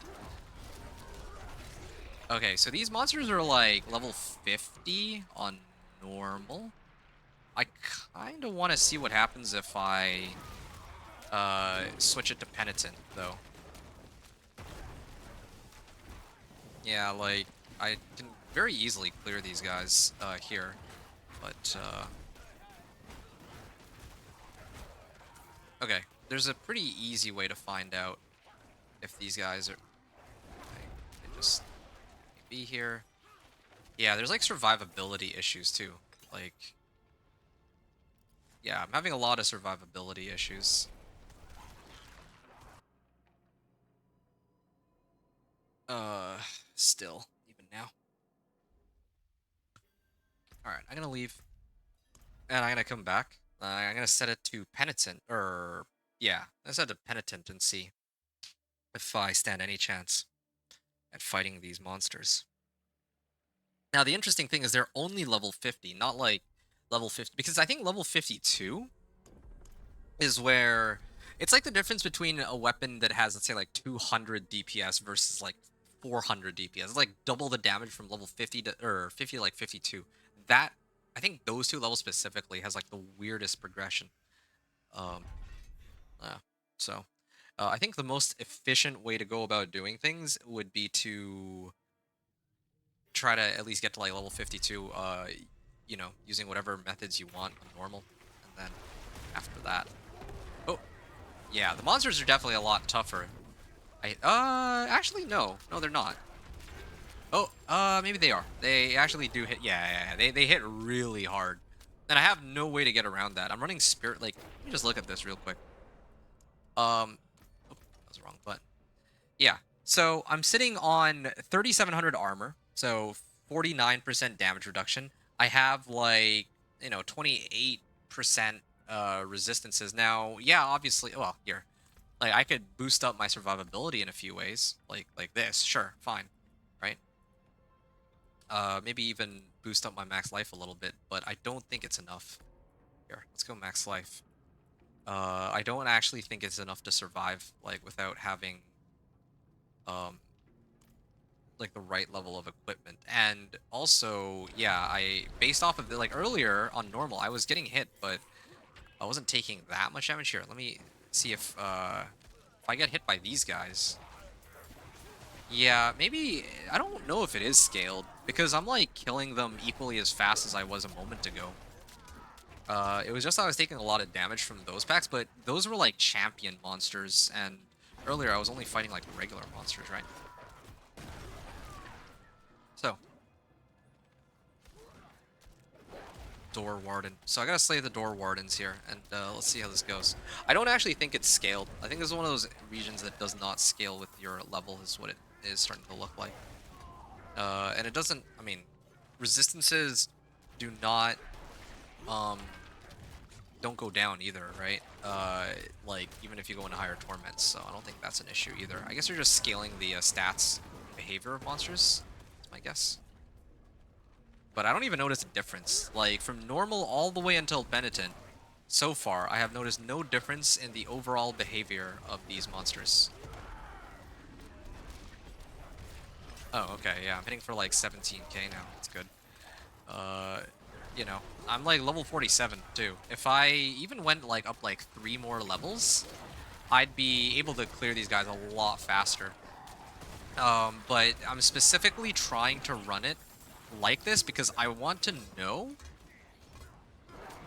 I just want to know if this is a worthwhile place to level. That's the only reason I'm attempting it now. And also, yeah, just I want to see like what I can unlock by clearing this, right? That's it. If not for that, I would not be attempting these capstone dungeons now because there's really no point. Like I actually get to keep the rank 3 rewards anyway until whenever I pick them up. And what am I even really getting out of rank 3 rewards? Like 3 extra skill points and Paragon points. I can't even use the Paragon points until I get to level 60 anyway, so that doesn't really help me. But on the flip side, yeah, okay, maybe the skill points could help me, but at least this particular character, I could get by without skill points, right? Like, I get skill points, where am I gonna put them into? Really, I have all the damage modifiers I need, really. Now I'm just waiting for Storm's Companion, and then I can get, like, Defiance, Natural Disaster, and Resonance, but until then, the remaining skill points are gonna just get tossed in, like, Poison Creeper or some other miscellaneous stuff. So I don't even really need to prioritize doing all the season journey stuff. Sans, like, these first few points, maybe. They're, like, pretty quick and easy to get. And I should actually just prioritize on leveling. I'm just thinking what the fastest way to level is. Like, of course, always open up with the seasonal reputation storyline, whatever, so that you can get the powers and the reputation board. That's, like, of course, like, #1 priority. However, I think that if I were to start, like, a brand new character right now, and I had all the well, yeah, if I were to start a brand new character right now, I think the leveling process I would use, I would actually just spam Whispers. Like, I want to actually see how much XP Whispers, like, what the max is now. It seems like they uncapped it, right? So if I'm, like, a level 1 character and I were to do Whispers, maybe I get, like, 7 levels or something. I actually think that might be the case. And I gotta make sure that I do Whispers specifically over killing monsters, because killing monsters is actually so slow now. Like, I'm doing a level 50 dungeon, like, it's scaled 3 levels up, and I have not gotten a single level up after all this time. Meanwhile, if I was in the Helltide, I was, like, pulling, like, what? I was pulling, like, a full level up from each of those chests. And those Whispers that I was doing, like, I know I'm level 47 now, so of course the XP is going to slow down, but I'm sure I still get at least 1 level per 10 Grim Favors, not factoring in all the rewards from the Whispers themselves. So, yeah, there's a lot of stuff there. Hey, Patrick. Patrick Bacana said maybe Fortify is necessary. Perhaps. But Fortify is like a whole different mechanic now, which it drains out to heal you. I think when you're out of combat is my understanding, which is fine. Like, yeah, but I just need like general damage reduction for if I come across these champion monsters and they start hitting me, then like I need a way to soak up that damage. And not just immediately die. Like, Fortify is a mechanic that heals me, but if they just 100 to 0 me, then it doesn't really help me all that much. That's how I see Fortify right now, like, with the changes that they made to Fortify. So that's kind of what I'm feeling right now. Oh, okay. Yeah, that poison. Yeah, my wolves can't really die either, and I'm very bad at dodging, it seems. There. It took a while because I couldn't actually target them fast enough. I'm actually kind of wondering about something else. Why are my wolves not... maybe my crit chance just isn't high enough, but usually I feel like I can reset my wolves a little more quickly than this, but oh well, whatever. Maybe I'm misremembering. Thor Warden. Yeah. How are you doing, Patrick? Hope you're enjoying yourself right now, watching my stream. Are you also participating in the PTR, or are you just watching? If Fortify healing is out of combat, it's not very good. Well, here, hold on. There's an easy way to find out, right? I mean, this is my understanding of what they've introduced. It reminds me of there's a mechanic in Grim Dawn. I used to play that, where yeah, I think like they heal you after you've been out of combat for a little while. So barrier is still barrier. That's fine. But you see, yeah, I mean, well, actually, the thing is, I don't even think that the thing that's healing me is Fortify. I think it's Life on Hit. Because for some reason now, we have like Life on Hit on weapons, which is great, but the items like the Life on Hit is like what 18 life on hit, and I have like what 4 wolves, I have ravens, I have poison creepers, so that actually can help sustain me as long as I don't get 100 to 0, like I mentioned. Nope, just watching. I play only Druid on console. Oh, okay, nice. Yeah, so this is my Companion Druid. I play Companion Druid every single season on Diablo 4. It is my first character that I open up with for the season every time.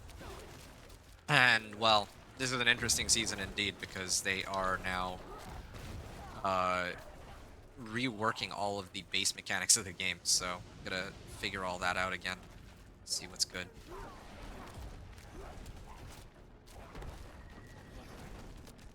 Yeah, I mean, even it does take a while to bring this guy down. I think that yeah, no, definitely there's no reason to take this on before level 50 though. Like even if I were to make it a tournament, I think most of the items that drop probably wouldn't even be 750s.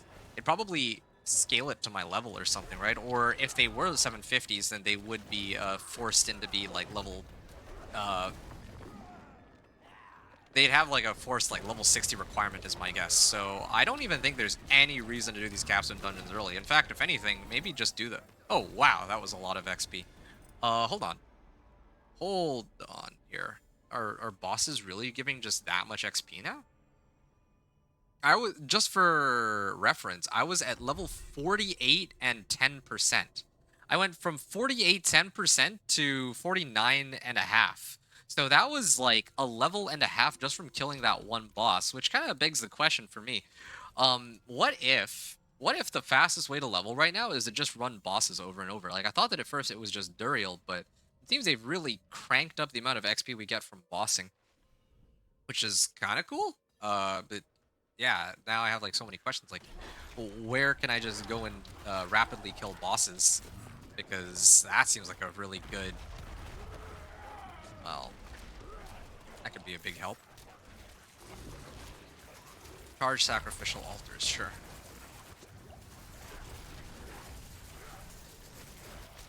I can't even kill all these. Uh,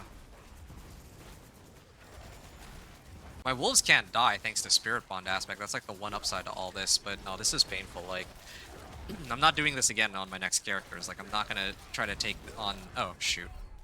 Yeah, I want to take this on early. And then like struggle with it this much. It's like such a waste of time. Like I get nothing out of this too. Like I said, this is really just for fun and for testing. Except for I got like a level and a half, which is great, but doesn't really help me. Like look at these. All these items are still level 50 requirement because all the monsters I'm killing are level 50. So oh wait, it spawned me all the way back here. I have to go. Okay, that's interesting. All the more reason for me not to take this on so early. I'll be right back, by the way. I'm just gonna grab a snack real quick.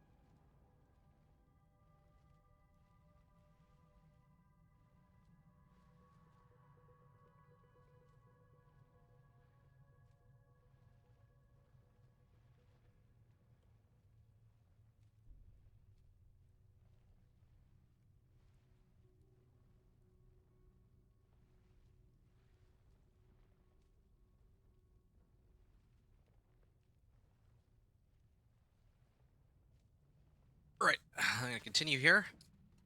And yeah, I also have another point into this.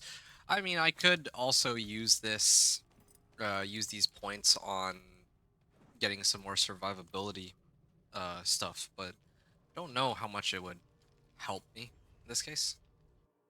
I think that in this case, I just have to really keep my distance. That's all I can really do. Can't do much else. So, all right, yeah, there.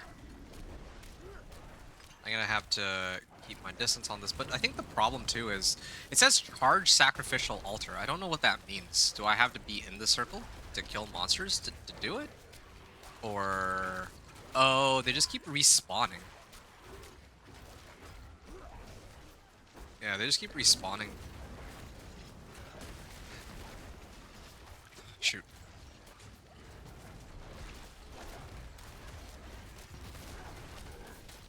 Oh, charged it. Okay, so I don't even need to be here anymore. And I don't even know how, like, these guys actually give me a pretty decent bit of XP, but like, I can see my health bar moving, but it's nowhere near the amount that it needs to be worthwhile as compared to if I were to run Whispers. Like, if I were to run Whispers from when I started this capstone dungeon until now, I'd probably already be like level 50 plus and all that. Then eventually I would need to do this capstone dungeon, yeah, but since it's always scaled to level 50, there's no... Oh, Infernal Hunter. Yeah, since this is always scaled to my level, there's no reason for me to do this early at all, really. The Butcher in a capstone dungeon. Was not expecting that. The Infernal Hunter retreats. Maybe Butcher is the boss of this capstone dungeon. Curator, and then maybe the Butcher? Or I was expecting Elias, to be honest. I was kind of hoping they'd bring back Fallen Temple, but I guess people already know what Fallen Temple is. So they wanted to kind of bring back the same concept, but like different, like a different dungeon.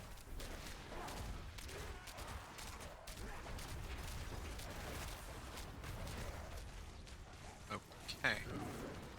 Keep going. It takes a while to charge them up, but that's okay. It's fine.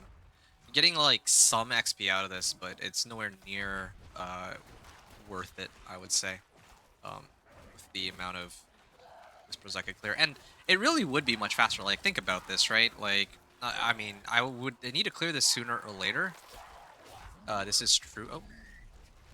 But it also, if I were to clear this later, and I'm like, let's say like level 53 even, I'd have a weapon that is, like, all these monsters would still be the same amount of life, but I would have 3 more skill points, but more importantly, my weapon itself, just the base weapon, would have more than double, like, it would probably have like double or more the amount of damage is what I have right now. So I think that's a bit of an issue.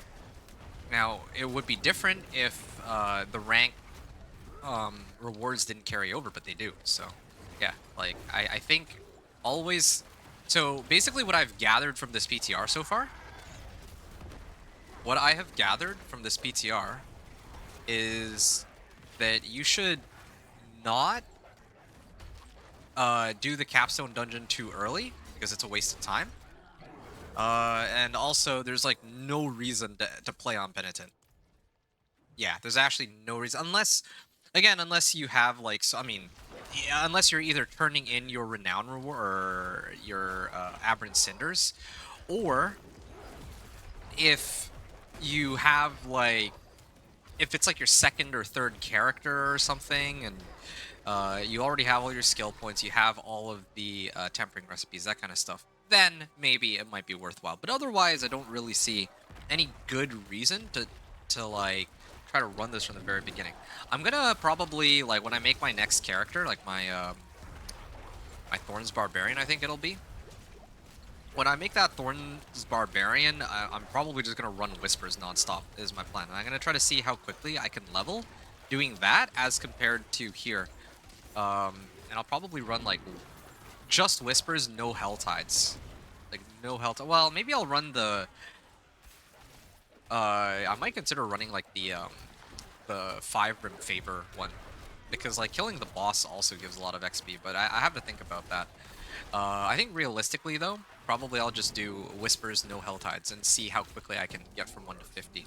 Although the trade-off there will be that without having done any Helltides, I lose out on a lot of the season journey reward stuff, like the skill points and all that. Patrick says, I like this season 11 where the monster are actually hard early on. I enjoy mostering level. I completely agree with that. Yeah, I'm with you all the way. Actually, to be honest with you, next season my original intention was that I was like, I don't know if you heard me when I had mentioned this, like, but my original intention was to take a break in season 11 because they haven't really changed much about the game, especially like the leveling. The leveling for me is like the most fun part of the game because it's when, you know, you're like progressing and trying to get all the stuff you need for your character. And I think that's, well, yeah, that's a lot of fun because you get to see your character grow, and every item that you get will change your character in some way fundamentally. But as you get into like Torment, most of the items, most of the adjustments you make don't really change the core behavior of your character once you get your uniques. It's really just about boosting stats, right?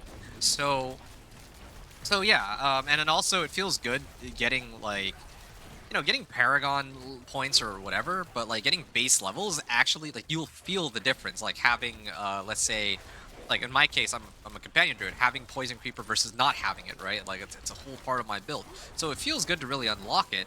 And I like that they've made leveling itself easier, but they've reduced the amount of power you have while leveling.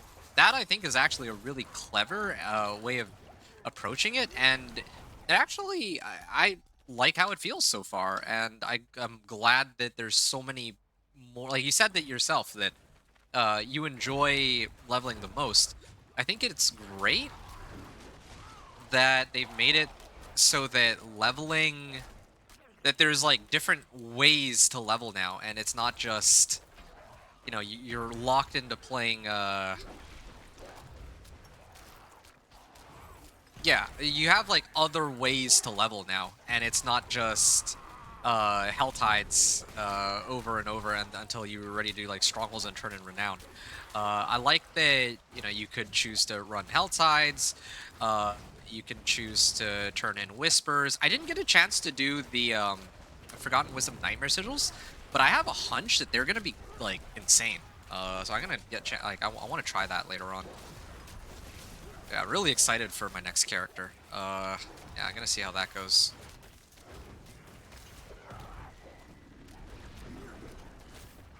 Okay. I don't even know if I really need to create a brand new character. Um, or if I need to like reset my progress. I think I do though. I mean, I'm gonna get like tempering recipes and all that, but yeah, I'm gonna have to reset my progress later before my next character. Still.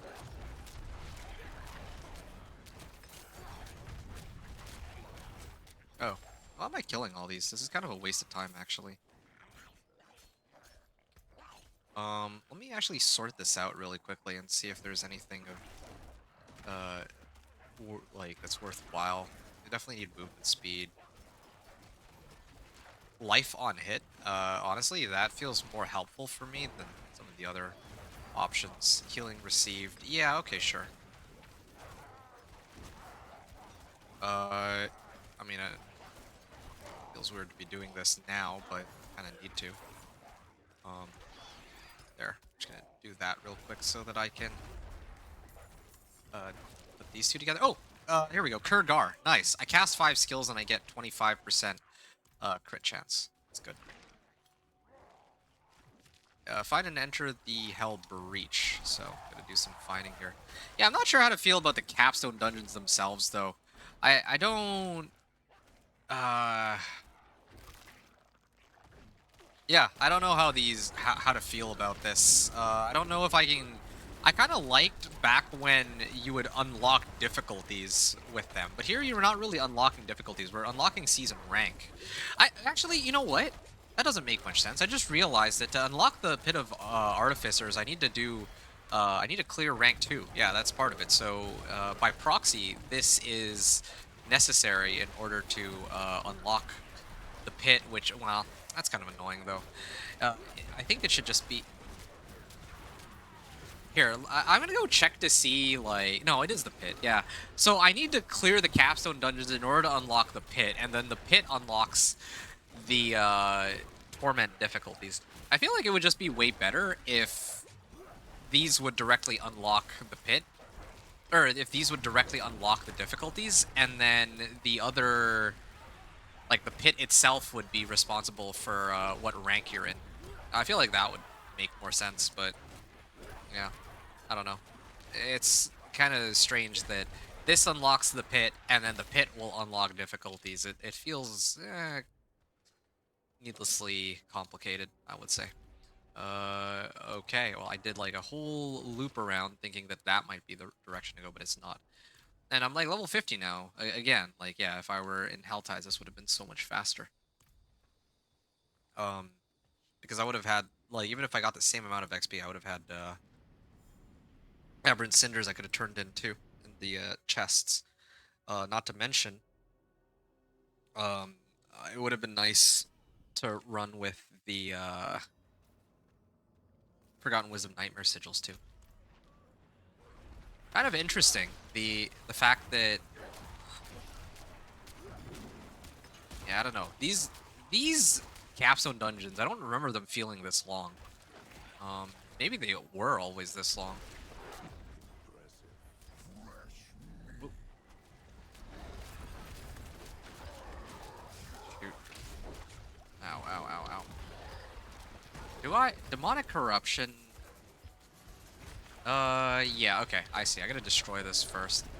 Yeah, I do like that there is some challenge, though. I admit that's a good thing. The fact that there is some level of challenge associated with all this. Like, I can actually die. Like, if I were playing hardcore, it's not just gonna be like I can dog walk it. Just, you know, dog walk everything. Like, there's at least some... You need to be very careful with some of these monsters. If I play hardcore, they can very easily kill me. I wonder if they got rid of, that soul down modifier or whatever it's called. The one which ties monster or you to monsters. That was always pretty annoying.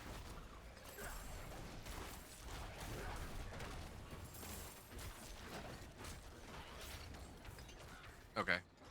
I'm gonna keep going. I have an extra point. Again, I guess I could just do Poison Creeper, but... Well, I could do Debilitating Roar and get rid of Ravens, but... I might do that, actually. Debilitating Roar would give me a bit of extra damage, as it always has. Damage is damage. Always use more damage. Yeah, my wolves are doing quite a bit of damage, and leeching me back a lot of life, but it's still not enough, it seems. Yeah, I'd like to adjust my skills.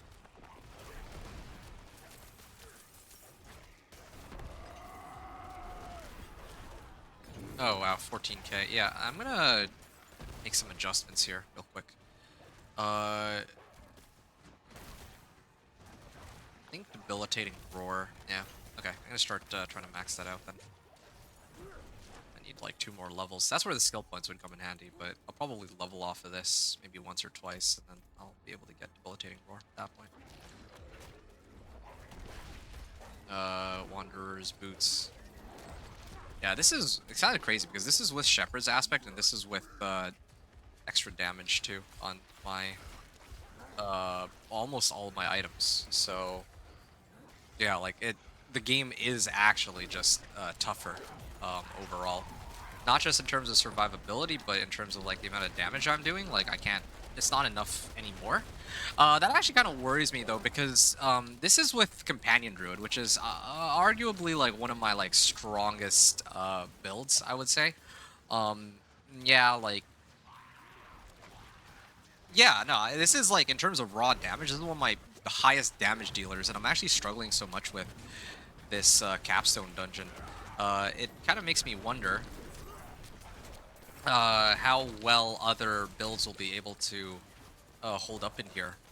Like, yeah, and this is... I'm level 50 now. Earlier I wasn't level 50, now I'm level 50, and it's still evidently not enough to take these guys on, right?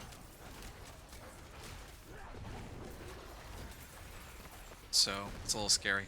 Patrick, you said like running Penitent on previous seasons. We're still blowing up monsters early where the early skill choices didn't matter. Yeah, no, I'm, I hear you on that. I, yeah, no, it's a lot tougher now though. Like I'm guessing. Well, you said that you're on console. You haven't really played, but based on what I can tell, right? Because again, I don't know how familiar you are with my content. I do this like leveling process. If you check out my videos, like I do a lot of uh, level 1 to 60 journeys, just to kind of see what the leveling process is like, especially in the PTR. And up until like the last couple seasons have not really been all that uh, exciting, I guess, in terms of how the leveling process of the game has been. It's been largely the same. So I didn't really have much to, if you've done one, you've done them all. And well, now it seems a little different with the whole capstone dungeon thing and the scaling of leveling. Like, yeah, the game actually does feel tougher. To the point where, yeah, you kind of gotta over prepare now, as opposed to before, where it doesn't matter if, like you said, if you don't, even if you don't use the right, like, who cares about your skill points? You do so much damage that it doesn't even make a difference. But here, yeah, it actually does make a pretty big difference.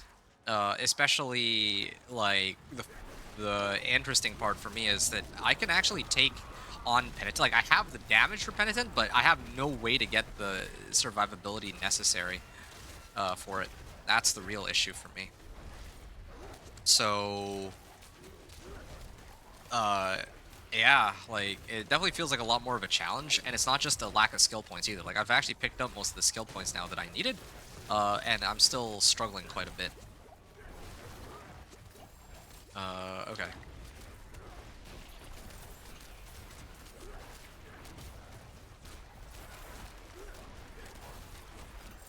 There. Oh, pants. Let's see. Yeah, I also noticed that the scaling on. Well, I didn't even get a weapon though. I was really hoping for like a proper two-hander. I've had some pretty bad luck with that, it seems. But if I could get like a proper two-hander or something, that would be a big help.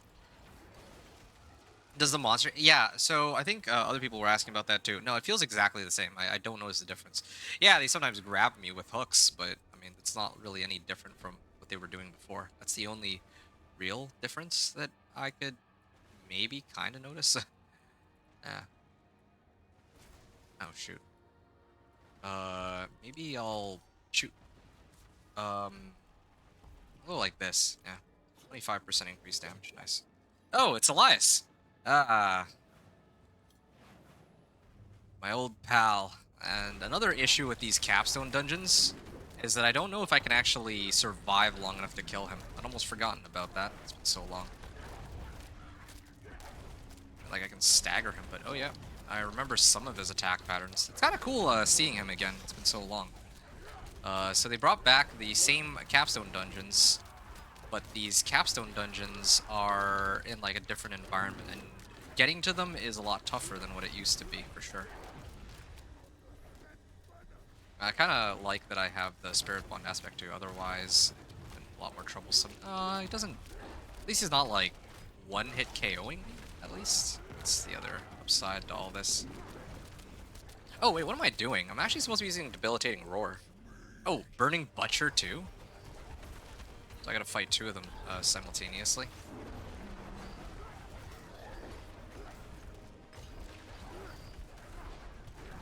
Okay, getting pretty lucky with my my resets. If ever there was a time to reset, it would be now.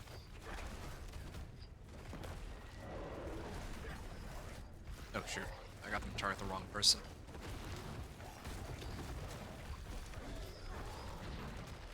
Oh shoot. Burning Butcher. I feel like, ow, that still hurts.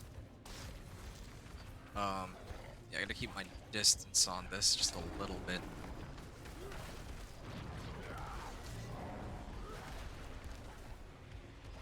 Just little bit more damage. Like, Burning Butcher should be fine to deal with as long as I get rid of everybody else. You know, it's kind of interesting because... Oh, fortified. Oh, why is it lagging? What? Better not crash. I'd actually be genuinely upset if I started crashing. But yeah, the game keeps free. Like, what is this? What is happening here? Why is it so choppy now all of a sudden? Did it subside, the lag? Okay, I think I've almost got him here.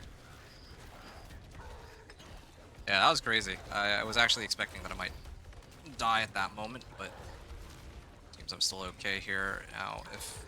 I'm glad I also have wolves to tank some of the hits. Why is he, like, impossible to kill here? Is he invulnerable? Like, his last health bar is, like, not... Okay, there we go, finally. Yeah, he was at, like, 10% HP, and he was just not dying for, like, the longest time. Just waiting for...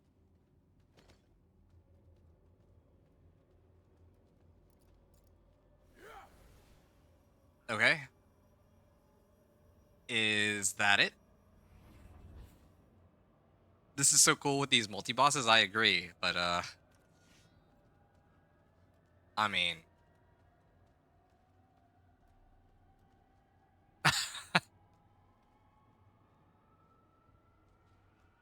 Hello? Game? Do I have to redo the fight now or something? Yeah, okay. There seems to be a glitch with some bosses, like when you clear them, you don't properly get credited for it. Here, let me capstone dungeons. Let's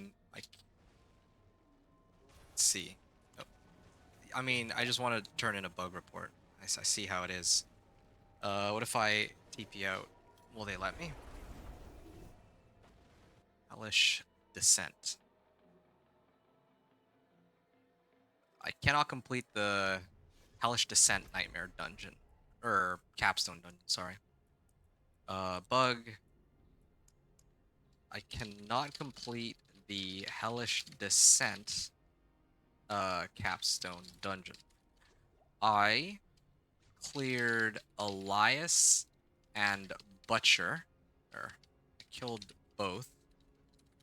Elias and Butcher, but...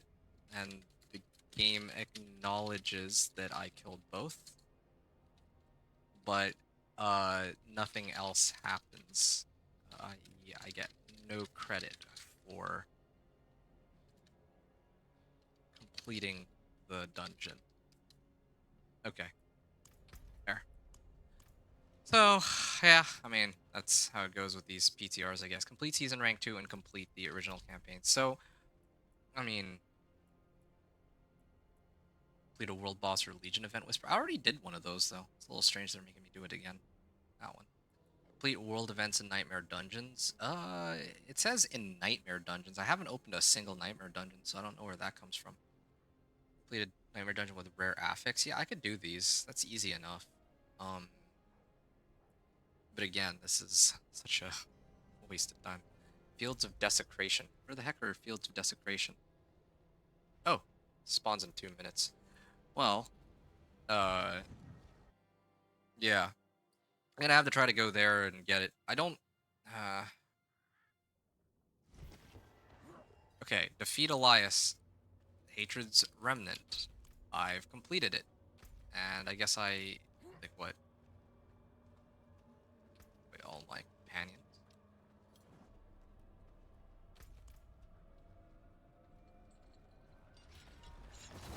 I'm just gonna bypass these guys and just see what's out there. If there's nothing there, then, I mean, I might have to just cheat the unlock for it, because... I wonder if it'll let us, if Emrak will let us cheat it in. I think I'm just gonna let Emrak cheat it in for me. Like, otherwise I have no way to see what else is going on, right? I think it's fair to assume that, yeah, like, that Elias fight would have been the end of this dungeon. Like, there was, like, a multi...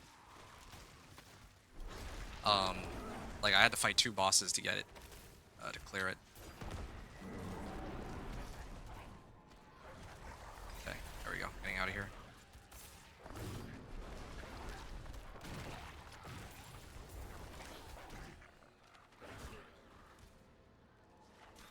Okay, what is hitting me? I just want to get out of here.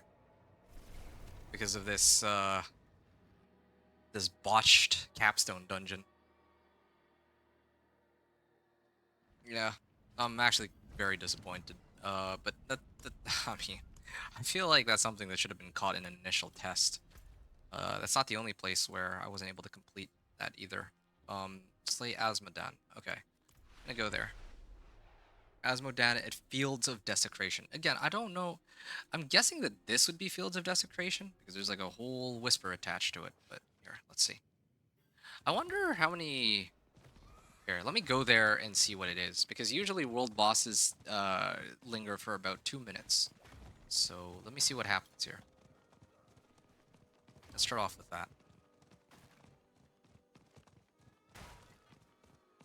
This is one reason why I. Oh, there we go. Fields of Desecration. Oh, okay.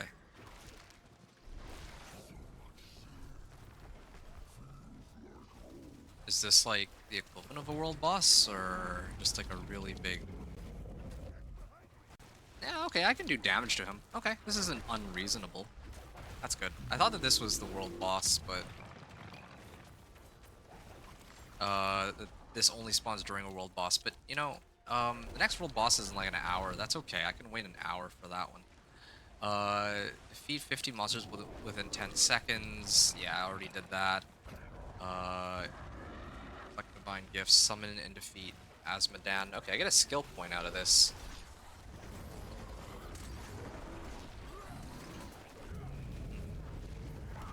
Yeah, I think just rushing 1 to 60 and then doing all this after is the way to go. You don't need all the skill points, I would say. Oh, shoot.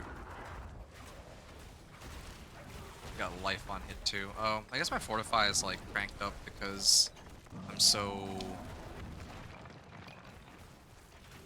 I have life per hit on my wolves. That is... What is that thing? Is that Zir?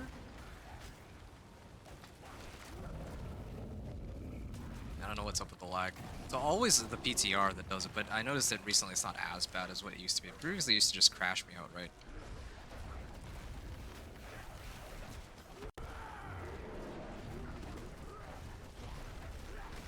Okay. Yeah. So does he only spawn... Like, is he always here, or does he only spawn, like, during the world boss time? So that I'm not sure about. This is kind of cool, though, the way that this fight's laid out. I kind of like that. They've added, like, some pretty cool things. Like, they've cooked up a lot of cool stuff, but I admit that would get me playing, at least trying out next season. Nothing else.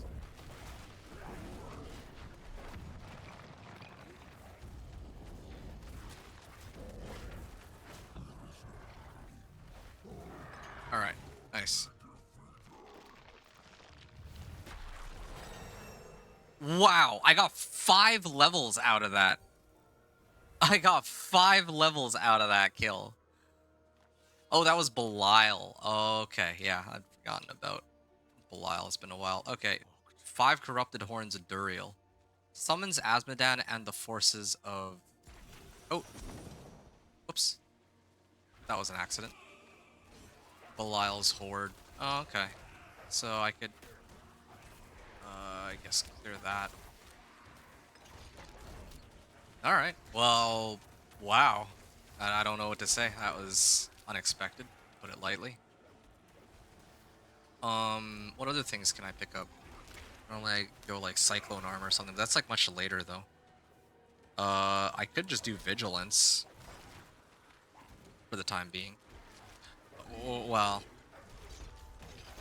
lightning damage. Yeah, I need Storm's Companion and then I can really readjust my points, but until then...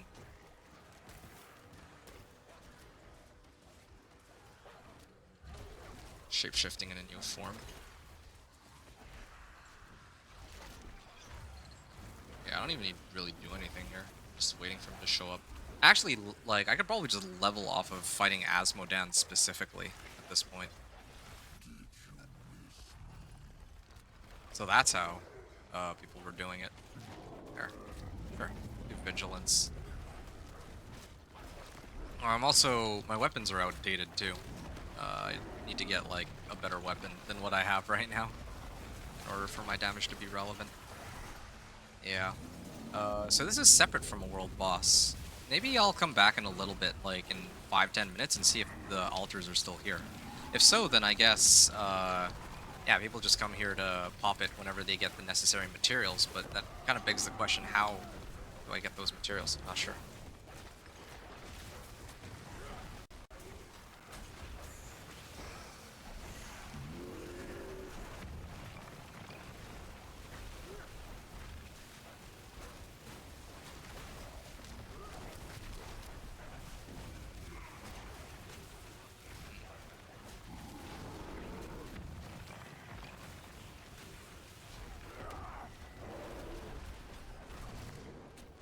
Okay.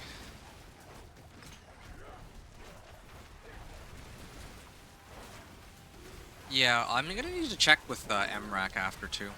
Um, yeah, I don't know, like, is it because I was able to open Asmodan up, but I have no idea how or why. I don't have any materials for opening him up either, so I have no idea what I did to pop him open. Oh, last wave shrines. Oh, corrupted tongue of Asmodan. Maybe I'll, yeah, maybe I will take it to Asmodan or Hadriel and see what he says about it. Yeah, I do like no damage to him anymore because I gained 5 levels and my weapon's not up to date. So I'm actually doing like uh, this weapon does 164 DPS. I think an updated weapon would be like 2.5 times that amount of damage. Like an extra 150% damage that I'm missing right now. So that's one of the reasons why this is taking as long as it is. I mean, it's still worth it. I'm gonna get like, if I get like 5 levels again. Wait, is this worth play Asmodan? It says this is worth 5 Grim Favors, but I already cleared Asmodan and I didn't get any Grim Favors. What the heck is going on there? I think that's also bugged. I'm gonna have to report that as well.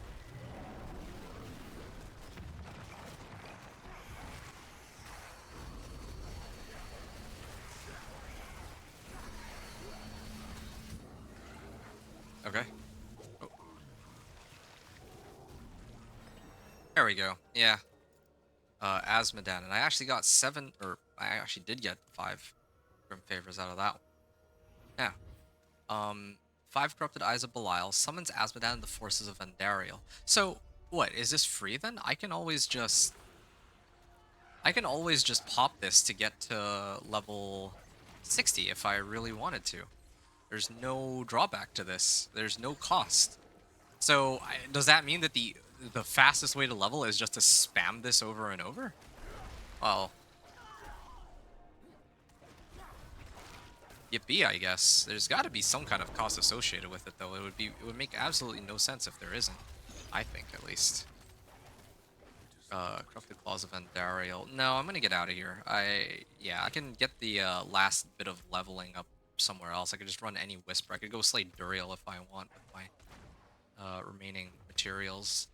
Um, yeah. Okay. Well, there you go. Level 1 to 60. Done in like under 4 hours. But that's not even because like I leveled super quickly, but because again they've readjusted all of like all the leveling. I thought it was gonna be like much tougher. I'm not complaining that it's not, but that's what I was expecting. Let's see. Sanctification stones, divine gifts. Never mind.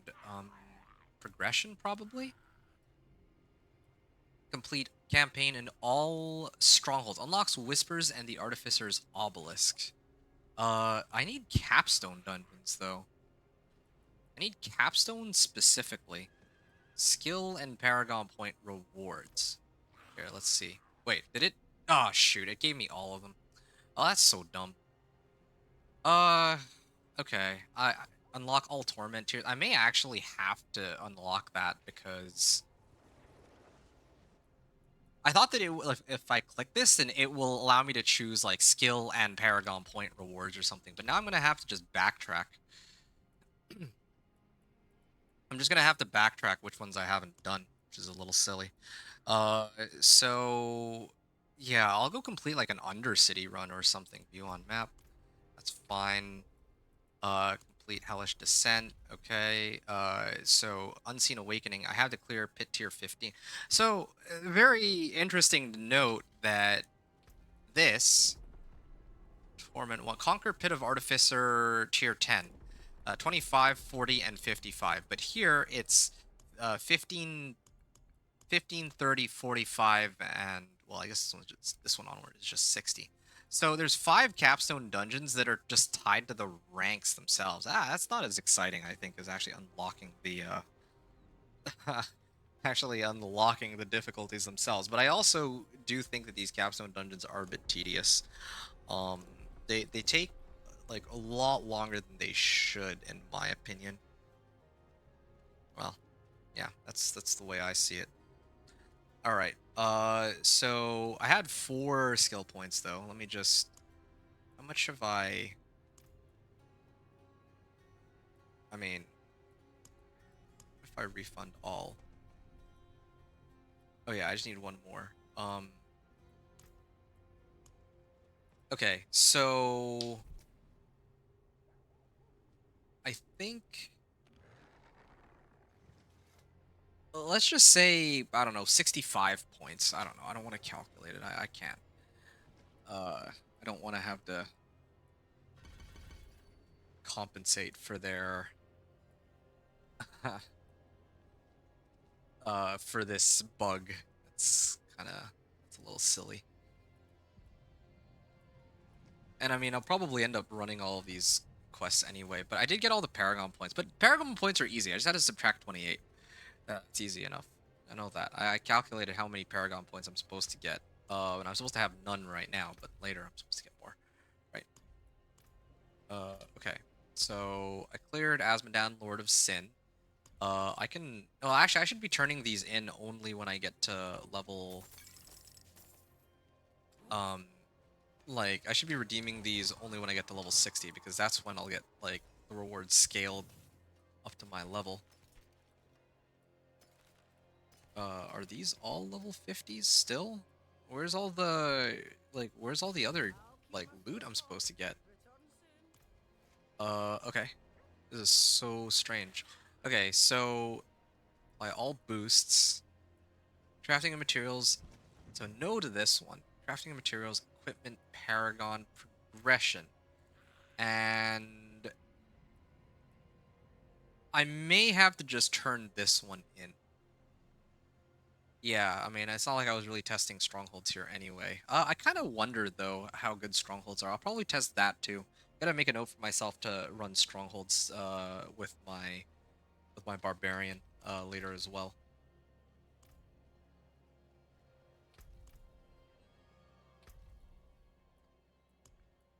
Okay.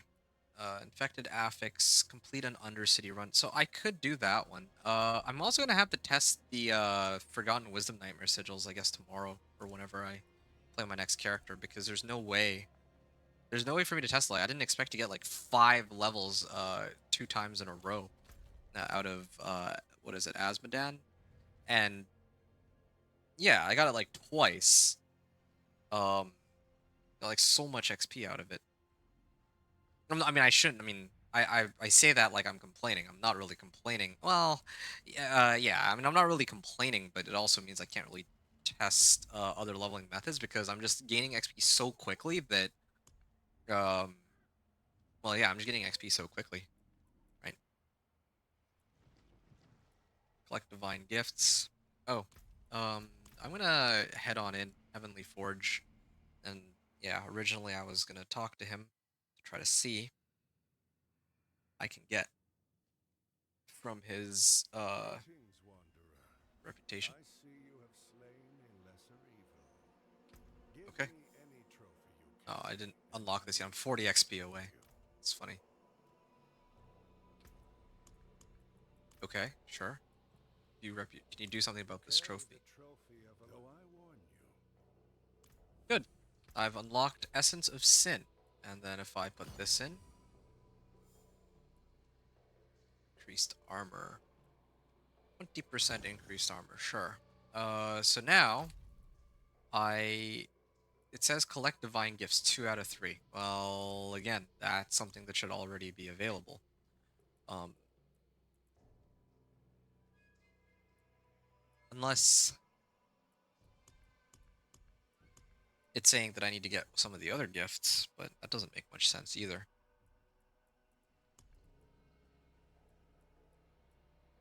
Okay, well, I'm gonna go face Andariel. That's what I'm gonna do. I'm gonna go deal with Andariel, and then maybe try to do this. And once I do those, then I can, I mean, almost certainly I'll be level 60. I don't even know. Karagar? Sure. Yeah, let me go turn in Kuros Thunder City, I guess. I really don't know what the opening, like the summoning requirements are for Asmodan, because otherwise it looks to me like I can just keep running it over and over, and I just get like ridiculous amounts of XP. Oh, hey, I just remembered too. I can buy one of these, can't I? Yeah, there you go. I can get like much stronger, better weapons. And the funny thing about these ones is that they are uh even just one of these one-handers is more damage than my weapons. So if I put them together, right? A bargain at any price. Yeah, I've got plenty of gold for it again. Two-hander would have been perfect, but sure, fine. I think this will have to do for now.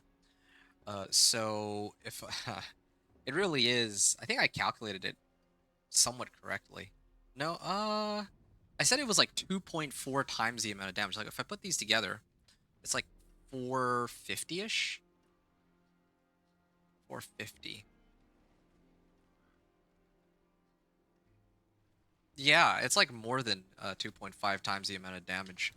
Only trade-off is that I don't have Shepherd's Aspect, but in order to compensate for that, I can put it on my amulet while my ring can get Aspect of Retribution. And then on these weapons, I can put chance for wolves to deal double damage. I don't really care what the percentage roll is here. Between 15 and 17.5, it's not a really big deal in this case.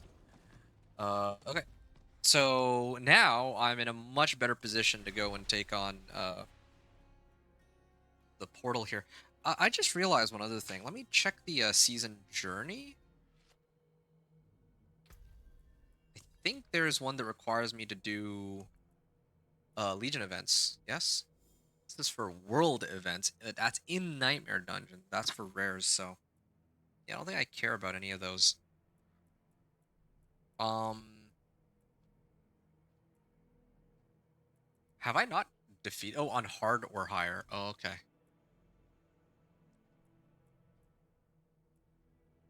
Complete a world event. I could have sworn there was one for Legion event. Oh, okay, yeah. Complete a world boss or Legion event whisper. I did that one, but wasn't there one that required me to do 3? Unless they counted the one that I did just now, like the Legion event that I started with plus the 2 Asmodans that I cleared. Maybe that's it. I don't even have any tributes. I wonder if I need to run some quests again to open them up. Never find tributes. I don't know how or why it's supposed to work, but whatever. Anyway. Alright. I just need to complete a run, right? I don't even need to kill these monsters. Who knows, maybe slaying these gets me a decent bit of XP, but I doubt it. I'm on normal.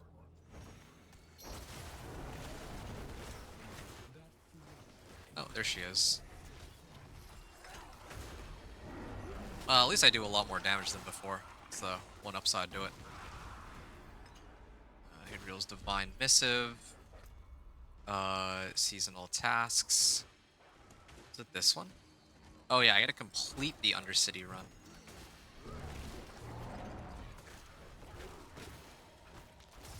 Yeah, I see that they've updated it so that there's a lot more of these elite monsters, or at least that I can just see them better than before. Okay. Keep going.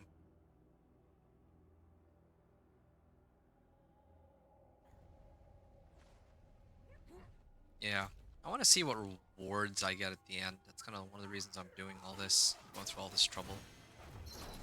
But then again, I might actually end up leveling off of it. I don't know. It's like hard to test everything on this first character. With my Thorn's Barb, it should be a little easier.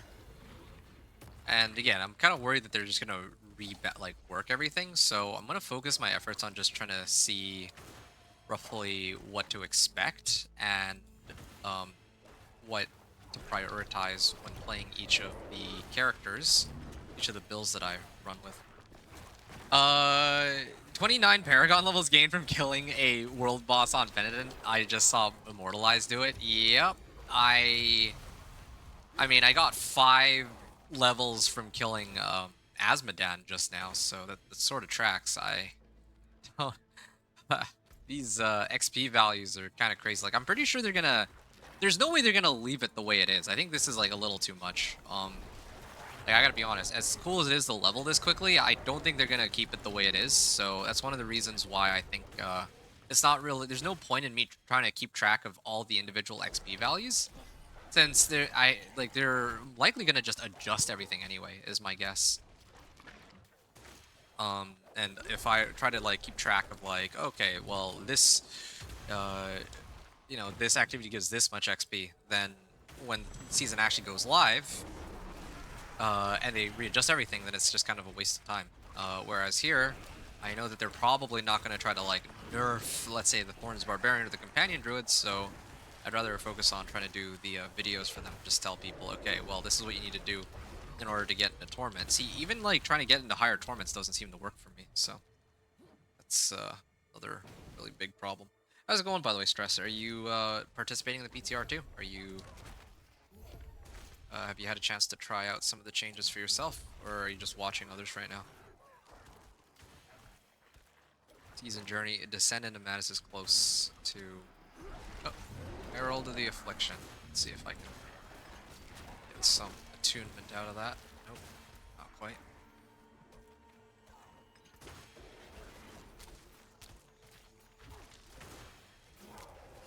Descend into Madness.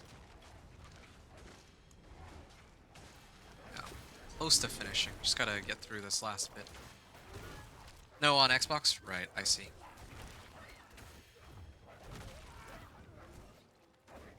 Hold on a second.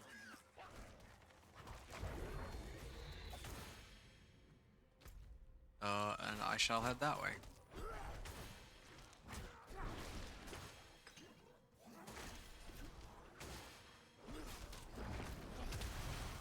There.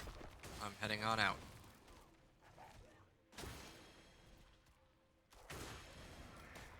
Okay, I got max reward upgrade, and now I get to see if this boss will give me 2 bars worth of XP. I think previously in the past, shoot, like, they would not have, not at level 59 anyway. It's one of the reasons I never run this. Is this also now a feasible, like, much better way to level? Let's find out. Yeah, okay, it's still pretty pathetic. Good to know. Okay, but I mean, I got pretty close. I can get the remaining bit of XP, like, no problem. And I got orbs. Wait, nope, those gave me, like, nothing. Alright. Well, in that case, at least I got some two-handers. Oh, there we go. 153 life on kill. That's a big help. Shred. Physical resistance. Yeah, that's a pretty big boost there. Crit chance, yes. It's another upgrade. Yeah, this is a pretty big upgrade over what I'm currently running. Hey, this is alpha aspect. Oh, that's a big help. I'm gonna make some adjustments in a second. Yeah, I'm gonna salvage that one. And I got a bunch of sigil powder. This leads to Heavenly Forge. Pretty much everywhere leads to the Heavenly Forge. But, anyway. Ranking cash. Okay, so then the last place I'm gonna go is, in the Helltide. And I think that just so I can complete this... Wait, no. This is for capstone rewards. Hmm. So I don't even really need to do this, but I'll do it anyway. Why not? I'll summon him on hard or higher. Craft the Nightmare Dungeon Sigil. Yeah, I'll do that too. Might as well. Wait, it says complete a world events in Nightmare Dungeons. I didn't do any Nightmare Dungeons though. That's really strange. Wonder when that counted. Okay. Presence has been felt during world boss events. Investigate these events and defeat a world boss. Now, why don't I actually give that a try? Oh, is it gone? Ah. Uh, so this is where he would normally spawn, but he's not there anymore. So he is only available when the world boss is close to spawning or has spawned, it looks like. So yeah, he's tied to world bosses. But imagine if you can't actually catch him when he has already spawned, like at the world boss. Okay. Stress, you're asking, do you think hardcore will be pretty tough? Yes, yes, I think very much so that hardcore will be quite a struggle, is my hunch. Like, I'm not going to sugarcoat it on this one because, think about this, right? Part of what makes, well, there's like a number of changes, I would say, that make it pretty tough. But I think the big one, aside from the fact that you don't start off with any skill points, I think the biggest issue is that the monsters are tougher now. Their AI is still the same, but overall, I think the monsters, like, they seem to hit a lot harder. And their rework on the resistances is not proportional to how strong the like think about how in the in season 10 right now, if you have 1,000 armor, you have 85% physical damage reduction, right? But here I have like 4,000 armor. Like, I know that my gear is not up to date, but comparatively, I have 4,000 armor, but that only comes out to about 45% reduction of incoming damage. And then all my other stats, like, yeah, I haven't maxed these out too. I still have a little bit of work to pump these up. But previously, I could just dog walk Pit 10 or whatever with basically like stats comparable to what I would have now and on the gear that I have at this point. Um, I don't know if that makes sense. Basically, the same level of power I have now feels like the monsters have gotten stronger, but we've gotten weaker relative to the current season, is what I'm saying. So if we look at their stat rework and the way the combat system works now, the AI of the monsters is still the same. That doesn't really seem to have changed all that much. So like they'll try to hook you more often, but in terms of like my damage, I tried to take on Penitent like at like level 25. I can do enough damage to kill them, but they actually also do enough damage to almost kill me too. And I have nothing that I can really do so early on in the game to offset the amount of damage that I take. Like, for example, I got like Spirit Bond aspect, but even despite having this, level 50 capstone dungeon was still kicking my behind. So yeah, hopefully that gives you a concrete answer to your question. Uh, because in current season, it's feeling a lot easier. Oh, I can actually go and take on Asmodan if I want. I guess like what? I can just keep doing it over and over. Do I not need any materials for it? I wonder. Gave like 5 levels for free, pretty much, for doing like nothing. So I don't know how that works. All right. I have 2 more hearts, so I'm just debating whether or not I want to pop it here. Maybe I can hold off on that, actually. I wanted to... Oh, never mind. There seems to be... I thought that I needed to spawn him in order to get monsters with the infected affix, but I don't even need to do that, so there's no point. Okay, I'm like almost there. I still don't have... Yeah, no, Paragon's level 60, so that hasn't changed. And this should level me up. Okay, there. Good. Level 33 Paragon points. Oh, Hold on. That's not right. Why do I have 33 Paragon points? Previously, I only used to start with 28. So I got like a bunch of Paragon points that I didn't expect to get. I calculated 28 points. But now I have an initial 5. I have no idea where these come from.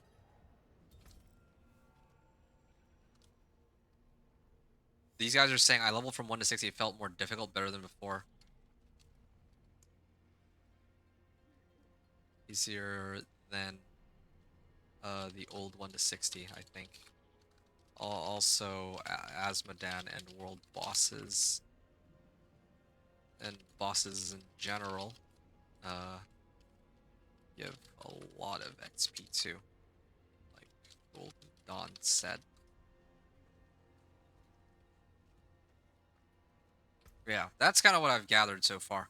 Okay, so I'm level 1 or Paragon 1, so I can start turning these in. And again, yeah, like conquer the pit of the artificer. I think aggression, complete campaign, and all strongholds. Okay, well, I'm not touching strongholds this time, and I've already done the campaign, so I'm gonna do this. Unlocks whispers in the artificer's obelisk. Sure. Uh, but I'm not gonna, I still need to clear pit 55 in order to. I still need to clear pit 55 to say that I officially made it to Torment 4. Like, I mean, have to cheat it in, but this is like, I don't want to run the capstone dungeon again and then find out that it's still bugged. Like I've earned my right to take on Torment 1 here. I believe. Let me just double check that. Um, so in order to access the pit, let me just double check this. Yeah, it still opens me up at pit 20 leaderboards. Solo Druid ladder. So this is somebody who's doing the tower. I do kind of wonder. I want to try tower later. I don't know what the tower will give. But this is the new. This is basically the new time attack challenge that uh they're trying to get people to, I guess, play to match themselves up with others.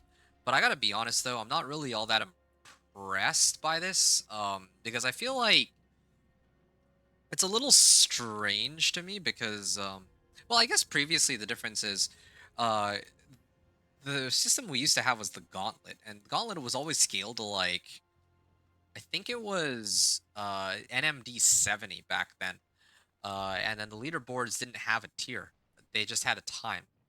But then, yeah, obviously we care more about like what pit tier you get rather than the amount of time, right? To test like people's like strongest builds and all that. The best players. What have we here? Did I enjoy 1 to 60 in the PTR? How long did it take? That's a very good question. Let's see. I'm actually 4 hours in. And I gotta be honest. Yeah, I love this 1 to 60. But here's what I can say about it, right? Now that I have done my fair share of testing, it took me 4 hours to get from 1 to 60 while testing all the different mechanics in the game, like side quests and hell tides and whispers and all that. But there's two things to note. The first is that I didn't get a chance to test strongholds, Forgotten Wisdom, Nightmare Sigils, and I feel like there's like a couple other things that I neglected to test out as well. Maybe like fleeting horde compasses and all that. Those are things I'm gonna have to test for leveling on my next character, probably my barbarian. When I try to go my 1 to 60 on there. So that's the first thing to note. And the second thing to note is that, because I was testing all these things, what I didn't know is that if I just went to. Here's the thing, right? If I went to Asmodan and I just kept spamming Asmodan, like he gave me like 5 levels to get from 50 to 55 and then 55 to like 59. Um, if I started him up at like level, like let's say 1, I'm sure he would give me like between 15 and 20 levels for one run. And if I just spammed Asmodan, I could probably go 1 to 60 in under like a half hour. I think something like that. Maybe an hour at the most. So that is that's kind of the situation for 1 to 60 in the PTR. For me, it took 4 hours, but that's because I was like doing like actually doing other activities. If I just spammed Asmodan, or any kind of like let's say like world boss, I'd probably get a colossal amount of XP, relative to the amount of time I'm actually spending on it, right? So yeah, I think that 1 to 60 right now is in a really weird state in the PTR, and I can't really see them keeping it the way it is. I'm sure that uh, they're gonna change some things around. Like there's no way. Like there's actually no reason to do any other activity aside from Asmodan right now or bosses, because like I mean even like Vessel of Hatred campaign leveling is pointless now. I used to be able to run it to get 1 to 60 in maybe like 4 hours or something, right? As a comparable method to me doing Rispers and Helltides, that makes a lot of sense. But compared to Asmodan, that's a little strange. And I gotta try Strongholds too, because if Strongholds also can give like 7 or 8 levels per clear, like Asmodan can, then well, yeah, there it completely shifts the whole leveling dynamic. Um, so yeah, gotta test a lot more later on. Hey, Matt Ruth. Matt Ruth asks, "How was the tower?" I haven't tested it yet. I just got to level 60. I was trying to test the leveling process. That's what I care about the most: the progression of 1 to 60 and then Torment 1 to 4. Now, I just unlocked the Artificer's Obelisk, and keep in mind, I had to unlock the Artificer's Obelisk with the Vendor of Cheats because when like the way that we're supposed to unlock this Artificer's Obelisk is by doing the Capstone Dungeon, right? Well, I'll have you know that I did the Capstone Dungeon. I did the Capstone Dungeons, or I did Hellish Descent. I mean, I want to say that I completed it, but they didn't actually unlock. They didn't actually unlock rank 3 like it was supposed to. You see here, complete Hellish Descent. Like I killed the bosses at the end, and they didn't credit me for it. Which means that if I can't clear the Capstone Dungeon, I can't actually unlock the pit and progress. So I just cheated it in with MRAC. I have no choice. Um, I mean, no choice if I actually want to progress, right? So that's kind of where I'm at. I haven't had a chance to try the tower. I don't intend to try the tower until later. I'm going to run the pit first to unlock Torment 1, and then I'll save the tower for after I get back from my break. So I'll see. Okay, so now that I'm level 60, it's time that I actually turned in some of these rewards. Uh, I should probably well, I guess I can't really hold off on skill points. Maybe I can actually. Guess I don't really need the skill points, at least not on this character, but maybe on other characters I could use them. Ranking cash. Excellent fun. 6 million gold gloves. All right, willpower, max life, vulnerable damage, and shadow resistance. Yeah, that's looking pretty good. So I'd probably throw that on. Yeah, sure. And what's my armor stat at now? Yeah, it's still only at 45%, right?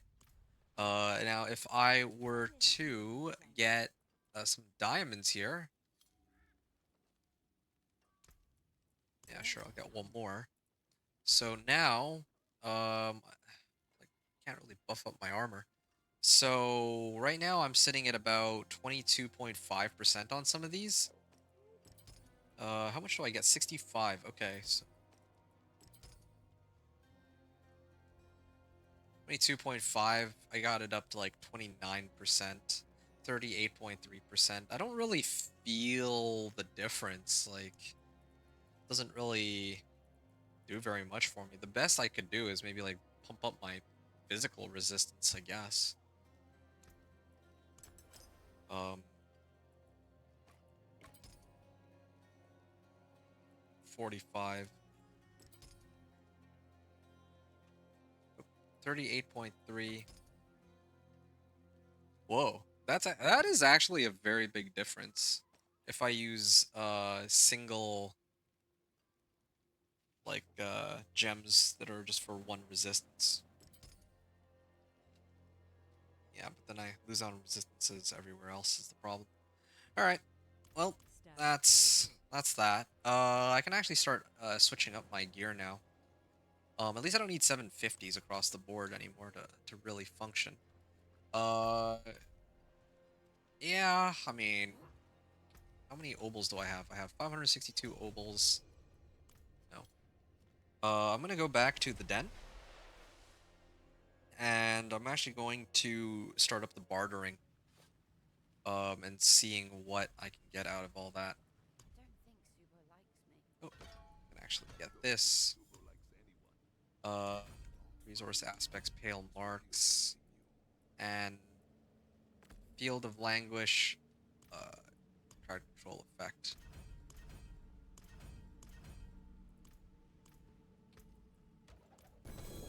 Legendary armor, boots and gloves. Okay, so this at least hasn't changed. It's still the same. The fact that um that is a lot of life. So two things to note here. These boots are 750 item power, 266 max life versus my boots, which are level 50 and are 14 max life. So the affix values themselves have not changed. That's interesting to note. But on the flip side, oh, do I prefer these gloves or the ones that I'm currently wearing? I actually prefer my current ones. Well, anyway. Yeah, that's, oh, got then. Mobility? It's either that or lucky hit chance. Or petrify duration. I don't even know what to put on these, to tell you the truth. Well, whatever. Your daughter's here. Yeah. So she is. Speak with. So, I'm gonna talk to Fire here, and let's see. These numbers are I already have a 750 item power polearm, so I don't really need don't really need to get like another one. But I can afford to get one of these. And I'm gonna start upgrading my gear and trying to pump myself up. This is what I would do under normal circumstances. I could try to take on Pit 10 just to see what it's like with this current level of equipment, but I don't think, well, yeah, I could go and just see how difficult it is. This is what I would have been doing to get into Torment 1. Oh, also, in order to unlock Pit Tier 10, actually, no. At this point, I would have unlocked the Artificer's obelisk because I cleared Hellish Descent, which would unlock rank 3, and the Pit of Artificers is only available when you hit level 60. I actually don't even know about that. I don't know if it's unlocked, like... Because I cleared the Capstone Dungeon, and I couldn't unlock the Artificer's like the pit, right? I couldn't unlock the pit, and I'm kind of wondering if I did actually, if the game did credit me for clearing the capstone dungeon, if I could have tried to do the pit, despite not being level 60. I'm not so sure about that, but I think I need to be level 60 to tackle it on. Is my guess. Well, all the same, yeah. Here's what I'm gonna do. Uh, I'm I'm going to I'm gonna go back and I'm gonna actually try Pit 10 in a second. Once I actually properly gear myself up, maybe even with like some of the stuff that the shopkeepers are selling, that might be a decent idea before I go to like bartering and all that. I already have a 750, so I'm not gonna bother with that. Sure, why not? Um, 89 life on kill. Well, this one has max life. Yeah. Uh, sure. What is this? I'm gonna salvage a Spirit Bond aspect, so that'll unlock it for good.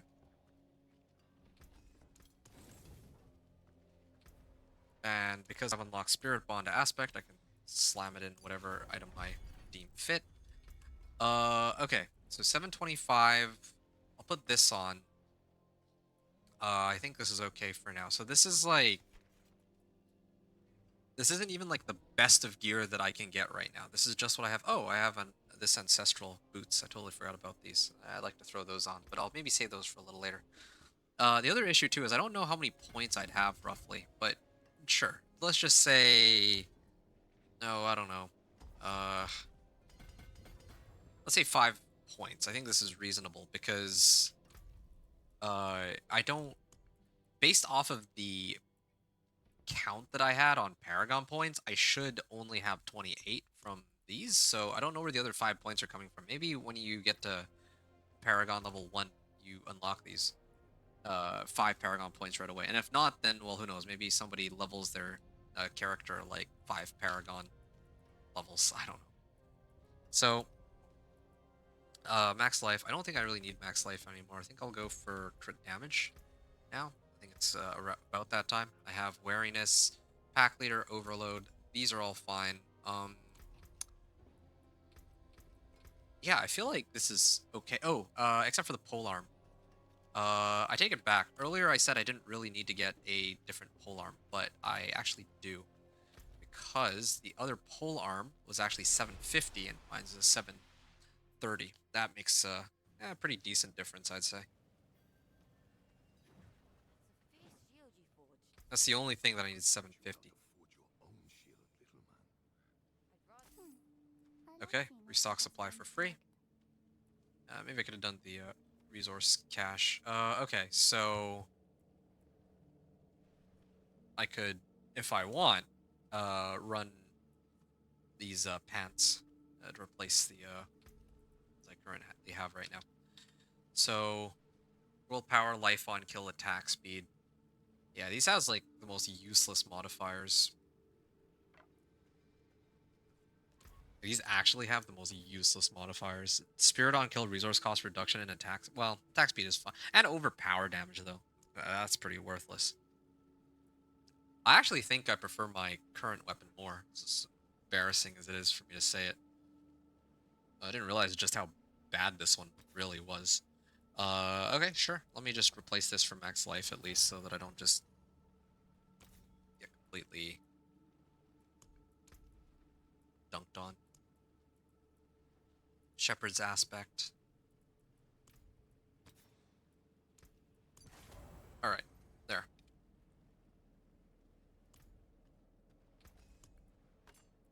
Weapons, and I think I'll do wolves. Chance for wolves deal double damage. Okay, that's good. So, those two are out of the way now. So I have my weapon. I don't have sockets into this yet, but I'm gonna check. I'm gonna check to see if they've adjusted anything for jewelry when it comes to on weapons, because otherwise I don't think I care too much. Well, actually, maybe I could use a bit of extra damage. I don't really have that many like damage modifiers after all. Vulnerable, overpower, crit strike, ultimate, damage over time. It's still the same. Life on kill is basic damage, and my own. My crit chance is 31%, and I don't really have a way to apply vulnerable right now, so I think I'll just go with. If anything, I would just do 2 of these. Add socket. I think it should be fine. It's not that expensive. 2 of these, and then I'm gonna put on a whole bunch of additive damage modifiers, and I'm gonna try to take it on. I think this is like the bare minimum of what I would need. That is a lot of veiled crystals. Do I have damage on this? I do, actually. Oh, yeah, I gotta be careful about that. If I try to upgrade an item, jewelry that is already legendary, then it actually costs more. In fact, yeah. Oh, I just realized, too, this ring. If I put this on, then, I get alpha aspect. Use it then. Okay, hold on. I just want to see if it's even possible to tackle this on. Complete season rank 2 and complete the original campaign. What? I'm so confused. I just... Wait, what? Progression... Okay, unlocks Whispers and the Artificer's Obelisk. They won't even let me keep the, Artificer, like this thing open. Okay, there we go. The Pit Tier 10. Alright, let me, attempt this and see what happens. Let's start with that. I'm not even really running any elixirs and incense. I should. I wonder what the elixirs and incense do now, actually. Very curious. I also like that we don't really... There's no materials for it anymore. Drop Belial. Oh, okay. I can still one-shot these guys. They're still very easy to kill here. Even without having all the upgrades that I would have been a lot more comfortable having. And I feel a lot squishier, too. Previously, going into this, I was, like, effectively immortal. But apparently that's not the case. Also, yeah, this is taking a while. Betraying Eyes. Yeah, I don't know why this is taking so long compared to... Yeah, I'm gonna be able to clear this, but it's not like I'm gonna be able to dog walk it. Uh, yeah, I don't like that I'm so behind. Yeah, okay, I'm like well ahead of the curve. That's what I wanted to know. But if I upgrade everything into 750s, I could probably clear this. And this is like a first character's progression, so it's pretty reasonable to assume that I can get access to all this too. But yeah, that's good to know. Same thing with the Paragon points. I'm a little skeptical on how that's supposed to work. But again, like I think it's fair to just have 5 Paragon points. That's no big deal. This is where I'm supposed to start opening up Paragon points, but that's not until a fair bit later. Complete Artificers. Um, hit there. Complete the following seasonal tasks. So this would be the next. Well, I would need to do these. Or I'd want to do these. I'd want the Paragon points. But actually, no, the fastest way to progress through the game in its current state is to just keep leveling. Just spam world bosses and then get Paragon points that way. Like, why would we need to run the season journey for like 1 Paragon point where when one world boss can already give you like 29 Paragon points? That makes no sense. But anyway, okay, sure. Uh, Rich scrap, refined materials. Oh, yeah, here. So we can actually convert our lesser materials into veiled crystals and our veiled crystals into any of these other ones now. So that's a that's a good change. I'm glad that they let us do that.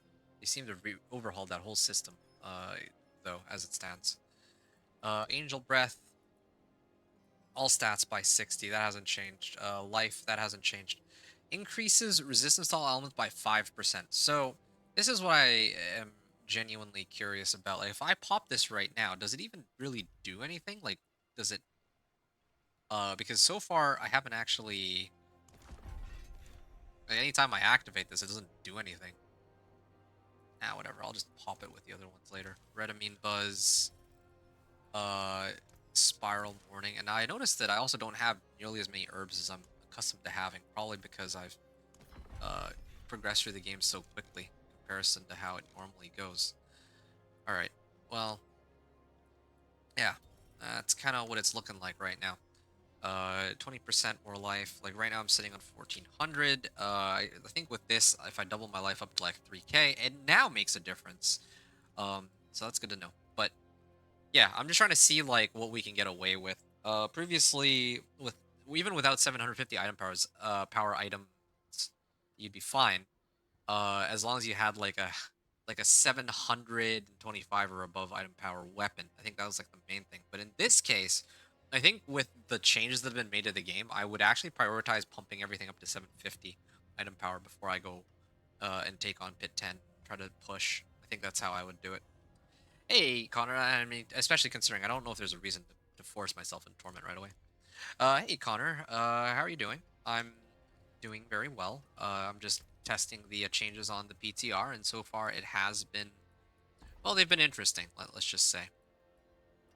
Definitely uh, a lot of stuff to unpack, and well, so far I've been enjoying it. I've been liking the changes, but there is some things that are very, I guess, unusual. Like the fact that I'm leveling a lot more quickly than I think I should be. Like I think one world boss gives like 5 levels from 50 to 55, and then 55 to 59, or at least the equivalent of a world boss, Asmodan. That's kind of how it is right now, which makes no sense. I mean, I think it's fine having all these points now that I think about it. Uh, I'm pretty sure I would already have these cleared. Like, yeah, okay, I'm like one off from this, but this is like close enough, whatever. These ones defeat Belial. You know what? Let's just make it Asmodan. Oh, it's just because I haven't unlocked this. Otherwise I would have already cleared this. I already cleared Asmodan. Yeah, okay. Let's just assume that I have all my skill points. I think that's reasonable. I probably would put all my skill points into these anyway. Resonance, Natural Disaster, and Defiance. And I need Storm's Companion to really make those work, but that's usually where they belong as it stands. So, whatever. In fact, I might as well just toss them now. And then later I'm supposed to get Electric Shock, I believe, once I sub out Poison Creeper in favor of Cyclone Armor. So, that's good. I only started Season 10 3 days ago. Wow. You haven't had a chance to play, so you're really behind. Okay. That's good to know. Yeah, Season 10 is actually, I would say, I would say that it's a good season, but it's probably the season that I played the least in recent memory. Just because like I was able to get through it pretty quickly. So you're starting a little late, but that actually works out in your favor because there's like so much, like you can catch up very quickly because again, there's not really anything too crazy that they've done that would, you know, where you'd be like really behind. Oh, crit chance. Uh all like all resistances would be helpful too, but what? Let's ignore that for now. 340 life per 5. I feel like I'm okay. I can skip that in favor of max life. Yeah, max life is most important right now. Uh, yeah, what can I sub this out for? Hoping for armor or something. Good. Physical resistance, why not? So yeah, physical resistance is still the most important. I don't know what to do about armor though. Like I feel like armor is such a, it's kind of an awkward stat because 3 minutes. All right. I also try to do world boss. World boss would give me a whole bunch of Paragon points. I might actually do a world boss. Yeah, in a little bit. But I'm gonna go to the den first. Yeah, I'm Paragon level. Well, I mean that doesn't really look good for the video though. I think I'm gonna skip this world boss actually. Okay. Took months from me, boy. And yeah, I have 84, You will always have an ally, 84 of these. Kubo. An ally is good, but a friend is even better. Staff. All right. Defensive. Yeah, like 10 to 15 life at this point is like nothing. I think even armor is not very helpful here either. I might have to just hold off on trying to adjust anything on this.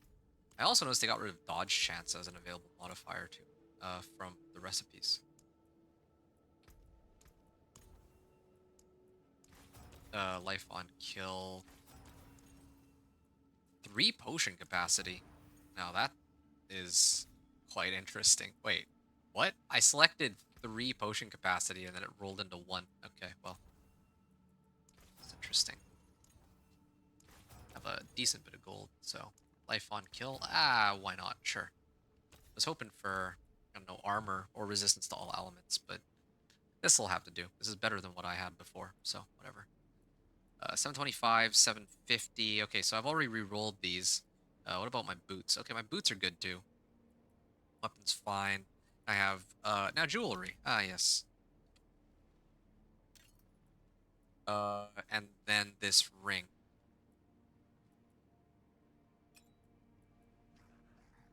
Okay, so these ancestrals, I'm gonna assume that I wouldn't normally have access to ancestrals at this point in the game. Otherwise, I'd gladly use these over my current boots. There's no contest between the two. So crit chance, healing received. Um,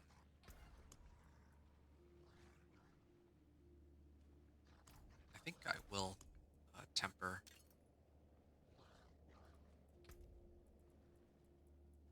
damage.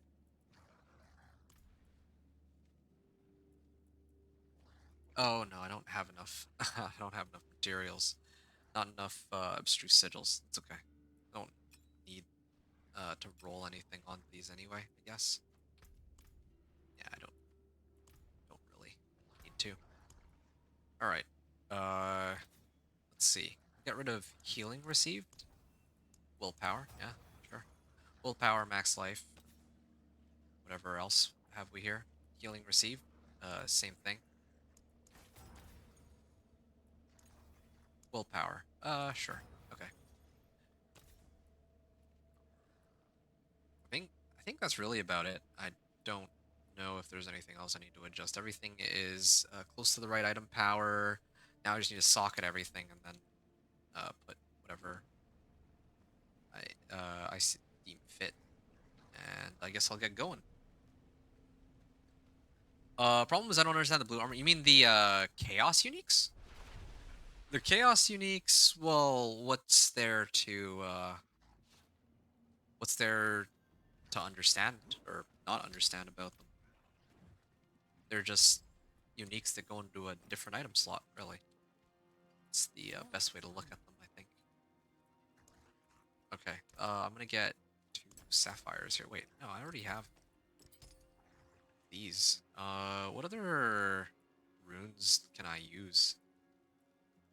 Okay, not very useful. The other ones.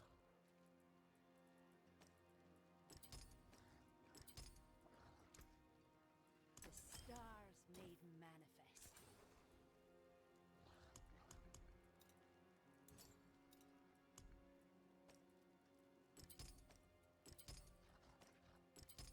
Okay, these all go in.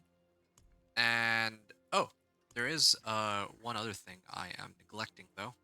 I still have these, and I gotta put, well, yeah, I gotta put these somewhere. Okay, and then add a socket here. Abstruse sigils. Whatever. Sure. Color and brilliance.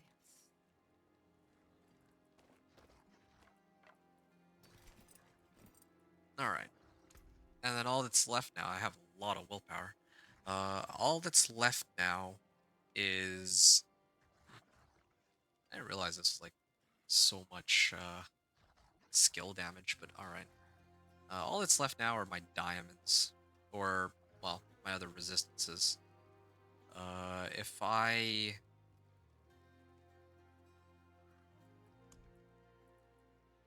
for example, if I tried to do 450 physical resistance, yeah, I only got like 7% out of it, for physical resistance. So I think I'm just gonna do diamonds. Diamonds across the board. This is, I think, what'll work out best for me. Here you are. So 25.5, and then if I put these in, I'm up to 31.5, so I got like 6% out of those. Yeah, there we go. About 8% resistances. You're missing a good amount of gems that would actually boost me up some damage a lot, but I'm kind of soft capped. You don't do enough damage to hard con to get better gear. Well, where are you now, Connor? What's your, like, what level are you? Or what Paragon level are you? And what are you, kind of content are you trying to take on? And then now if I wanted, I could actually throw on Tempers, but I don't think I really need them, so I'm just gonna hold off on that for the time being. Ballistic aspect, I have companion skills, I have alpha aspect. Unfortunately, if I salvage this, then like I want to salvage it and then put on my amulet to get more damage, but if I do that, then I lose a ring. It's like half decent. Aspect of retribution. I think because I'm not using stone burst, I might as well put it here, and then I'll save the ring for something else. That way I don't have to spend materials to re-roll it. So that's good. That's good. Yeah.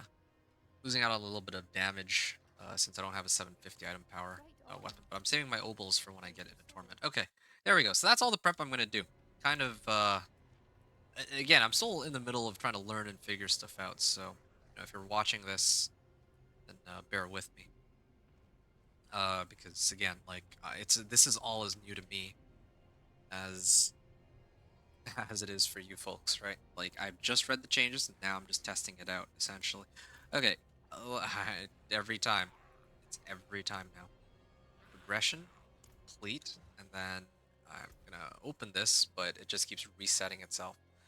All right, I'm gonna try again. This is gonna be pit 10, and I'm going to check to make sure I can clear it right now in my current state, and then I'll stop, and then I'll record it. I'll go from there. I hope whatever's here puts the world to flight. Betraying Eye. Yeah, like these guys actually are so tanky in comparison to what they were before. So I think that progressing through the torments is going to be a lot tougher. I'm hitting for like 70k on pit 10, right? And previously, like, this was enough damage to probably get all the way to even, like, pit 25. But now it's, like, taking a fair bit longer than what it used to. Kind of interesting. So getting to level 60 is the easy part, but now getting to, like, Torment might take a fair bit longer if you're gonna try to push right from the get-go. Like, I probably need to get more Paragon points. If I made to, like, Paragon 30 by doing, like, a world boss or two. Um, then I think that would be a lot faster than trying to force myself into Torment right now. Yeah.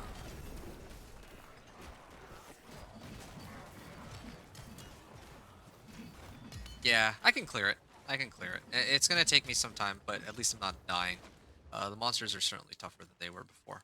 Yeah, but still make it work. And I gotta take on the boss, and I unlock Pit. Can you like? I don't like that they just randomly ambush us. Like, what if I'm trying to like look at this? I'm trying to just go to town here to reset, and I can't even do that. Like, what if I've just died and I need to respawn and go back to town? I have no way to do that. Paragon 109. Oh, okay. I have random gear on with the assets I need, but no gems whatsoever. Uh, you have no gems. You can't even run like flawless, like chip gems or something. That would still be a big help. Like what, 9% or 18%? Like just little boosts here and there. You wrote, I have no keys to do hordes either, and pits aren't dropping you what you need. Okay, now that is tough luck. You have no keys to do hordes. Yeah, well, usually I just grind on Torment 1 and it's okay. Like, usually if you can't clear Torment 1 even, that there's something seriously wrong. Like, at least in in the current season. Here in season 11, I think that Torment 1 will actually be a lot more challenging, but in season 10, like, yeah, by the time you get to like level 60, you're already probably well overqualified to take on Torment 1. It's kind of how I see it. Anyway, I'm gonna mute myself, and then I'm gonna do this run like I usually do. I'm gonna go over my gear and all the usual stuff, and then I'm gonna record the pit 10 clear. So, uh, yeah, hope that you've all enjoyed watching up until this point. And yeah, I guess I'll see you all on the other side.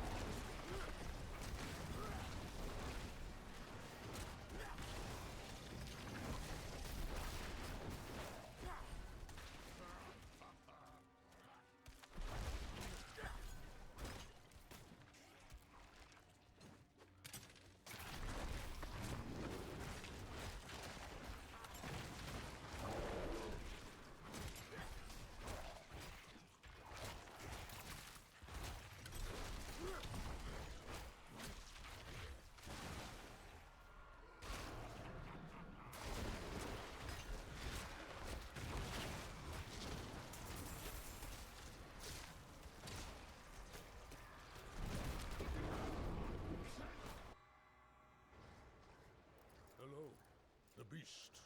I appreciate that. Goodbye. Another soul for the taking.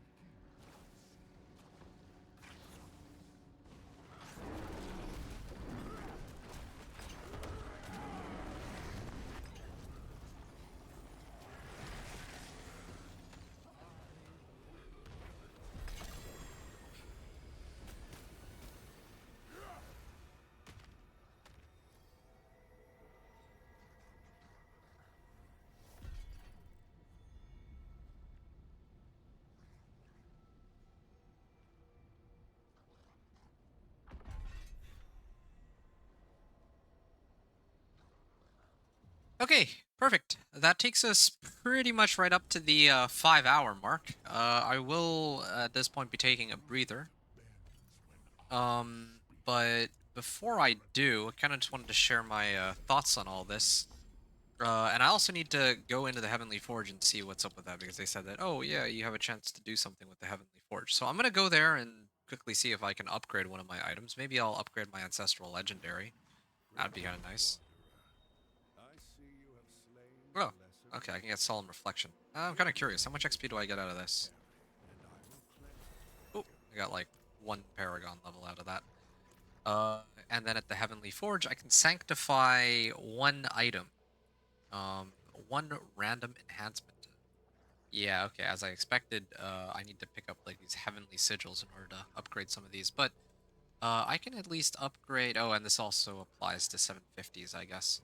But in the meantime, I can just upgrade a non 750. So why don't I try upgrading my weapon? Why not? Although I'll probably be replacing that pretty soon. So I'll do my amulet actually. Yeah, Rectify. Item is indestructible. Well, it doesn't really help me. I wonder if I can still temper it. I thought that items that are sanctified. It says items that are sanctified can no longer be modified, so I guess I can't put damage on this or whatever. I wouldn't anyway, so it's fine. So this run that I just did, I got a better amulet. I guess I would be swapping out to this anyway. I didn't notice that I had this. Oh well, whatever. I'm gonna be replacing one of my rings for this. It doesn't matter that I can't temper them, that I don't have enough materials for them, because I don't think that like I'm still. I mean, the base stats on these items are still more valuable overall. So, what do I think about everything as a whole? So far, I find the changes very intriguing. I also noticed that during the pit run, I did hit a couple -9 like trillion or billion or whatever that value was. So there's definitely some bugs going on with the damage calculations because I think they've readjusted the way combat works. Right? I don't know what triggered it, but yeah, I'm hitting for infinite damage sometimes. And I remember some people were citing something similar with their Dance of Knives rogues. But I'm playing a companion druid, so definitely there's something weird going on with the calculations, I think, across the board. So that's one thing to consider. Um, there's a lot of ways to break this down, but I'll try to be very quick about it, especially because there's still so much more that I'm missing. I think that the leveling process feels pretty good, but maybe like way too fast now. Like it's nice that there's so many other options for leveling, but yeah, they definitely need to tone it down in some cases, like with the world bosses giving like 5 levels from 50 to 55 and all that, because otherwise there's no point in doing anything else. Like I said, gearing wise and stats wise, I don't really like that they reinvented the wheel, but otherwise the yeah, I like that the game is more of a challenge than it was before. I'm not sure how I feel about the fact that clearing this pit was actually such a big struggle for me, despite the fact that I'm like level 60 and all that. And I have no way to really boost my survivability easily. So we'll see how things go when I have to progress from it 1 to 4. But yes, there you go. That is the completion of Pit 10. Will test out other leveling methods on my next character, like Forgotten Wisdom Nightmare Sigils, and I will test the tower and the torment progression when I return with torment 1 to 4 on this companion druid. So there you go. I have reached torment 1 after clearing pit 10. Hope you all enjoyed the run. Thanks everyone for watching. Venture out.